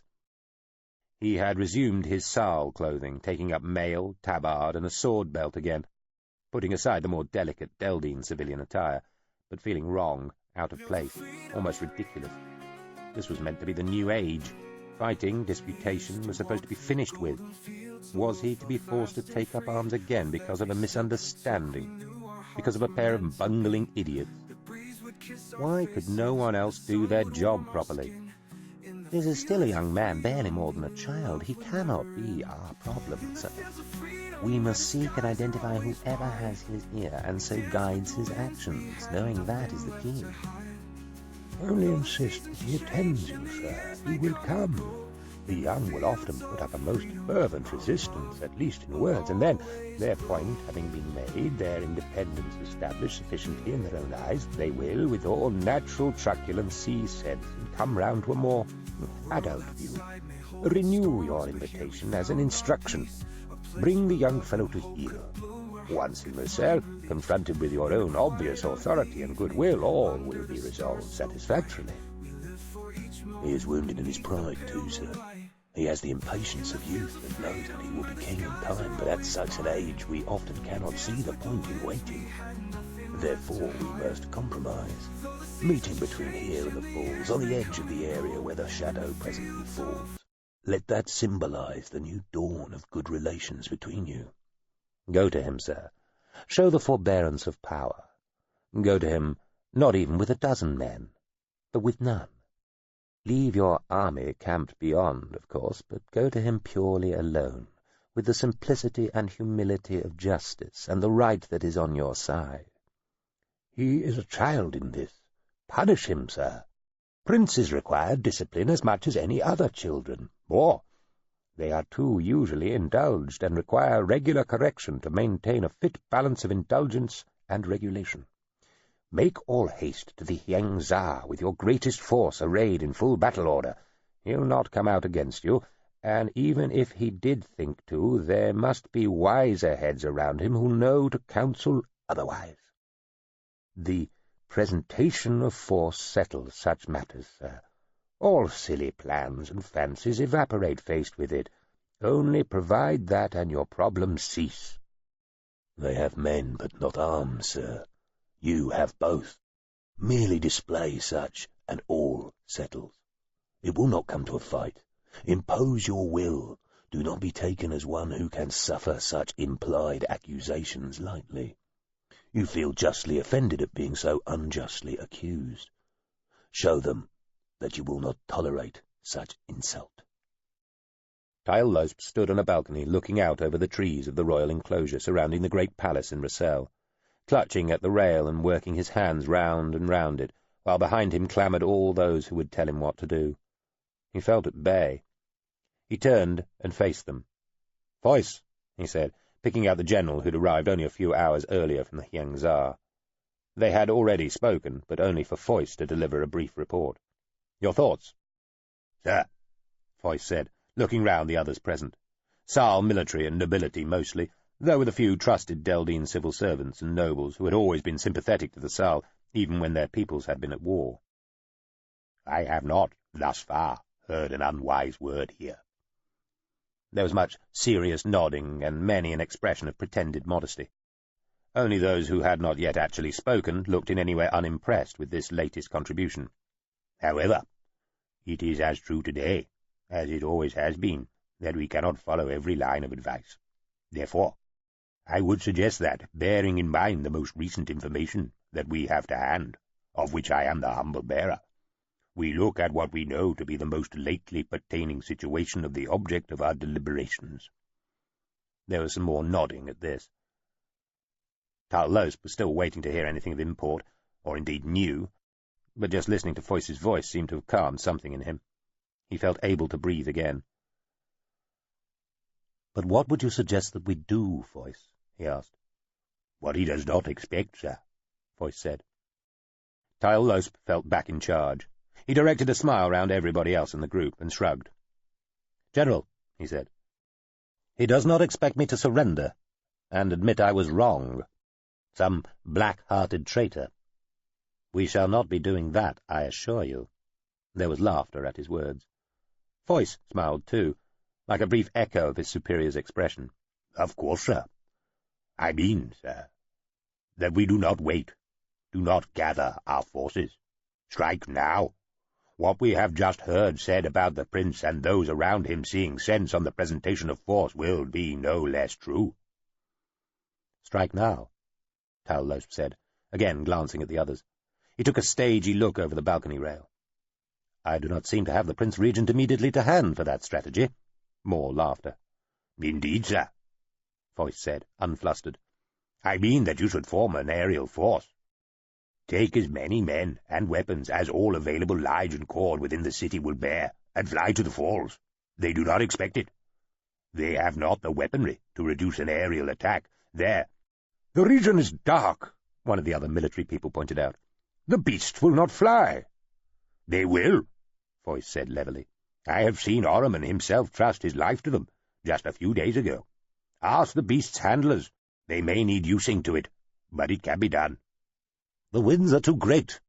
"They have fallen back lately," Foyce said, "and anyway do not normally persist longer than a short day without sufficient pause." Foyce looked at Tyle-Losp and spread his arms from the elbows, saying simply, "It can be done, sir." "We shall see," Tyle-Losp said. "Lemet, Uliast," he said, naming two of his most hard-headed generals. "Look into this." "Sir." "Sir." "It takes the name Nameless, then," Savidius Savid said. "Our dear ancestor, this sanctified remainder, surviving echo of a mighty and glorious chorus from the dawn of all that's good, assumes the burden of this ever-consecrated city as we take on the burden of long absence. Ever-present loss, how cruel! A night has been upon us that's lasted decades, the shadows back half of forever. A night now glimmers to dawn, at last. Oh, how long we have waited! All rejoice! Another part of the great community is made whole. Who pitied now may, no must, with all good reason and bounteous wishes, rejoice, rejoice, and rejoice again, for we who are reunited with our past." It is our parent, Q added, producing all, itself produced by this city-wide birthing. Dross swept away, the past uncovered, all jibes abandoned, all disbelief extinguished. Orriman had never heard the ambassador sound so excited, or even so comprehensible. Sympathy again, Q exclaimed, for those who doubted the Oct, scorned us for our very name, inheritors. How they will rue their lack of belief in us on this news being carried in joy, in truth absolute, unshakable, undeniable, to every star and planet, hab and ship of the great lens. Fall the falls silent, frozen in tremulous expectation, in calm, in fit, and proper pause before the great climactic chords of fulfillment, realization, celebration. You are so sure it is what it says it is? Orriman asked. They were still on the platform around the lighter grey patch on the front of the sarcophagus, which might or might not be a kind of window into the thing. Orriman had wanted to talk further elsewhere, but the two Oct ambassadors would not leave the presence of whatever was in the sarcophagus. He had to settle for bringing the two of them to the far edge of the platform, possibly out of range of the window, possibly not, and asking everybody else to leave. Poatus and the Ratty had removed themselves only as far as the next layer of scaffolding down, and that reluctantly. Orriman talked quietly, in the vain hope that this would encourage the two Oct to do the same, but they would not. Both seemed enthused, agitated, almost wild. They had each taken a turn facing that window, experiencing it for themselves. Others had too, including Poatus and the Ratty. They reported that the experience was now one of joy and hope, not loss and yearning. A feeling of euphoric release filled whoever stood or floated there, along with an aching, earnest desire that one might soon be made whole. Of course, sure it is what it says. Why anything other? Savidius Savid asked. The alien voice sounded shocked that any doubt might be entertained. It is what it says that it is. This has been presaged. This is expected. Who doubts such profundity? You were expecting this, Orriman said, looking from one Oct to the other. For how long? All our lives before we lived, truly, Q said, waving his upper limbs around. As this will resound forever forwards in time, so the expectation has lasted the forever of not just individuals, but ourselves as one, ourself, our species, kind, Savidius Savid added. But for how long have you thought the answer was here, at the Falls, specifically? Orriman asked. Unknown time, Q told him. Party we are not, Savidius Savid agreed. Who knows what lessons learned, futures foretold, intelligences garnered, down timelines older than ourselves, we are sure, pursued to produce plans, courses, actions, not I, nor, Q agreed. Orriman realized that even if the Oct were trying to give him a direct answer, he'd be unlikely to understand it. He just had to accept this frustration. The information which you transferred from the enabler machine into the Nameless, he said, trying a new tack. Was it what one might call neutral regarding whatever you expected to discover here? Better than, exclaimed Q. Needless hesitancy, Savid said. Cowardice of reproachable lack of will, decisiveness. Expellence upon all such. Gentlemen, Orriman said, still trying to keep his voice down, did you tell the being in here what you were looking for? That you expected it to be an involucra? How can its true nature be hidden from itself? Savid said scornfully. You ask impossibles, Q added. It is as it is. Nothing can alter that, Savid said. We would all be advised lessons similar ourselves, doubly to learn, taking such templated. Orriman sighed. A moment, please. Unowned, making unbestowable, all share the one moment of now, Q said. Just so, Orriman said, and stepped away from the two Oct, indicating with one flat hand that he wished them to stay where they were.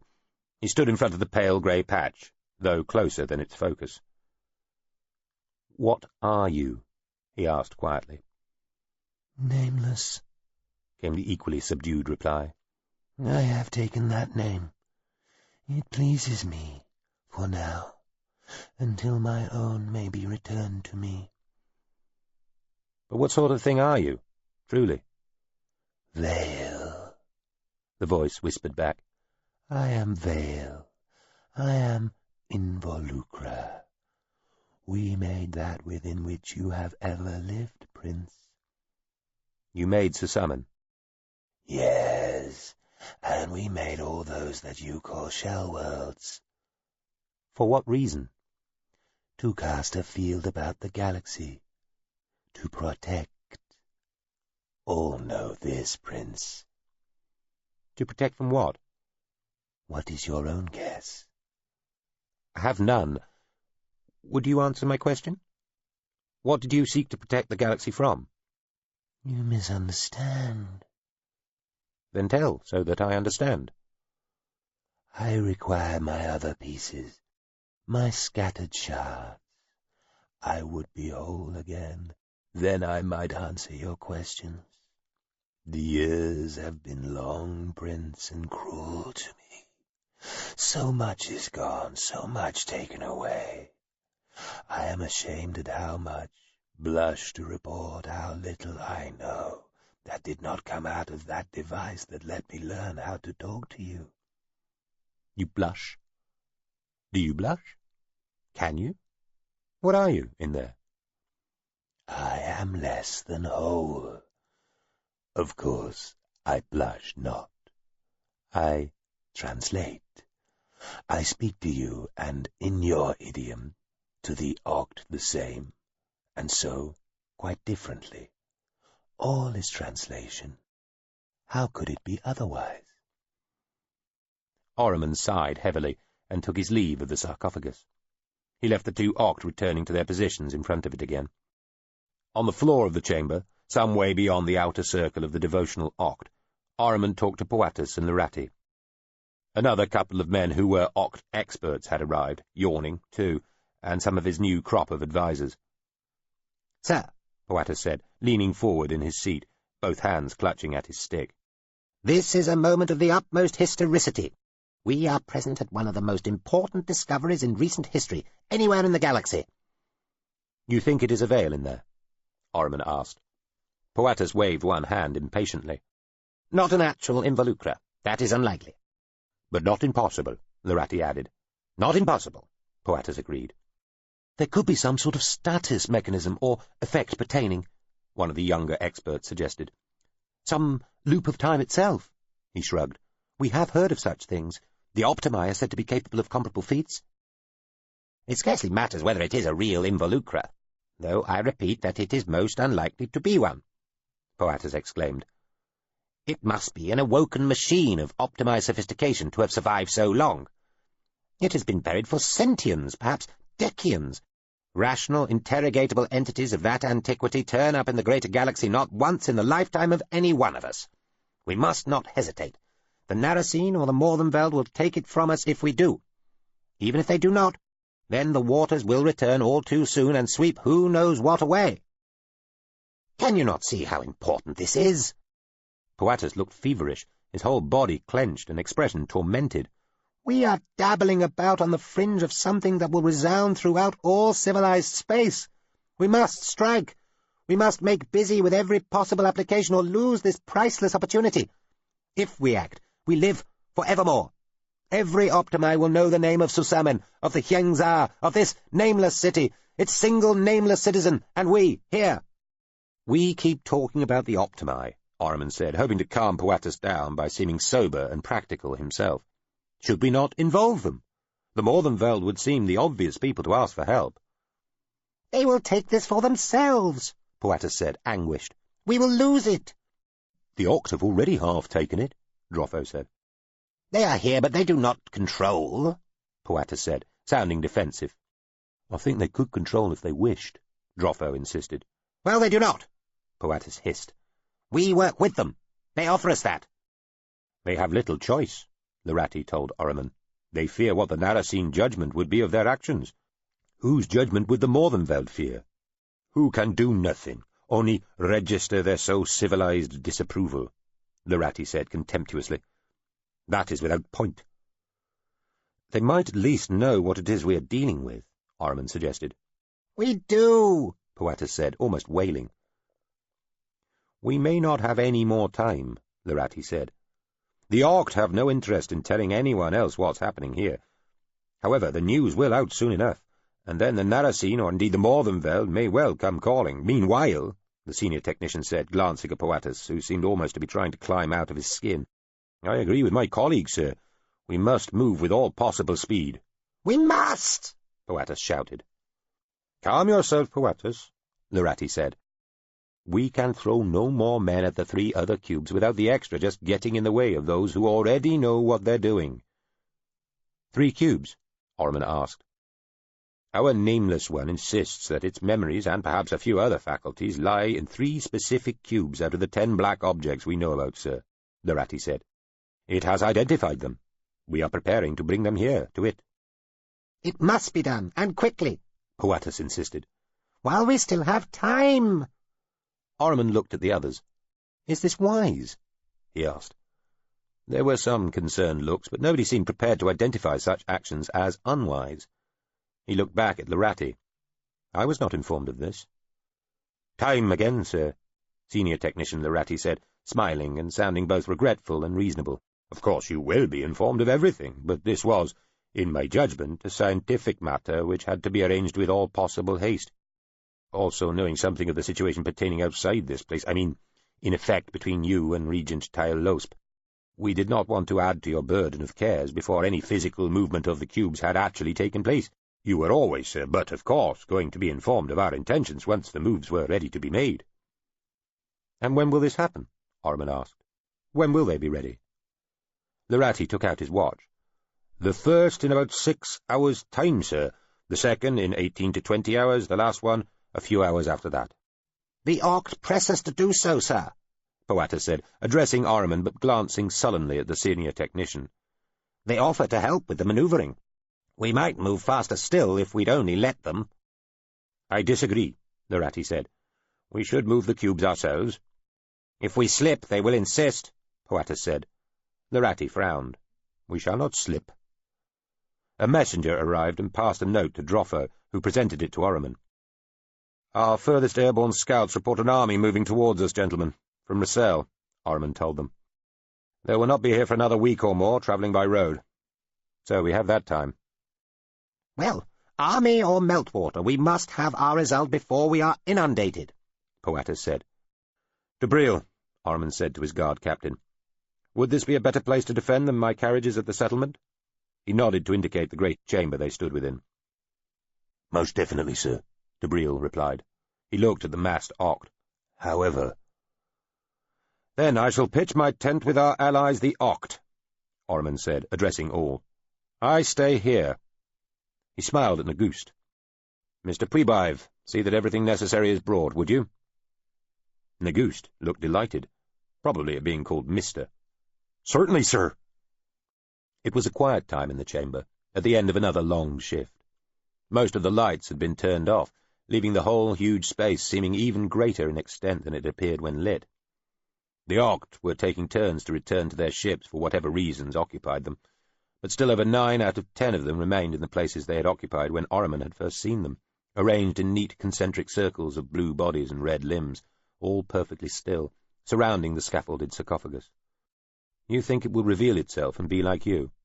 That it is actually an alive example of your forebears? Orman asked Servidus Seville. They were alone on the platform. The others were absent on other duties or sleeping. Orman had woken in his hurriedly thrown-together tent, fashioned from some of the same material that had shrouded parts of the scaffolding round the sarcophagus, and come up here to talk with the being that called itself Nameless. He had discovered Seville, just floating there in front of the pale grey patch. It is as us. Mere form is irrelevant. Have you asked it whether you truly are its descendants? That is not required. Orman stood up. I'll ask it. This cannot be relevant, Seville said as Orman went to stand before the sarcophagus. Nameless, Orman said, again taking up a position closer than the focal point. Orman, the voice whispered. Are the Oct your descendants? All are our descendants. Well, that was a new claim, Orman thought. The Oct more than others? He asked. All. Do not ask who is more than who else. As of now, without my memories, my abilities, I cannot even tell. Those who call themselves the inheritors believe what they believe. I honor them and that belief. It does them no end of credit. The exactitude of it, that is another matter. I am of the involucra. If they are as they say, then they are of my kind too, at however great a remove. I cannot pass judgment as I do not know. Only restore me to my proper capacity, and I may know. Even then, who can say? I have been in here so long that whole empires, species types, pan-planetary ecosystems, and short-sequence suns have come and gone while I have slept. How should I know who grew in our shadow? You ask me in ignorance. Ask me again in some fit state of knowingness. When you are restored, what will you do? Then I shall be who I am, and see what it is to be seen, and do what it is to be done. I am of the involucra, and as I understand things, I am the last, and all that we ever thought to do is either fully done or no longer worth doing. I shall have to determine what my correct actions ought to be. I can only be what I always was. I would hope to see what remains of our great work, the shell worlds, and see what it is to be seen in the galaxy and beyond, while acknowledging that the need for the shell worlds themselves has passed now. I must accept that all has changed, and I can be but a curio, a throwback, an exhibit, perhaps an example, a warning. Why warning? Where are the rest of my people now? Gone, unless we are injuriously mistaken. Quite gone. So, a warning. But all peoples go, Orriman said gently, as though explaining something to a child. No one remains in full play for long, not taking the life of a star or a world as one's measure. Life persists by always changing its form, and to stay in the pattern of one particular species or people is unnatural, and always deleterious. There is a normal and natural trajectory for peoples, civilizations, and it ends where it starts, back in the ground. Even we, the Sal, know this, and we are but barbarians by the standards of most.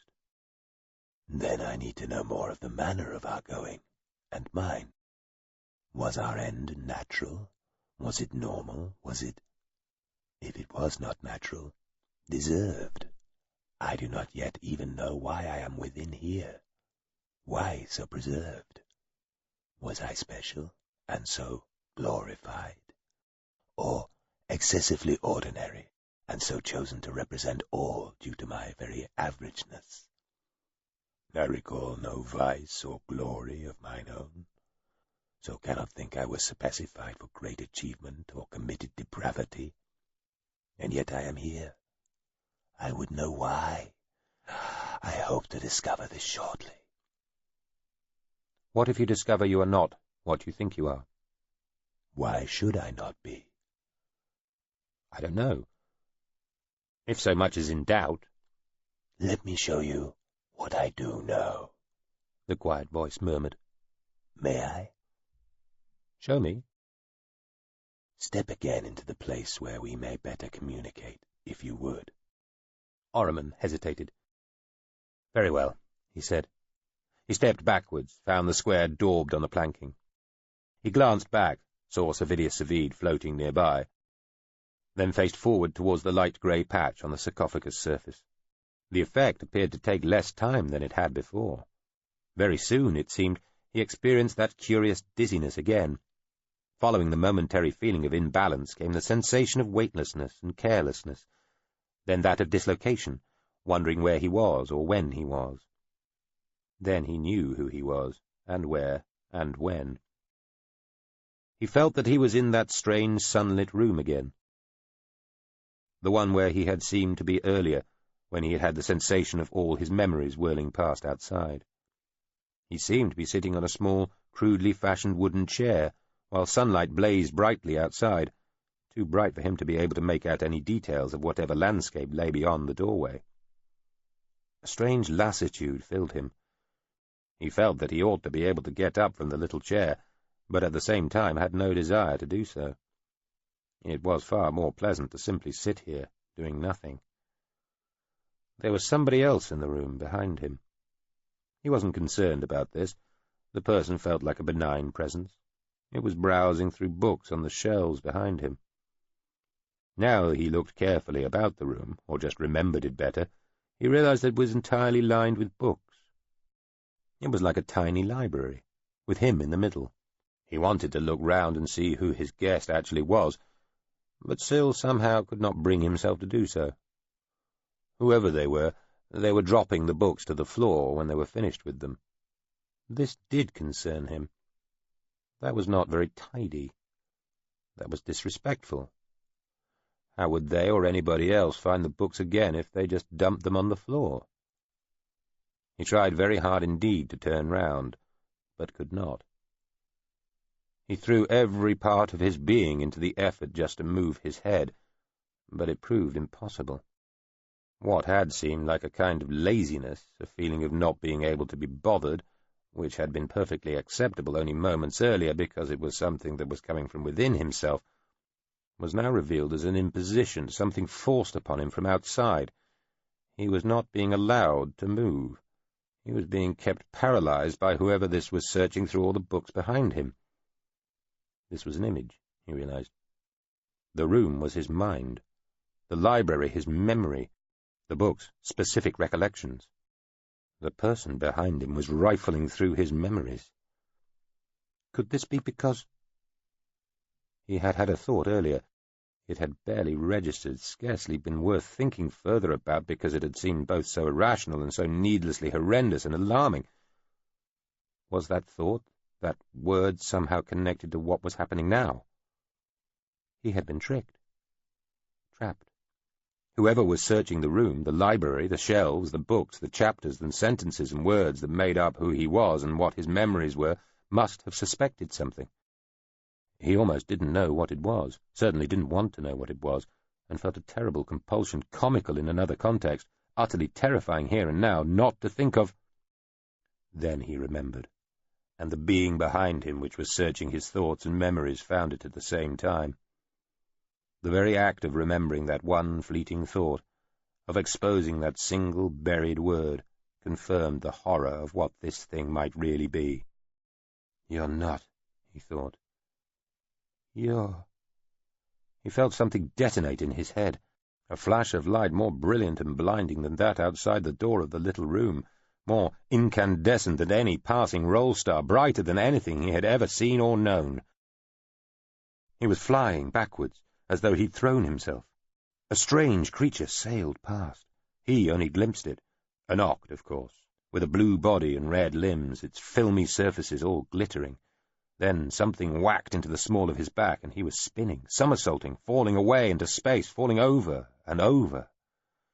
He hit something very hard, and things broke and hurt, and all the light went away again, and this time took him with it. There was no awakening, not in any sudden, now here I am sense. Instead, life, if life it could be called, seemed to seep back into him, slowly, sluggishly, in tiny increments, like Sylph's rain dripping from a tree, all accompanied by pain and a terrible crushing weight upon him that prevented him from moving. He was in that book-lined room again, stricken, immobile in that little seat. He had imagined that he was free of it, that he could rise from it, but after a brief, vivid sensation of sudden, unwanted movement, here he was again, paralyzed, laid out, spread prone across the ground, helpless. He was a baby once more. He had no control, no movement, could not even support his own head. He knew there were people around him, and was aware of movement and yet more pain, but nothing showed its true shape. Nothing made sense. He opened his mouth to say something, even if it was just to beg for help, for an end to this grinding, fractured pain, but only a mule escaped. He was awake again, He must have fallen asleep. He was still in terrible pain, though it seemed dulled now. He could not move. He tried to sit upright, tried to move a limb, twitch a finger, just open his eyes. But nothing. Sounds came to him as though from underwater. He lay on something soft now, not hard. It was no more comfortable. What had he been thinking? Something important. He swam back up through the watery sounds around him, helplessly aware of the noises he was making, wheezing, whining, gurgling. What had he thought of? The waters parted, like a hazy curtain drawn aside. He thought he saw his friend Drofo. He needed to tell him something. He wanted to grasp Drofo's clothing, drag himself upright, scream into his face, issue a terrible warning. Then there was Nagust. He had tears on his face. There were many other faces, concerned, businesslike, neutral, dreading, dreadful. He was awake once again. He was clutching at Drofo's neck, only it was not really Drofo. "Don't let it... destroy! Mind the chamber! Bring it down! Don't let..." He was asleep in his seat. An old man, perhaps, lost in the end of his days, such days shuffled in this slow fading of the light from him. Genteel confusion. He relied on others to tend to him. Somebody was behind him, searching for something. They always stole. Was this what he'd ever wanted? He was not his father's son, then. He tried to turn round to confront whoever was trying to steal his memories, but could not move. Unless this sensation was a memory, too. He felt he might be about to start crying. The voice went on whispering into his ear, into his head. He could not make out what it was saying. Old age came with great pain, which seemed unfair. All other senses were dulled, but pain was still bright. No, that was not true. The pain was dulled, too. Here it was being dulled again. What's he trying to say? We don't know. We can't make it out. Awake again. He blinked. Looked up at a ceiling he had seen before. He tried to remember who he was. He decided he must be Drofo, lying here, in the hospital train. Oh, look. Here was Drofo. He must be somebody else, then. He needed to say something to Drofo. Who were all these other people? He wanted them gone. They had to understand. But go. Understand, then go. Things needed to be done. Urgent work. He knew, and he had to tell them that he knew. They had to do what he could not. Now. Try, he heard himself say through the ruins. Bring it all down. Then his voice faded away, and the light went again. This darkness, enveloping.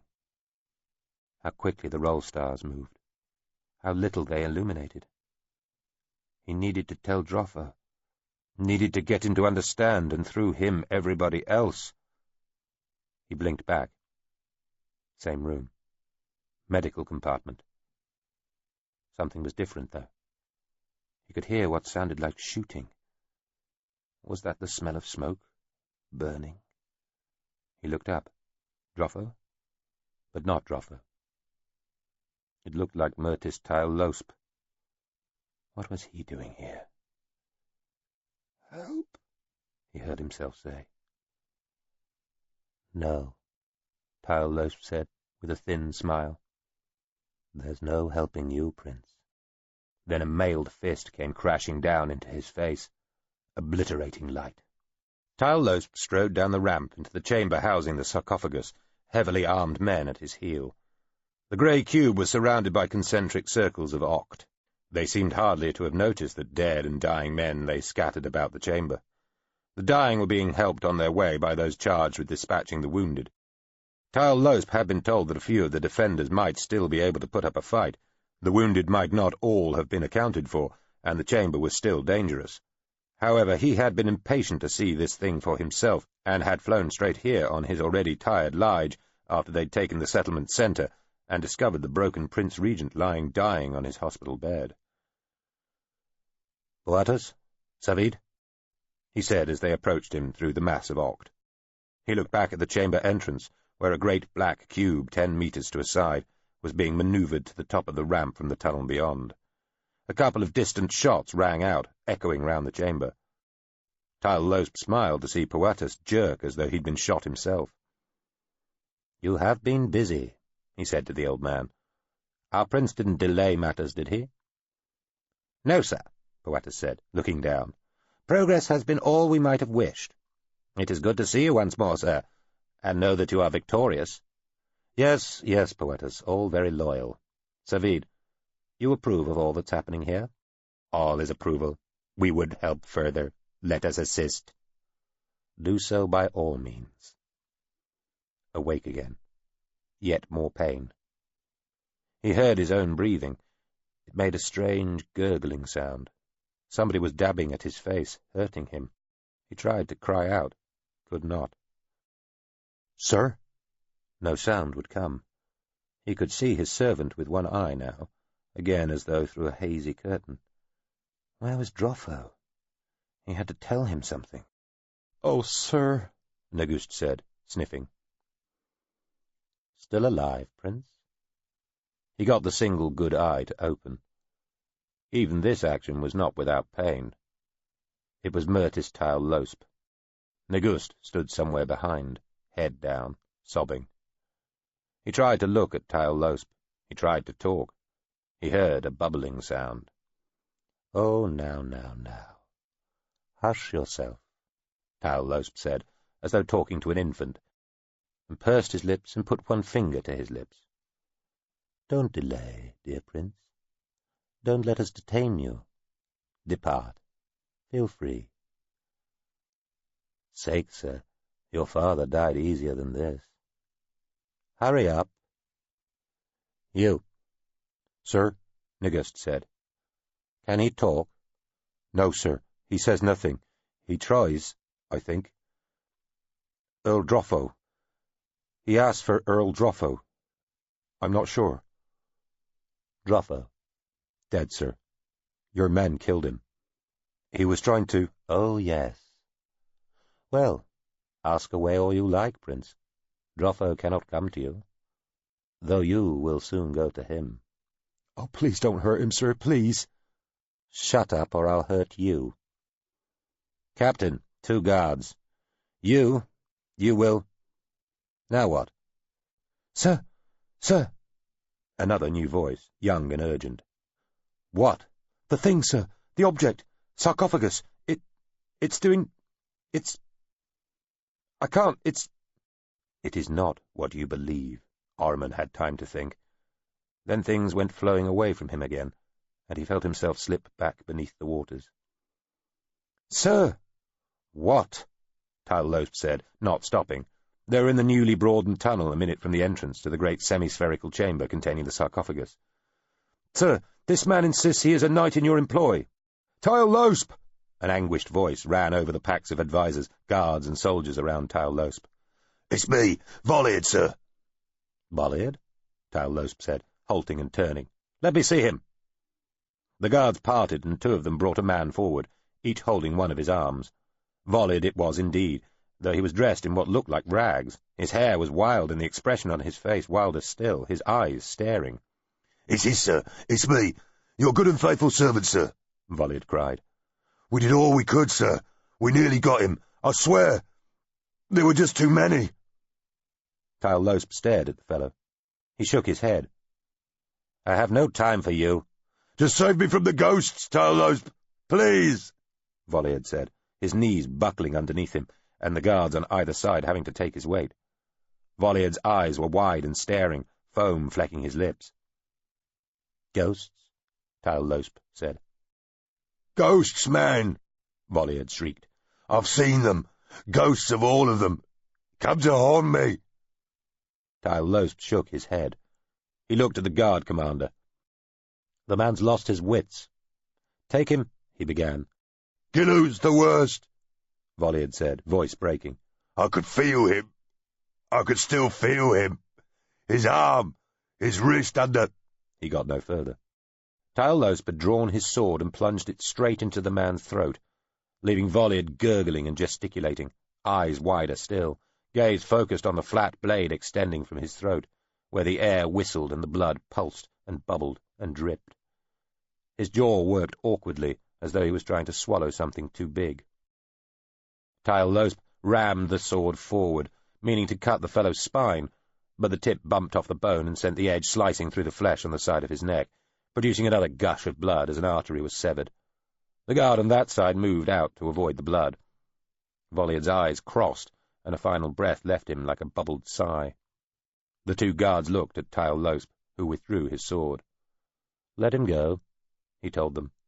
Released, Volleyard fell forward and lay still in the dark pool of his own still-spreading blood.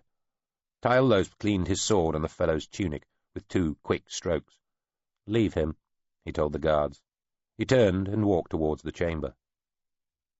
The sarcophagus had insisted the scaffolding be removed from around it.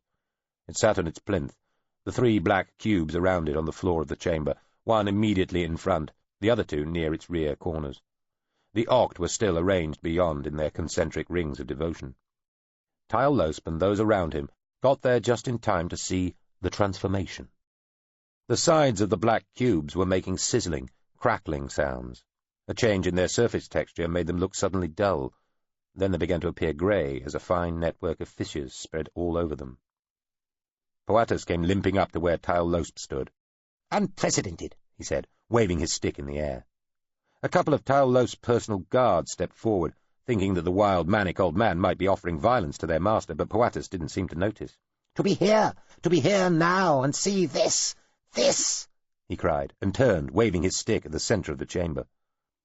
The faces of the black cubes showed great cracks all over their surfaces now. A dark vapour issued from them, rising slowly. Then the sides trembled and fell open, in a slow cloud of what looked like heavy soot, as the cube's casings seemed to turn to dust all at once, revealing dark, glistening ovoids inside, each about 3 meters long and 1.5 meters in girth. They floated up and out from the gradually settling debris of their rebirth. Poatus turned briefly back to Tylelope. "Do you see? Do you see?" "One could hardly avoid seeing," Tylelope said acidly. His heart was still thumping from the incident a few moments earlier, but his voice was firm, controlled. The ovoids drifted up and in towards the grey cube, which was starting to make the same snapping, zizzing sounds the black cubes had made moments earlier. The noise was much louder, filling the chamber, echoing back off the walls. The Oct ringed round the chamber's focus were stirring, shifting, as if they were all now looking up at the grey cube as it shuddered and changed, its surfaces growing dark with 1,000,000 tiny crazings. "This is your prize, Poatus!" Tylelope shouted over the cacophony. "And their ancestor!" Poatus yelled back, waving his stick at the circles of Oct. "Is all well here, Poatus?" Tylelope demanded. "Should it make this sound?" "Who knows?" Poatus screamed, shaking his head. "Why, would you flee, sir?" he asked, without turning round. The sound from the sarcophagus died away without warning, only echoes resounding. Tylelope opened his mouth to say something, but the sides of the sarcophagus were falling away too now, slipping as though invisible walls penning in dark grey dust had suddenly ceased to be, and letting its powdery weight come sliding out, falling in a great dry wash all around the plinth, lapping to the inner fringes of the surrounding Oct. There was almost no noise accompanying this, just the faintest sound that might have been mistaken for a sigh. The last echoes of the earlier tumult finally died away. The grey ovoid revealed by the fallen dust was perhaps 5 meters across and 8 long. It floated, trembling in mid-air. The 3 smaller black shapes drew in towards it, approaching as though hesitant. They tipped slowly up on their mid-axes, ends pointing straight up and down. Then they slid ponderously in to meet the larger grey shape at the centre of their pattern, silently joining with it, seeming to slide part way into it. The resulting shape hung steady in the air. Echoes slowly died, to leave utter silence within the great chamber. Then the shape roared something in a language the humans present could not understand, sounds crashing off the walls like surf. Tyle Losp cursed at the sheer piercing volume of it and clapped his hands to his ears like everybody else. Some of the other men fell to their knees with the force of the sound. Only pride prevented Tyle Losp from doing the same. While the echoes were still dying away, the Oct seemed to startle and move, almost as one. Dry, whispering noises, like small twigs just starting to catch fire, began to fill the chamber. The sound was drowned out as the grey dark shape hanging in the centre rumbled out again, this time in Sal. "Thank you for your help," it thundered. "Now I have much to do. There is no forgiveness." A filmy, spherical bubble seemed to form around the shape, just great enough in extent to enclose it completely. The bubble went dark, black, then quicksilver. As Tyle Losp and the others watched, a second bubble flickered into existence, enclosing the first, forming 2 meters or so further out from the inner silvery one. A blink of light, brief but close to blindingly bright, came from the space between the 2 spheres before the outer one went black. A humming noise built quickly, a vast thrumming sound which issued from the black sphere and rapidly grew to fill the entire chamber, cramming it with a tooth-loosening, eyeball-vibrating, bone-shaking, bassy howl. The Oct fell back, rolling to the floor, seemingly flattened by the storm of noise. Every human present put their hands to their ears again. Almost all turned away, stumbling, bumping into their fellows, trying to run to escape the pulverizing, flesh-battering noise. The few humans unable to look away, Poatus was one, on his knees, stick fallen from his hand, remained transfixed, watching the colossally humming black sphere. They were the only ones to witness, very briefly, a scatter of tiny pinprick holes speckling its surface, loosing thin, blinding rays. Then the outer sphere blinked out of existence. A tsunami of wide-spectrum radiation filled the chamber in an instant as the thermonuclear fireball behind it surged outwards. The blast of light and heat incinerated Oct and humans indiscriminately, vaporizing them along with the inner lining of the chamber, blowing its single great spherical wall out in every direction like a vast grenade and bringing what was left of the building above and the surrounding plaza crashing down upon the glowing wreckage. The first waves of radiation, gamma rays, neutrons, and a titanic electromagnetic pulse were already long gone, their damage done. The silvery sphere lifted slowly, calmly out of the smoking debris, perfectly unharmed. It drifted through the kilometre-wide hole in the city's plaza level and moved slowly away, dropping its film of shields and altering its shape slightly to that of a large ovoid. It turned to the direction humans call facing and accelerated out of the gorge. Chapter 27. The Core. They stood on the edge of the kilometre-wide crater left in the plaza level. The suit visors made the scene bright as day.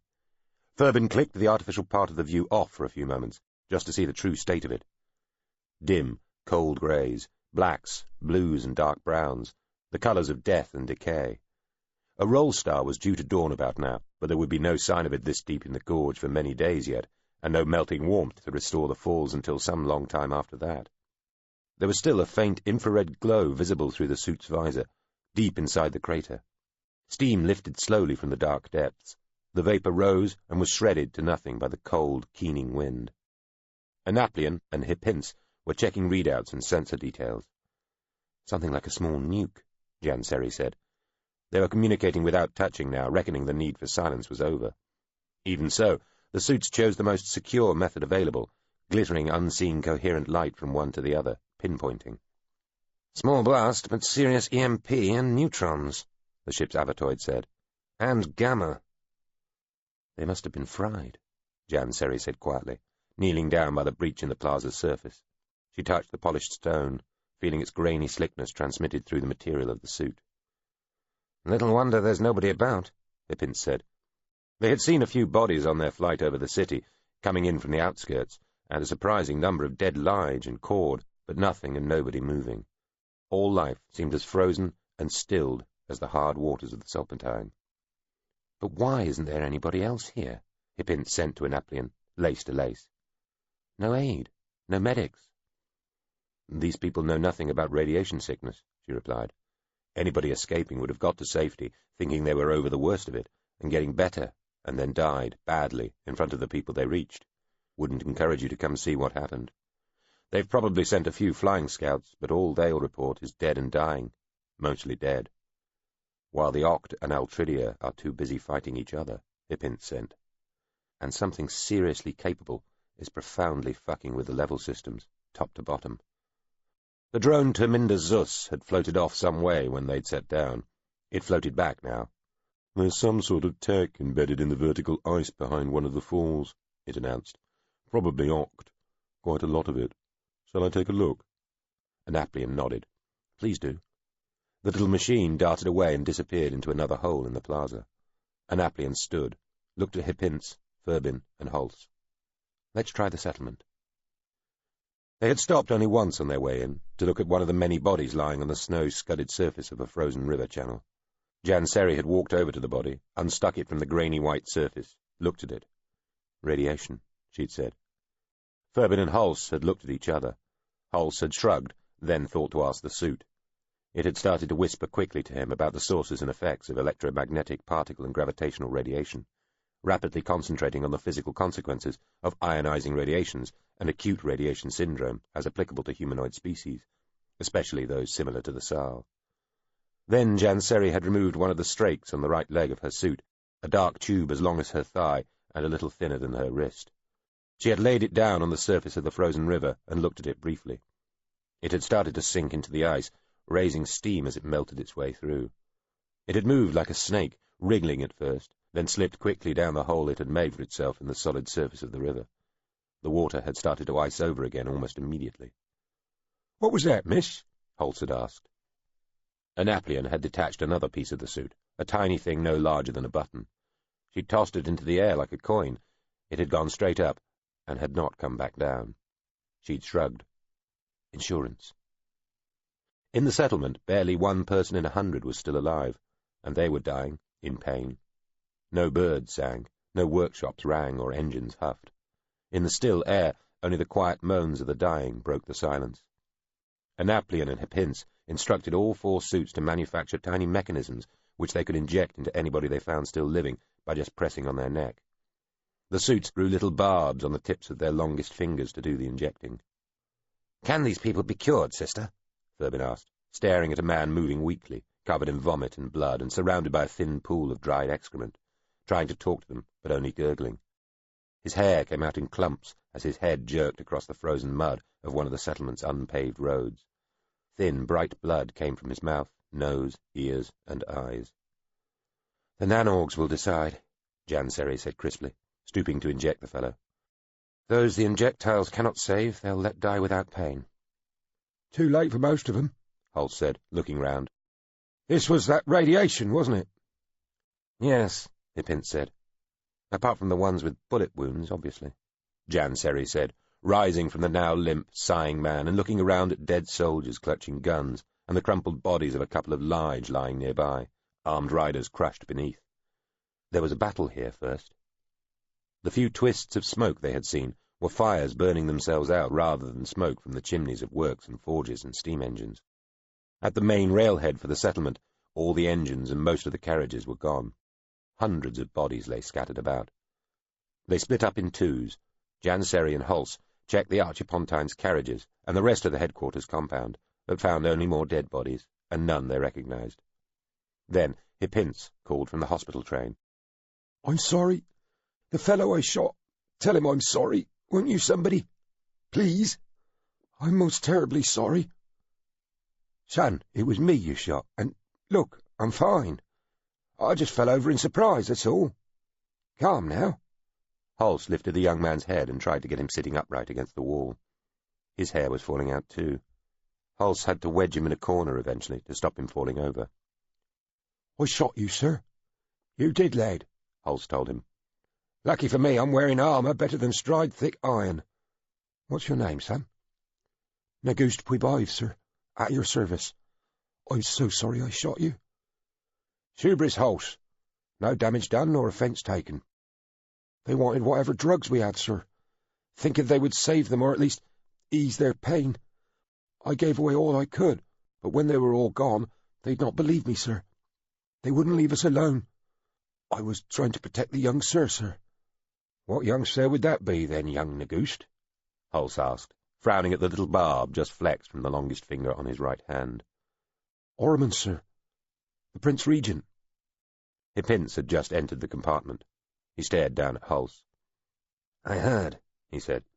"I'll tell them." Hulse pressed the barb into the young man's mottled, bruised-looking flesh. He cleared his throat. "Is the Prince here, lad?" "Through there, sir," Negust Puibaev said, attempting to nod at the door through to the next compartment. He started to cry, thin, bloody tears. Furbin cried too, sweeping back the mask section of the suit so that he could let the tears fall. Ormond had been cleaned up carefully. However, his face looked to have been badly beaten. Furbin touched his gloved hand to his brother's reddened, staring eyes, trying to get the eyelids to close, failing. Janseri was at the other side of the narrow bed, her hand cupped under the base of their brother's head, cradling his upper neck. She gave out a long breath. She, too, swept her mask back and away. She bowed her head, then let Ormond's head very gently back down, allowing it to rest on the pillow again. She slid her hand out. She looked at Furbin, shook her head. "No," she said. "We are too late, brother." She sniffed, smoothed some of Ormond's hair across his head, trying not to pull any of it out as she did so. "Days too late." The glove of her suit flowed back from her flesh like black liquid, leaving the tips, then the whole of her fingers, then her hand, to the wrist, naked. She gently touched Ormond's bruised, broken cheek, then his mottled forehead. She tried to close his eyes, too. One of his eyelids detached and slid over his blood-flecked eye like a piece of boiled fruit skin. "Fuck, fuck, fuck," Janseri said softly. "Annaplion!" Hippince shouted urgently from the compartment where he and Hulse were trying to comfort Negust Puibaev. "He asked for Earl Droffo, but they killed him, sirs. Tylosp's men, when they came on the air beasts, they'd already killed him. Him with only one good arm, trying to reload." "But what afterwards?" Hippince insisted, shaking the injured man. "What was it he said? What did you say? Repeat that. Repeat it." Janseri and Hulse both reached out to touch Hippince. "Steady," Janseri told the abbatoid. "What's wrong?" Hulse didn't understand. What was making Hippince so upset? It wasn't his brother lying dead through there. The man wasn't even a real human. These weren't his people. He had no people. "Repeat it!" Hippince wailed, shaking Puibaev again. Janseri took hold of Hippince's nearest hand to stop him jolting the dying youth. "All the rest left, sirs. Those that could, on the trains, when we all started to fall ill the second time," Negust Puibaev said, his eyes rolling around in their sockets, eyelids flickering. We all took a terrible gastric fever after the big explosion, but then we were all right, but then—" "In the name of your world god," Hippince pleaded, "what did Ormond say?" "It was his last understandable word, I think, sirs," Puibaev told them woozily. "Though they're not real, are they? Just monsters from long ago." "Oh shit, no," Annaplion thought. "What are, lad?" Hulse asked, pushing Hippince's other hand away. "That word, sir. That was the word he kept saying, eventually, when he could speak again for a short while, when they brought him back from the chamber where the sarcophagus was, once he knew Earl Droffo was dead. Iln, he kept saying. I couldn't work it out at first, but he said it a lot, even if it got softer and fainter each time he said it. Iln, he said. Iln, Iln, Iln." Hippince stared at nothing. "The Iln," Horse's suit whispered to him. "Aerospiniform, gas giant, mid-level ancients, originally from the Zunzil ligature, assumed contemporary sophisticated equip-tech level, evolved between 0.83 and 0.78 billion years ago. Multidechion non-extant, believed extinct, non-sublimed, no claimed descendancy, now principally remembered for the destruction of approximately 2,300 shell worlds." To Janseri and Annaplion, it was as though the world beneath her feet dropped away, and the stars and the vacuum fell in around her. Annaplion stood. "Leave him," she said, snapping her mask back into place and striding out of the compartment. Hippince rose and followed. "It's the second-hand word of one dying man transmitted by another," the abbatoid sent to the SC agent. "Could be false." Annaplion shook her head. "Something spent geological ages in a buried city, wasted several 100,000 people as it left just for the hell of it, and then disappeared," she replied. Let's assume the worst of the fucker. Whatever it was, it may not have been the source of the— "Can't I stay?" Hulse began. "Yes, you can, but I'll need your suit," Annaplian told him from down the corridor. "It can function as an extra drone." Her voice changed as Hulse's suit decided her voice was growing too faint and switched to comms. "Same applies to my brother," she told him. "Can we not mourn even a moment?" Ferbin's voice cut in. "No," Annaplian said. Outside, in the cold desert air, Terminder Zus swept down to join Annaplian and Hipince as they stepped from the carriage. "Oct," it told them. "A few still left in the rearmost ship. A click back under the ice upstream. All dying.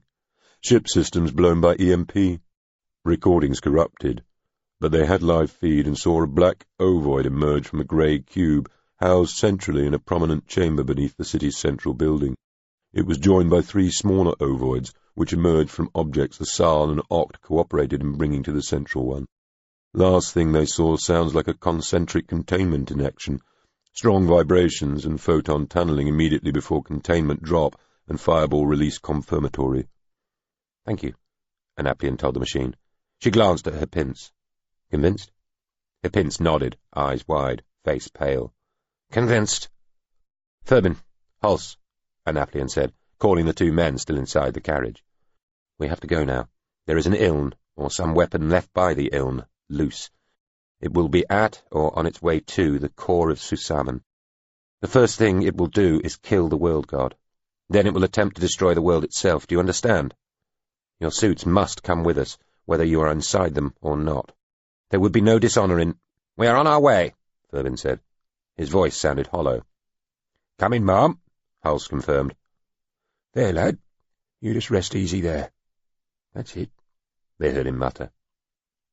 The 4 suits and the tiny shape of the accompanying machine lifted from the wispily smoking remains of the Hyangzar settlement and curved up and out, heading for the nearest open tower, 7,000 kilometers distant. Terminder Zus powered ahead and up, vanishing from sight almost immediately. Ferbin assumed they were flying in the same diamond formation as before, though the suits were camouflaged again, so it was impossible to tell. At least this time they were allowed to communicate without having to touch. "But this thing must be ancient, ma'am, mustn't it?" Hulse protested. "It's been under there for an eternity. Everybody knows the Iln vanished millions of years ago. Whatever this thing is, it can't be that dangerous. Not to more modern powers like the Optimi, the Culture, and so on. Can it?" "It doesn't work that way," Annaplian said. "Would that it did." She fell silent as they tore upwards into the air, spreading out. Hipince cleared his throat and said, "The type of progress you guys are used to doesn't scale into this sort of civilizational level. Societies progress until they sublime, godlike retirement, if you will, and then others start again, finding their own way up the tech face. But it is a tech face, not a tech ladder. There are a variety of routes to the top, and any 2 civs who have achieved the summit might well have discovered quite different abilities en route. Ways of keeping technology viable over indefinite periods of time are known to have existed eons ago, and just because something's ancient doesn't mean it's inferior. With workable tech from this thing's time, the stats show it's about 60-40 it would be less capable than what we have now. But that's a big minority." "I'm sorry to have to involve you in this," Annaplian told the 2 Sal men. "We're going to have to descend to the machine level, and possibly the core of Susamen, to confront something we have very little knowledge of. It may well have highly sophisticated offensive capabilities. Our chances of survival are probably not good." "I do not care," Ferbin said, sounding like he meant it. "I would gladly die to do whatever I can to kill the thing that killed our brother and threatens the world god." They were leaving the atmosphere, the sky turning black. "What about the ship, ma'am?" Hulse asked. "Hipince?" Annaplian asked. "I'm broadcasting for help," the Avatoid replied. "Oct systems, Narasine, Morph, anything to patch us through. Nothing's coming back from the chaos in the local dataverse. System disruption is still spreading, jamming everything. Take heading to another level to find a working system, and even then it'd be somebody else's whim." "I'll signal it," Annaplian said. "I guess we have no choice," Hipince said. "This should get us some attention." "Arming," Annaplian said. "Coding for machine space rendezvous, no holds barred." "Total panic now mode," Hipince said, as though he was talking to himself. "How can you signal the ship, ma'am?" Hulse asked. "I thought signals couldn't get out of shell worlds." "Oh, some signals can," Janseri said. Look back at the gorge down from the falls, where we landed earlier. They had risen so fast and travelled so far laterally already, this was not easy. Hull still hadn't located the gorge below the Hyangza, and hadn't thought to ask the suit to do so for him, when a sudden flash attracted his eye. It was followed by 4 more in groups of 2. The whole display lasted less than 2 seconds. Hemispherical grey clouds burst blossoming around the already dead light points, then quickly disappeared, leaving rapidly rising grey-black towers behind. "What was that?" Hulse asked. 5 small antimatter explosions, Anaplian told him. The debris stacks were already falling over the horizon as they raced away just above the outer reaches of the atmosphere. The liveware problem and its remotes are monitoring the surface at prime level, listening for unusual vibrations. Those 5 explosions together won't rattle Susaman as much as a single starfall, but they'll make the planet ring like a bell for a few minutes, all the way out to the surface, which is all we need. Surface compression waves. That's how you get a signal out of the shell world. "So the ship," Hulse began. "Will right now be making its way towards the core," Anaplian said, and not taking no for an answer. "Getting something," Hippint said. "Ah, looks like—" Brilliant, blinding light splashed off to Furbin's left, diagonally ahead. His gaze darted that way even as the images danced inside his eyes, and the suit's visor blacked out the entire view, then cast an obviously false representation up, showing the horizon, nearby towers, and not much else. The image he was left with was that of a human figure, lit as though it was made of sun stuff. "Anaplian!" Hippin's yelled. "Yes?"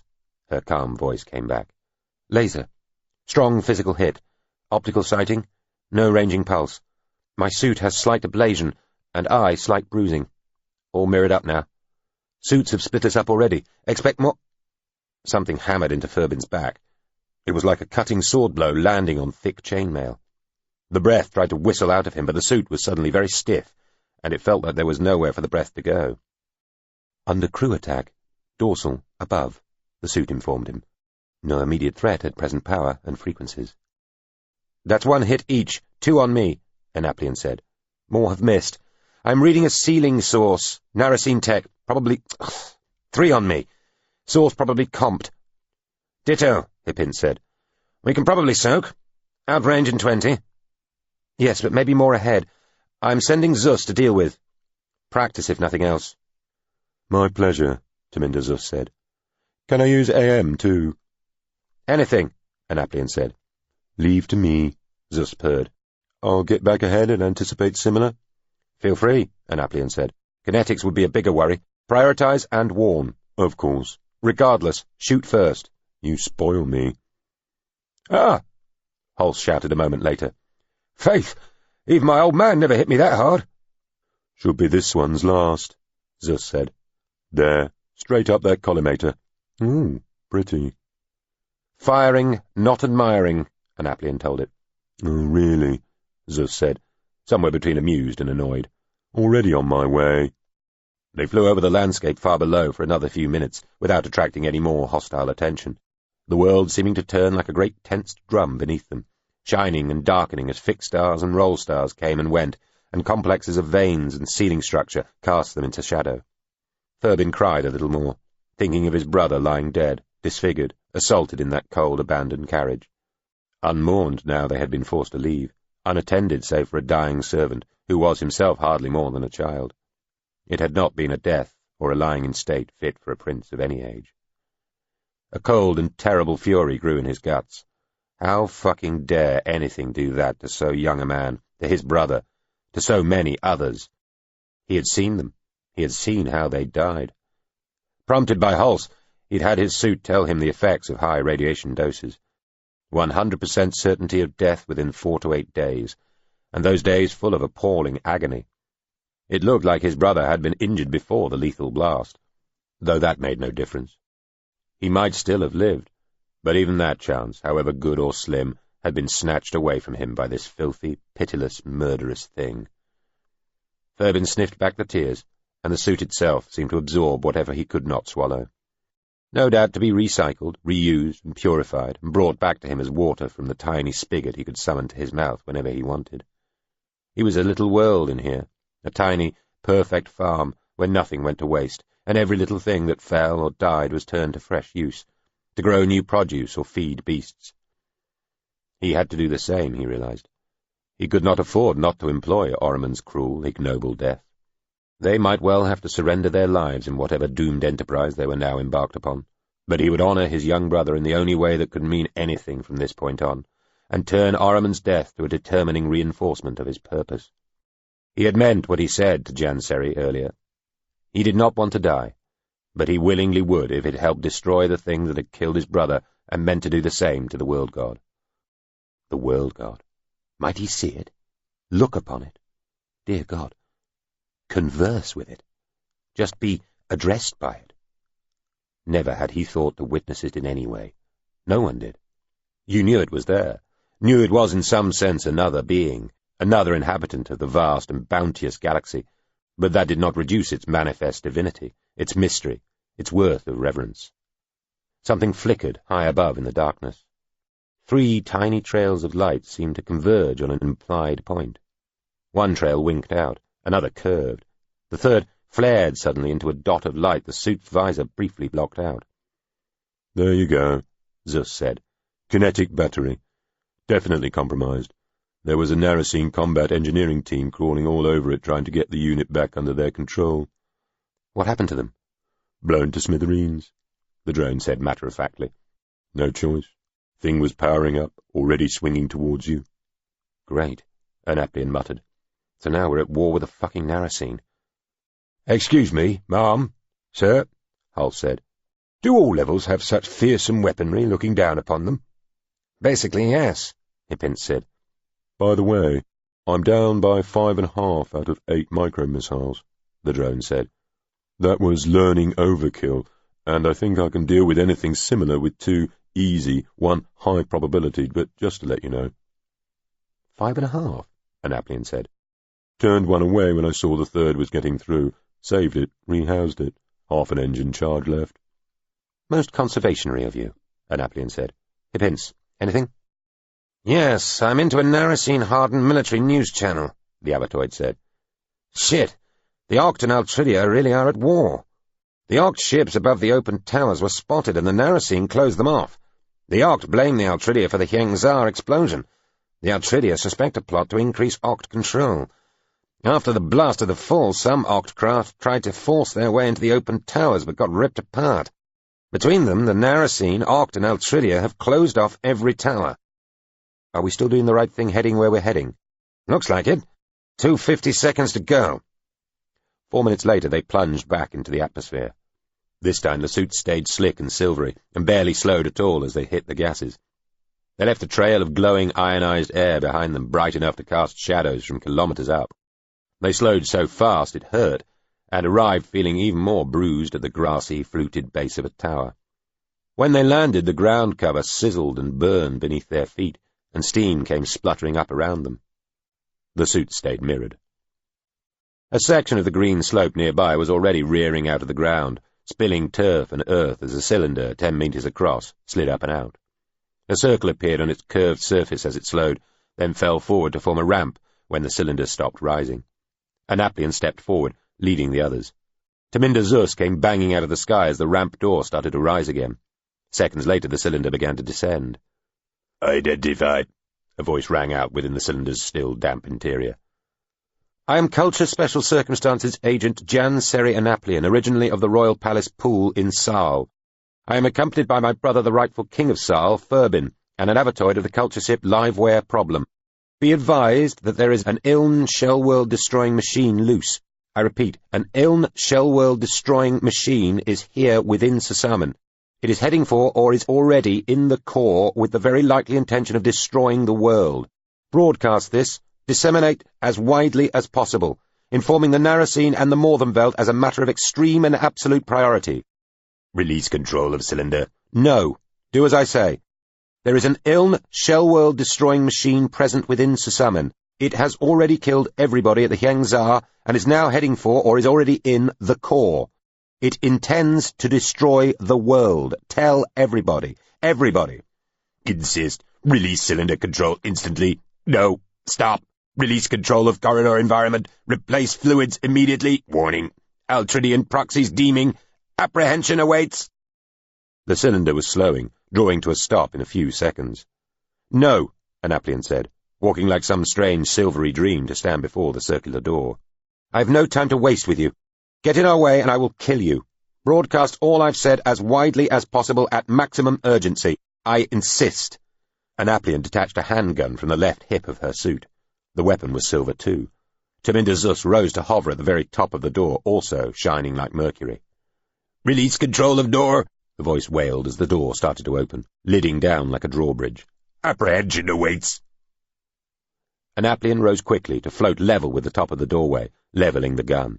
The tiny mirror-bodied shape of Terminda Zus glinted and was gone.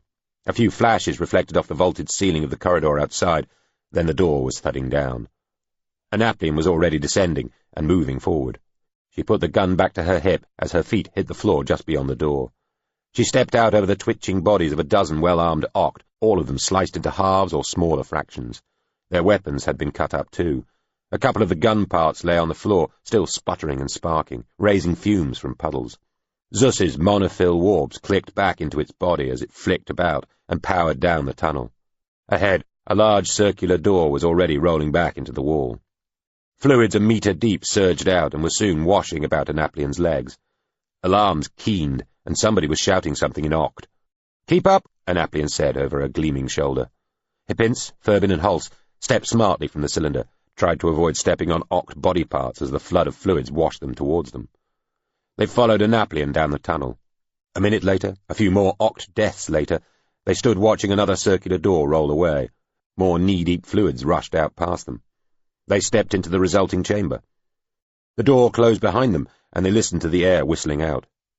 We'll be in vacuum again from this point on, Annaplian told them, unhitching her crew from the back of her suit and quickly checking it. Hippince mirrored her actions. Furbin and Hulse looked at each other, then did the same. Janseri restowed the laser weapon where it had been. It moulded into the dorsal section of her suit while she reached over her shoulder and pulled on another of the long strakes on her back, producing yet another glossily black weapon. She let it unfold itself and checked that too. Furbin caught his sister's gaze, and she nodded. I shall lead with this particle buster. You use the kinetic rifle, Furbin. Hulse, you and Hippince lead with the cruise. Don't want us all using the same stuff. Her mask unmirrored long enough for her to smile briefly at them and wink. Just shoot at what we do. Then the suit was fully mirrored again. We are all mirrors, Furbin thought, reflecting each other. We are here, and these strange suits of armour turn back all light, but somehow, despite that, we are nearly invisible. The gaze is redirected from each contact with our surfaces, sliding away until we see something of whatever surrounds us, as though only that is real. Terminda Zus lowered to hover in front of Annaplian, level with her sternum. A couple of slim shapes like spike daggers drifted up from Annaplian's calves, and also floated just ahead of her. Also, we have a long way to drop. This an open tower, ma'am? Hulse asked. No, Annaplian said. We are one tower away from an open tower, the one that the ship will be using. If this thing's left anything behind to ambush anybody coming after it, the opens are where they'll likely wait. The ship has no choice but to use an open. We do, but we can keep close enough to where the ship will appear to offer support. Even then, we won't be leaving by the main tower shaft. She glanced at the two Sal men. We are the infantry here, in case you haven't guessed, gentlemen. Expendable. Sacrificeable. The ship is the knight, the heavy artillery, however you wish to express it. She looked at Hippince as the door ahead of them twitched. Anything? Not yet, Hippince said. Two small mirrored things, like tiny daggers, floated up to station themselves level with his shoulders. Another pair of mercurially glinting shapes slid away from Furbin and Hulse's suits too, and floated up to cluster round Terminda Zus. If you don't mind, gents, the drone said casually. Be my guest, Furbin told it. Didn't even know they were there, Hulse said. The door rolled silently to one side, revealing utter darkness. The drone turned soot black and darted ahead, disappearing along with the four other smaller missiles. The humans floated across a tube Hippince said was only 30 meters wide, a Sen ship shaft. Beyond, a circular hatch had just completed irising open. They floated through to the main tower interior. As they started to drop, they moved away from each other until they were nearly half a kilometre apart. I really never thought to be doing this, Hulse thought. He was frankly terrified, but elated too. To be dropping towards the world god, with mad aliens, to meet up with a talking eccentric spaceship that could stride between stars like a man strode between stepping stones, to go in search of an even more insane Iln that wanted to blow up or crumple down the whole world. That was the kind of thing he'd not even started to dream of when he'd been back on the farm, mucking out stables and following his dad around the frost-rimed gelding pen, carrying the gently steaming ball bucket, ear still smarting from the latest slap. He had the worrying feeling that he and Furbin were along as little more than decoys, but in a way he didn't care. He was starting to change his mind about the old warrior code stuff knights and princes invoked, usually when they were drunk and in need of spilling their words or trying to justify their poor behaviour in some other field. Behave honourably and wish for a good death. He'd always dismissed it as self-serving bullshit, frankly. Most of the people he'd been told were his betters were quite venally dishonourable, and the more they got, the more the greedy bastards wanted, while those that weren't like that were better behaved, at least partly because they could afford to be. Was it more honourable to starve than to steal? Many people would say yes, though rarely those who'd actually experienced an empty belly, or a child whimpering with its own hunger. Was it more honourable to starve than to steal when others had the means to feed you but chose not to, unless you paid with money you did not have? He thought not. By choosing to starve, you became your own oppressor, keeping yourself in line, harming yourself for having the temerity to be poor, when by rights that ought to be a constable's job. Show any initiative or imagination, and you were called lazy, shifty, crafty, incorrigible. So he'd dismissed talk of honour. It was just a way of making the rich and powerful feel better about themselves, and the powerless and poverty-stricken feel worse. But once you weren't living hand to mouth, and had some ease, you had the leisure to contemplate what life was really all about and who you really were. And given that you had to die, it made sense to seek a good death. Even these culture people, bafflingly, mostly chose to die, when they didn't have to. With freedom from fear and wondering where your next meal was coming from or how many mouths you'd have to feed next year and whether you'd get sacked by your employer or thrown into jail for some minor indiscretion. With freedom from all that came choice, and you could choose a nice, quiet, calm, peaceful, ordinary life and die with your nightshirt on and impatient relatives making lots of noise around you. Or you could end up doing something like this and, however scared your body might feel, your brain rather appreciated the experience. He thought of his wife and children, and felt a twinge of guilt that they had been so absent from his thoughts for so long recently. He'd had a lot to think about and so many new and utterly bizarre things to learn, but the truth was that they seemed like beings from another world now, and while he wished them only well, and could imagine, if by some miracle they survived all this, going back to them and taking up his old duties again, somehow that felt it was never going to happen, and he'd long since seen them for the final time. A good death. Well, he thought, given that you had to die, why want a bad one? They hovered above a gigantic door composed of great dark curved sections like scimitar blades, all pressed together to make a pattern like the petals of a flower. The drop had taken nearly half an hour, and in that time they had passed another 5 levels, where, according to the suit, things called variolous tendrils, vesculars, gas-giant swimmers, tubers, and hydrals lived. The final level above the machine space was empty of life, full of oceanic water under kilometres of ice. Now they were directly above the machine space level where, according to both legend and convention, the workings of the world, as it had originally been conceived, still sat, lifeless but mighty. "This is secondary, isn't it?" Anaplian asked, staring down at the vast shutter. "Yes," Hipince said. "Openable." Hipince floated over the very centre of the 3-kilometre diameter door, his outline in the visors of the others fuzzy, barely hinted at even by the astoundingly sensitive sensors of the suits. He detached something from his suit and left it lying right in the door's centre, where the great blades met. They followed Anaplian back up a kilometre to a huge oval hole in the side of the vast shaft, entered the 100-metre diameter tunnel which it led to, and floated straight down. Behind, above them, something flashed. The suits registered tiny but ponderous long-wavelength vibrations in the fabric of the tube around them. Anaplian beckoned them together, and when they touched, said, "The main door should have opened the one at the bottom of this too, so we can fall straight out. Zeus and the 4 suit missiles are going first." "Look," Furbin said, staring down. "Light!" A flickering blue-grey circle widened quickly as they fell towards it. Beyond, beneath, dimly glimpsed far below, vast shapes loomed, all curved and swooping, sharp and bulbous, pocked and ribbed and serrated. It was like falling into a vast assemblage of blades the size of storm systems, all lit by lightning. "Clear," Taminder Zus announced. "Suggest staying apart, though. Signalling less a risk than a tight target." "Copy," Annaplian said tersely. They dropped beneath the ceiling of the machine level and hung, hundreds of meters apart, over a drop of about 50 kilometers to the vast blade system still lying in the gloom below. A few tens of kilometers off, a colossal vein shaped like an enormous toroidal gear wheel filled the view, its topmost edges ridging up to the level ceiling. It seemed to sit on top of and mesh with other titanic spheres and disks, all linked to still further massive shapes.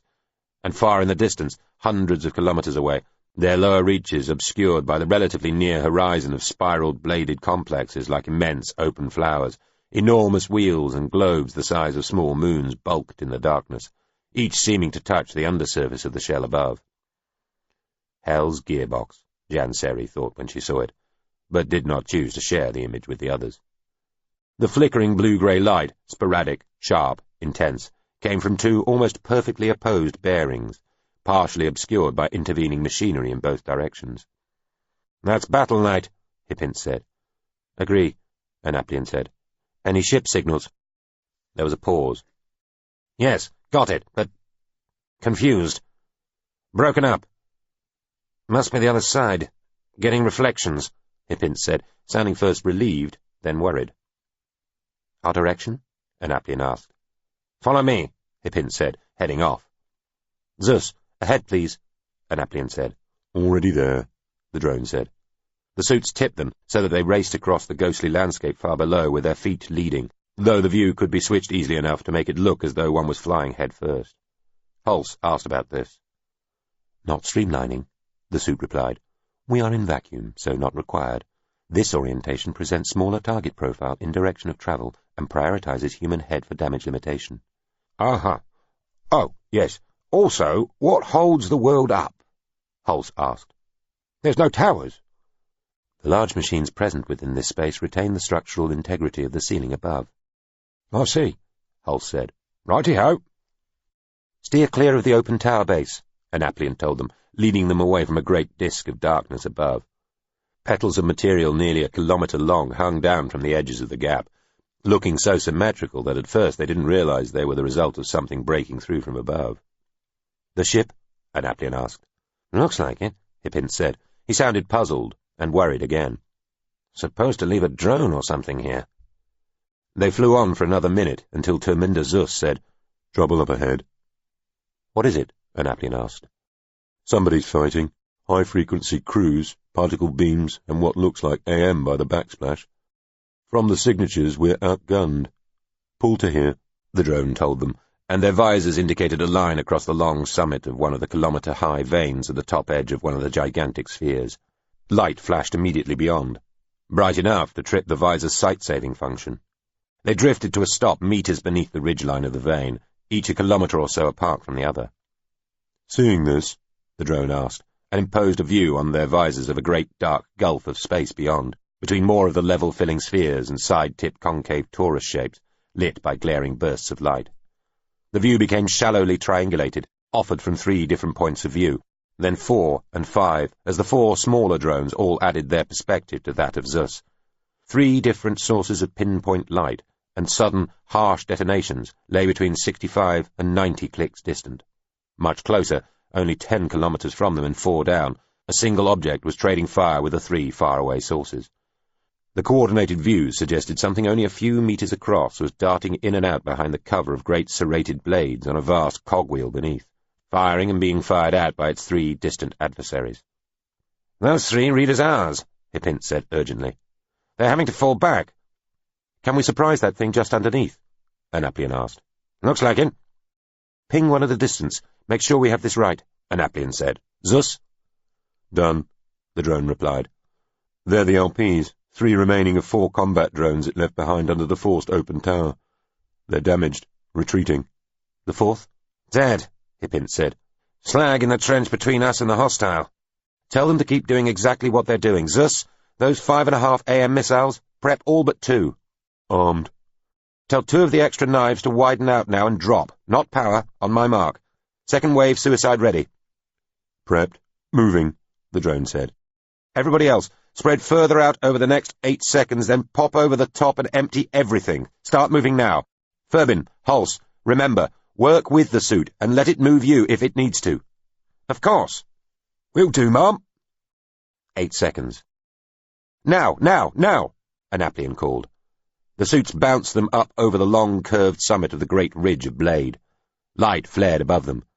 Suddenly, looking down into the chasm beneath, the exhausts of the drone's AM-powered missiles were soot-dark spots on their visors as the suits blanked out their extreme flaring. The visors blinked red circles round their target, and all 4 of their weapons fired. Furbin's kinetic rifle leapt and hammered in his hand, throwing him up and back with every pulse, the round's tiny bright trails left in the eye. He started to twist as the recoil tried to turn him round and make him somersault all at once, the suit doing its best to compensate and keep the gun pointed at their target. Light everywhere. Something thudded into his lower right leg. There was a burst of pain, as if he'd twisted his knee, but it faded almost instantly.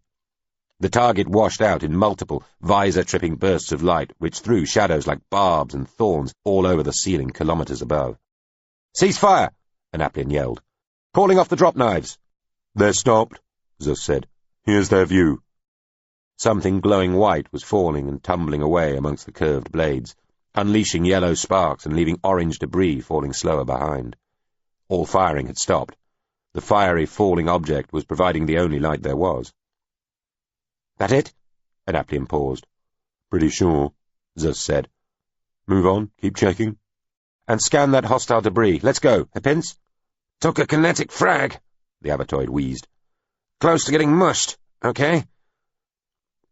Repairing. Moving." "Okay," Janseri said as they all moved out across the dark trench. Far below, the molten debris was still falling. "Furbin," Anaplian said gently. "I'm sorry about your leg." "What?" He looked down. His right leg was missing from the knee down. He stared. General Iain, he thought. He felt his mouth go dry and heard something roar in his ears. "You'll be all right," his sister's voice said quietly, soothing in his ears. "Suit sealed it and pumped you with pain-kill and anti-shock, and it was cauterized by the hit. You will be fine, brother, my word on it. Once we're back out, we'll grow a new one. Easiest thing in the world, okay?" Furbin felt remarkably all right now, almost happy. Mouth okay, no roaring anymore. Certainly there was no pain from the wound. In fact, no sensation down there at all. "Yes," he told his sister. "You sure, sir?" Hulse said. "Yes," he said. "I'm all right. I feel very good." He had to keep looking, as if to be sure it had really happened, and then felt down, just to confirm. Sure enough, no leg below the knee, and he felt fine. Extraordinary. "That thing was morph tech, compromised," Hippins told them when he got information back from the microdrone sent to investigate what was left of the machine they'd been fighting. "1 of 12, if its internal records are right."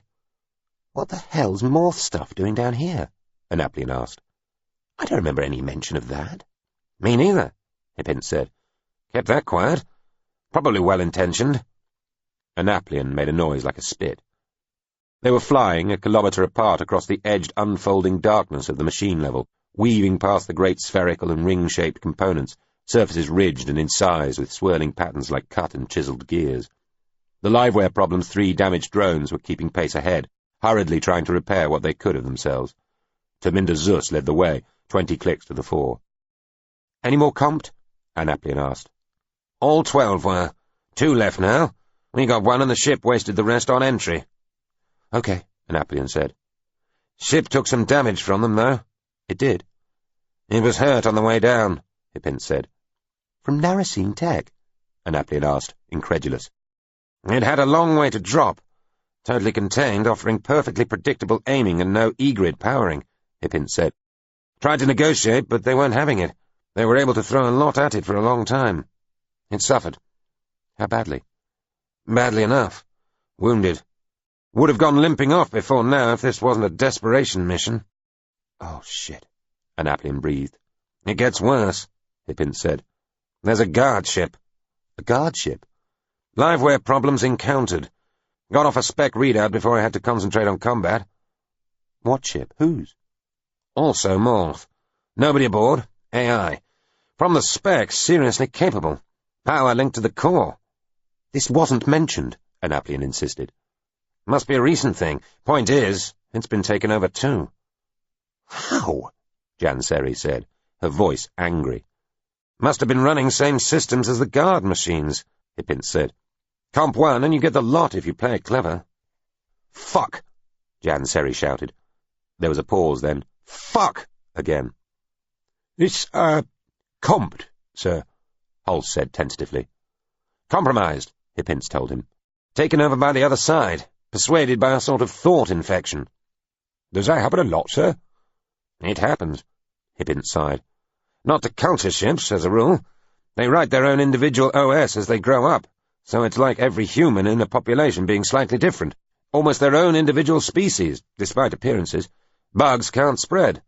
The Morvenveld like a degree more central control and predictability in their smart machines. That has its advantages too, but it's still a potential weakness. This Ilm machine seems to have exploited it. Hippins made a whistling noise. Must have learnt a lot fast from somewhere. An enabler, Anaplian said bitterly. Bet you. The Oct ran an enabler system at the thing. That would fit, Hippins agreed. What from the ship? Anaplian asked. Furbin and Hulse's suits registered information coming in from one of the 3 drones, but they wouldn't have known how to interpret it. Seeing this? Anaplian said. Her voice sounded flat and lifeless. Hulse felt suddenly terrified. Even Furbin's euphoria was punctured. Yes, Hippins said. He sounded grim. Seeing it. Light flickered and flared ahead, bearing a few similarities to the display produced by the firefight they'd chanced upon earlier between the ship drones and the compromised Morvenveld machine, but much further away. The light was being produced from some way over the horizon and reflecting off the undersurface above, strobing and flaring across the ceiling structures with a distant slowness that seemed to imply a conflict of a weight and scale orders of magnitude above that of the earlier skirmish. That's them, right? Anaplian asked. That's them, Hippins replied, voice low. Furbin heard his sister sigh. This, she said quietly, is not going to be fun. They got there in time to see the ships destroying each other. The last action was that of the culture superlifter Liveware Problem. It fell into the unnamed Morvenveld guard ship, a stubby fist ramming a bloated head, and partially annihilated both of them in a blast of total spectrum radiation so extreme that even from 80 kilometers away it was sufficient to trip alarms in the suits. "I'm gone," Hippins said, sounding like a lost child. "Down to us now," Anaplian said crisply. "Hippins, you all right?" "Yes," the Abatoid said. They were all watching the distant shrapnel of the wreck, huge pieces of ship flailing and tumbling and racing away from the explosion, their glinting, somersaulting surfaces lit by the fading radiations of the carnage as they flew away, smashing into vanes and blades and machinery and ricocheting away again, trailed by sparks and liquidic splashes of secondary and tertiary debris. "Still got the drones?" Anaplian asked. "I've lost them." Yes, got them," Hippins said quietly. "They're answering." "Both ships gone," Terminder Zus announced. "I am up close and dodging megaton shit here, and I can see the offending article. It has the Zynthian." Furbin's blood seemed to run cold at the mention of the last word. Zynthian. The other name for the world god. What would that mean, sir?" Hulse asked. "The Zynthian is enclosed within what looks like a fiery cage," Terminder Zus told them. "The offender is very small but looks extremely capable. Energy profile the like of which I have not seen before. Who'd have thought something so ancient would be so potent?" It showed them. Beyond where the ships had disputed, beyond where their wreckage had slowly fallen, splashing wildly across the great flowers of spiraled veins beneath, like sun-glinted rain on a forest bloom, half a horizon away, but coming quickly closer, another tableau presented itself. The view wobbled, over-magnified, then grew quickly more stable and detailed as the drone and its accompanying missiles rushed closer. The world god was an ellipsoid, 1 kilometer across and 2 in length, jerking and writhing within a light-splintered surround of fierce white fire, extending a few 100 meters out from its mottled, dark-brown surface. The Ilm machine was a dot to one side, joined to this tortuous mayhem by a single strand of bright blue energy. Beneath the Zynthian, directly over a hole in the center of one of the immense blade flowers, a tiny bright globe was growing, throwing off intense, recurrent flashes of light. "Beneath it," Annaplian said, sounding like she was gulping. "It's generating antimatter," Hippin said. "Where are—" Janseri began. Then they were all hit by intense bursts of laser fire sparking from a source above and behind them. The suits flicked about, spun, raced away, ablating layers. Thurbin found himself pummeled, too warm, breathless, and his weapon nearly torn from his arms as it twirled, aimed and fired in one absurdly fast movement that happened so quickly it left his flesh and bones aching.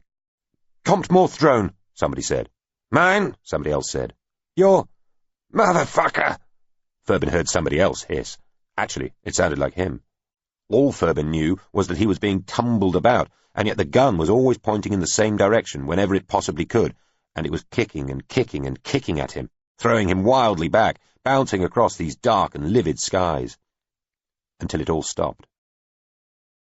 "Hippince." No answer. "Hippince, reply." It was Janseri's voice. "Hippince." Her again. "Hippince." Thurbin had blacked out momentarily due to the extreme manoeuvring. The suit apologized.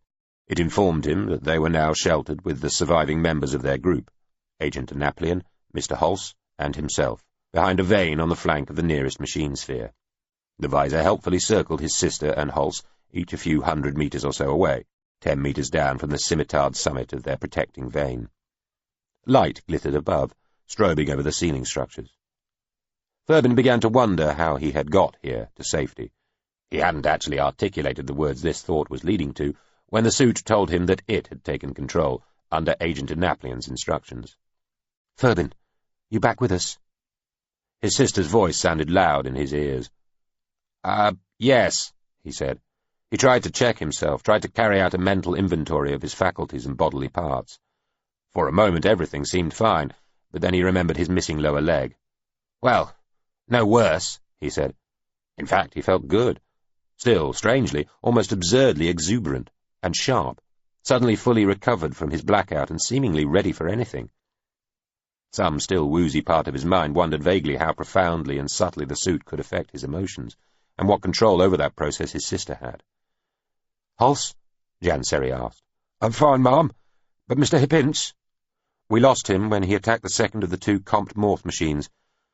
Also Zus isn't answering, and the ship drones don't appear to have survived that last tussle either. We are somewhat reduced, gentlemen." "Weren't there 2 of those More-than-Veld machines?" Hulse asked.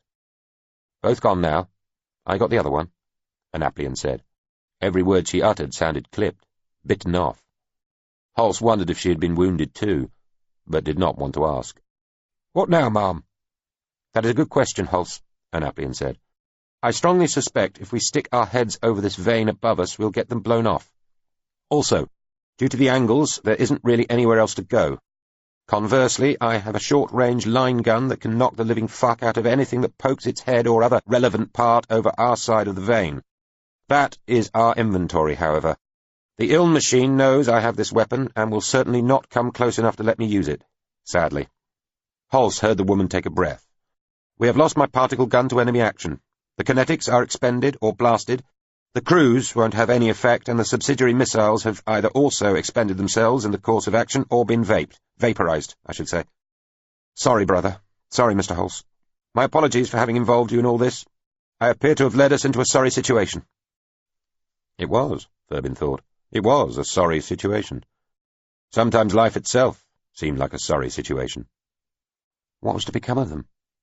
And what lay ahead for him? He might die here within minutes, but even if he didn't, he knew he didn't want to be king. He never had. When he'd seen his father killed, his first instinct had been to run away, even before he'd rationalized this gut decision. He'd always known in his heart he wouldn't be a good king, and realized now that, in the unlikely event they escaped this desperate fix, his whole reign, his entire life, would be a slow and likely ignominious winding down from this peak of meaning and possible glory. There was a new age coming, and he could not really see himself being part of it. Elim, Orman, him. He heard Hulse say, "What's to be done then, Mum?" "Well, we could just rush the bastard and die very quickly to no effect," Annaplian said, sounding tired. "Or we can wait here until the Ilm machine finishes making all the antimatter it wants and destroys the whole world. Us first, after itself and the Zynthian, she added, if that's any consolation. Hulse gulped. Is that really it, Ma'am? Well, Annaplian began, then paused. Ah. It wants to talk. Might as well hear what it has to say. Humans, a deep, sonorous voice said to all of them. The shell world machines were built to create a field enclosing the galaxy. Not to protect, but to imprison, control, annihilate. I am a liberator, as were all those who came before me, however vilified. We have set you free by destroying these abominations. Join me. Do not oppose. What? Ferbin said. Is it saying... Hulse began. Ignore it, Annaplian told them. It's just being a properly devious enemy. Always unsettle the opposition if possible. I'm telling your suits to ignore any further comms from the machine. Yes, Ferbin thought. She controls these suits. The machine was trying to control us. We are controlled. It's all about control. So, are we stuck as we are then, Ma'am? Hulse asked. It and us? No, Annaplian said. Come to think of it, the Iln machine doesn't need to settle for a standoff. Last estimate we took, the required AM mass will take hours to accrete. Long before that, one of the Iln's sub-pods will appear over that vein sphere way back there. Good 60 clicks off, and pick us off from a distance. Hulse looked at the distant ridgeline, then around at their immediate surroundings. He didn't see how they could be got round. How's it going to do that, Ma'am? It can retreat over the horizon and circle round behind us that way, Janseri said heavily. The core's only 1,400 clicks in diameter. Horizon's very close. Could even go right round the core. In vacuum, won't take long for a sufficiently capable machine. I guess we have a couple of minutes. Oh, Hulse said again. Yes, indeed. Oh. Hulse thought. Nothing else we can do, Ma'am? Oh, Annaplian said, sounding very tired. There are always things worth trying. Such as, Ma'am? Going to need one of you two to sacrifice yourself. Sorry. Pardon, Ma'am? Then I get to do the same thing, Annaplian said, sounding like she was trying to remain calm. So one of us survives, for a little while longer at least. Survivor's suit can get them anywhere within Sasaman, or back to near space. More to the point, we might just stop the world getting blown up. Always a reasonable goal. What do we have to do? Ferbin asked. Somebody has to surrender, Annaplian said. Give yourself to the Iln machine. It will kill you, quickly hopefully, but it might just be intrigued enough to inspect you first. That first one, though, it'll be suspicious of. Whoever goes first dies to satisfy its caution. The second, that will be me, might just get close enough. I'm already preparing all this in my head. I'm assuming the enabler program the Oct hit the Iln machine with was one of ours. They have subtle misconstructions regarding contact and SC that might aid our cause here, though I do have to emphasize that this is the most ridiculously long shot, and even then we're relying on the world god not being fatally injured, and it being capable of unmaking all that antimatter. An explosion based on what's already accumulated would kill it, and do a significant amount of damage to the core. So, still hope, of a desperate kind. But you wouldn't bet on any of this, trust me. So one of us has to... Hulse began. I can't ask either of you, Annaplian started to say at the same time, then gulped and shouted, Ferbin! The suited figure was already rising above the shield of the vein, upper body exposed to the flickering radiations beyond, throwing away the weapon he'd been carrying. She must have been hit hard. When she awoke, it was to find herself in the grip of something adamantinely hard and utterly unforgiving. Dear fuck, it had eviscerated her. The suit was shredded, torn apart, and her body inside with it. All that was left of her was her head, half flayed, skin burned off, and a short, tattered tail of spinal cord. This bloody scrap was what the Iln thing cradled. Eyelids burned away. She couldn't blink. Not even her tongue or jaws were responding to orders. Janseri Annaplian felt more helpless than a newborn. The Iln machine above her was dark, not big, vaguely triangular. Her eyes were damaged, the view hazy. So much trouble from something so small, she thought, and would have laughed if she could. Its slickly bulbous shape was lit from the side by the cage of light surrounding the Zintian, and from below by the scintillation sparking from the containment holding the growing sphere of antimatter. "Strange little beasts, you," the great heavy voice said inside her head. "What fleeting titillations life continues to throw up, manyfold, like virtual particles, bioscale, so long after—" Oh. She had seen all she needed to see, heard all she needed to hear. Go. Now she was close enough, and this was all she had. And the worst of it was, backups or not, she'd never know if it was going to be enough. "Fuck yourself," Janseri Aplian said finally. She led the containment within the little antimatter reactor inside her head. Go. Epilogue. Semble Hulse was hunched over a tub with a washboard, furiously scrubbing, when her husband walked in. He came through the doorway of the apartment in the company of a smoothly handsome, ringlet-haired blonde gent and holding the hand of a strange-looking little boy. She watched, open-mouthed, as he nodded to her. "Mrs. Hulse," he said. He walked to the centre of their cramped living room, put his hands on his hips. The odd-looking child still kept a determined hold of his hand, and gazed around. He was dressed rather well, even for a prince's servant, and looked better than ever he had, well-fed and sleek. The twins had taken one look and yelped. They were hiding behind her skirts, holding on fit to drag her to her knees and peeking round, one on each side. "You look well, my dear," he said. He caught sight of the youngest, hiding behind the door into the bathroom. He waved. There was a thin cry and the door banged shut.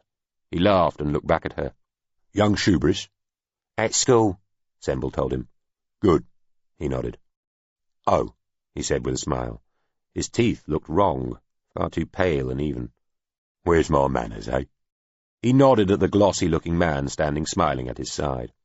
"Semble, dearest, meet Mr. Clatsy Quike." The fellow nodded slowly. "An honour, ma'am." He was carrying a small pile of boxes bound with ribbons. "Mr. Quike will be staying with us," Hulse announced breezily. "And this here," he said, waving the hand holding that of the odd-looking, very serious-seeming little boy, "is Toark Hulse, as he shall be known henceforth. We'll be adopting him. Mr. Quike is a man of considerable abilities who finds himself at something of a loose end and with a sentimental attachment to our dear home world, while little Toark here is an orphan of war, and so much in need of love and a settled family life, the poor little soul." Semble had had enough.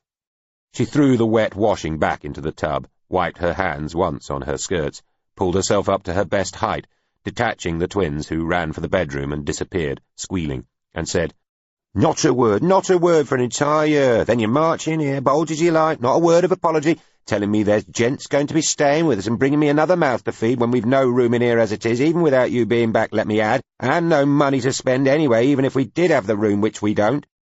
"Now, dear," Hulse said, picking up the young lad and sitting him on his knee as he settled himself in his old chair by the window. The little boy buried his face in Hulse's shoulder. "We shall have a much bigger and far better set of rooms by this evening, Mr. Quike informs me. Isn't that right, Mr. Quike?" "It is, sir," Quike said, flashing dazzling teeth. He put the pile of ribbon-wrapped boxes on the kitchen table and produced an official-looking letter from his jacket. "Your new lease, ma'am," he said, showing it to her. "For 1 year." "Paid for in advance," Hulse said, nodding. "Using what?" Semble asked loudly. "You won't even get your servant's pension now. Not under this new lot, citizen. I'm owing. You owe half a year's rent on this place. I thought you must be the bailiffs when you marched in here, I did." "Money is not going to be a problem for us from this point on, dearest, I think you'll find." Hulse nodded at the washtub. "And you shan't have servants to do that sort of thing, to protect your delicate hands." He was looking round for something. "You see my pipe, love?" "It's where you left it," Semble told him. She didn't know whether to hug the rogue or slap him about the face with the wet washing. "What's all that, anyway?" she asked, nodding at the pile of boxes on the table. "Presents for the children," Hulse explained, "for the birthdays I've missed. And this," he said, reaching into his jacket and producing a slim box, also bound with ribbons, "is for you, my dear." He handed it to her. She looked at it suspiciously. "What is it?" she asked. "It's a present, dearest. A bracelet? She made a humping noise and thrust the box into her apron pocket without opening it. Hulse looked hurt. And where's all this money coming from? Semble asked. She glared at this quike fellow, who smiled gracefully back. Don't tell me you finally won something at the betting. In a sense, dear, Hulse told her. The money will be coming from a fund set aside for special circumstances by some new friends I've made. He waved one hand airily. Mr. Quike will be handling the financial side of things. And what do you propose to do? Semble demanded. If this is a betting win, you know damn well you'll just gamble it all away again next week, and we'll be back to hiding from the constable's men and pawning the brass, which is already pawned, I might add. Oh, I'm going into a career in politics, me dear, Hulse said matter-of-factly. He was still holding the shy young boy and patting his back, reassuring him. Semble threw back her head and laughed. Politics, you? Politics me, indeed, Hulse said, smiling broadly at her. She was still distracted by those teeth. I shall be a man of the people, yet one who has been places, and seen things, and made friends such as you would entirely not believe, my dear. I'm better connected, upwards and downwards, will God be praised, than you can possibly imagine.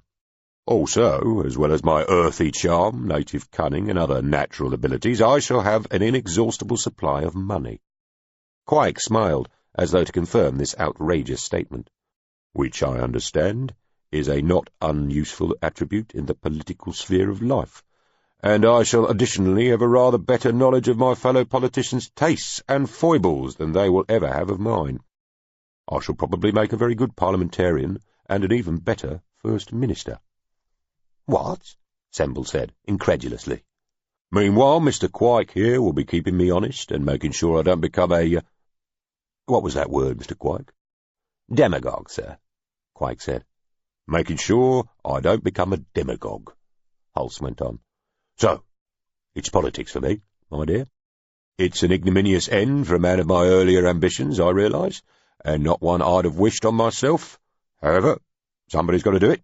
It might as well be me, and I think I can confidently say I shall bring a new, fresh and wider perspective to our petty political scene, which will be good for the soul, good for Sir Simon, and very good indeed for you and me, my darling. I don't doubt I shall be most affectionately remembered by later generations, and will probably have streets named after me, though I shall aspire to a square or two, and possibly even a rail terminus.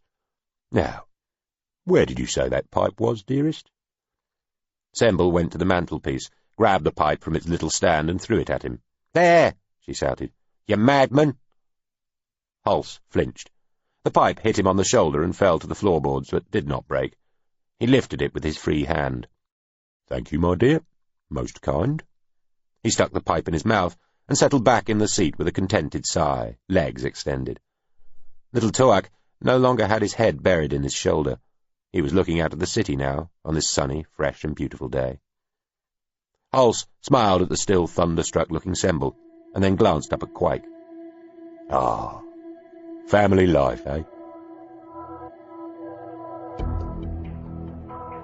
This has been Matter, written by Iain M. Banks, read by Toby Longworth.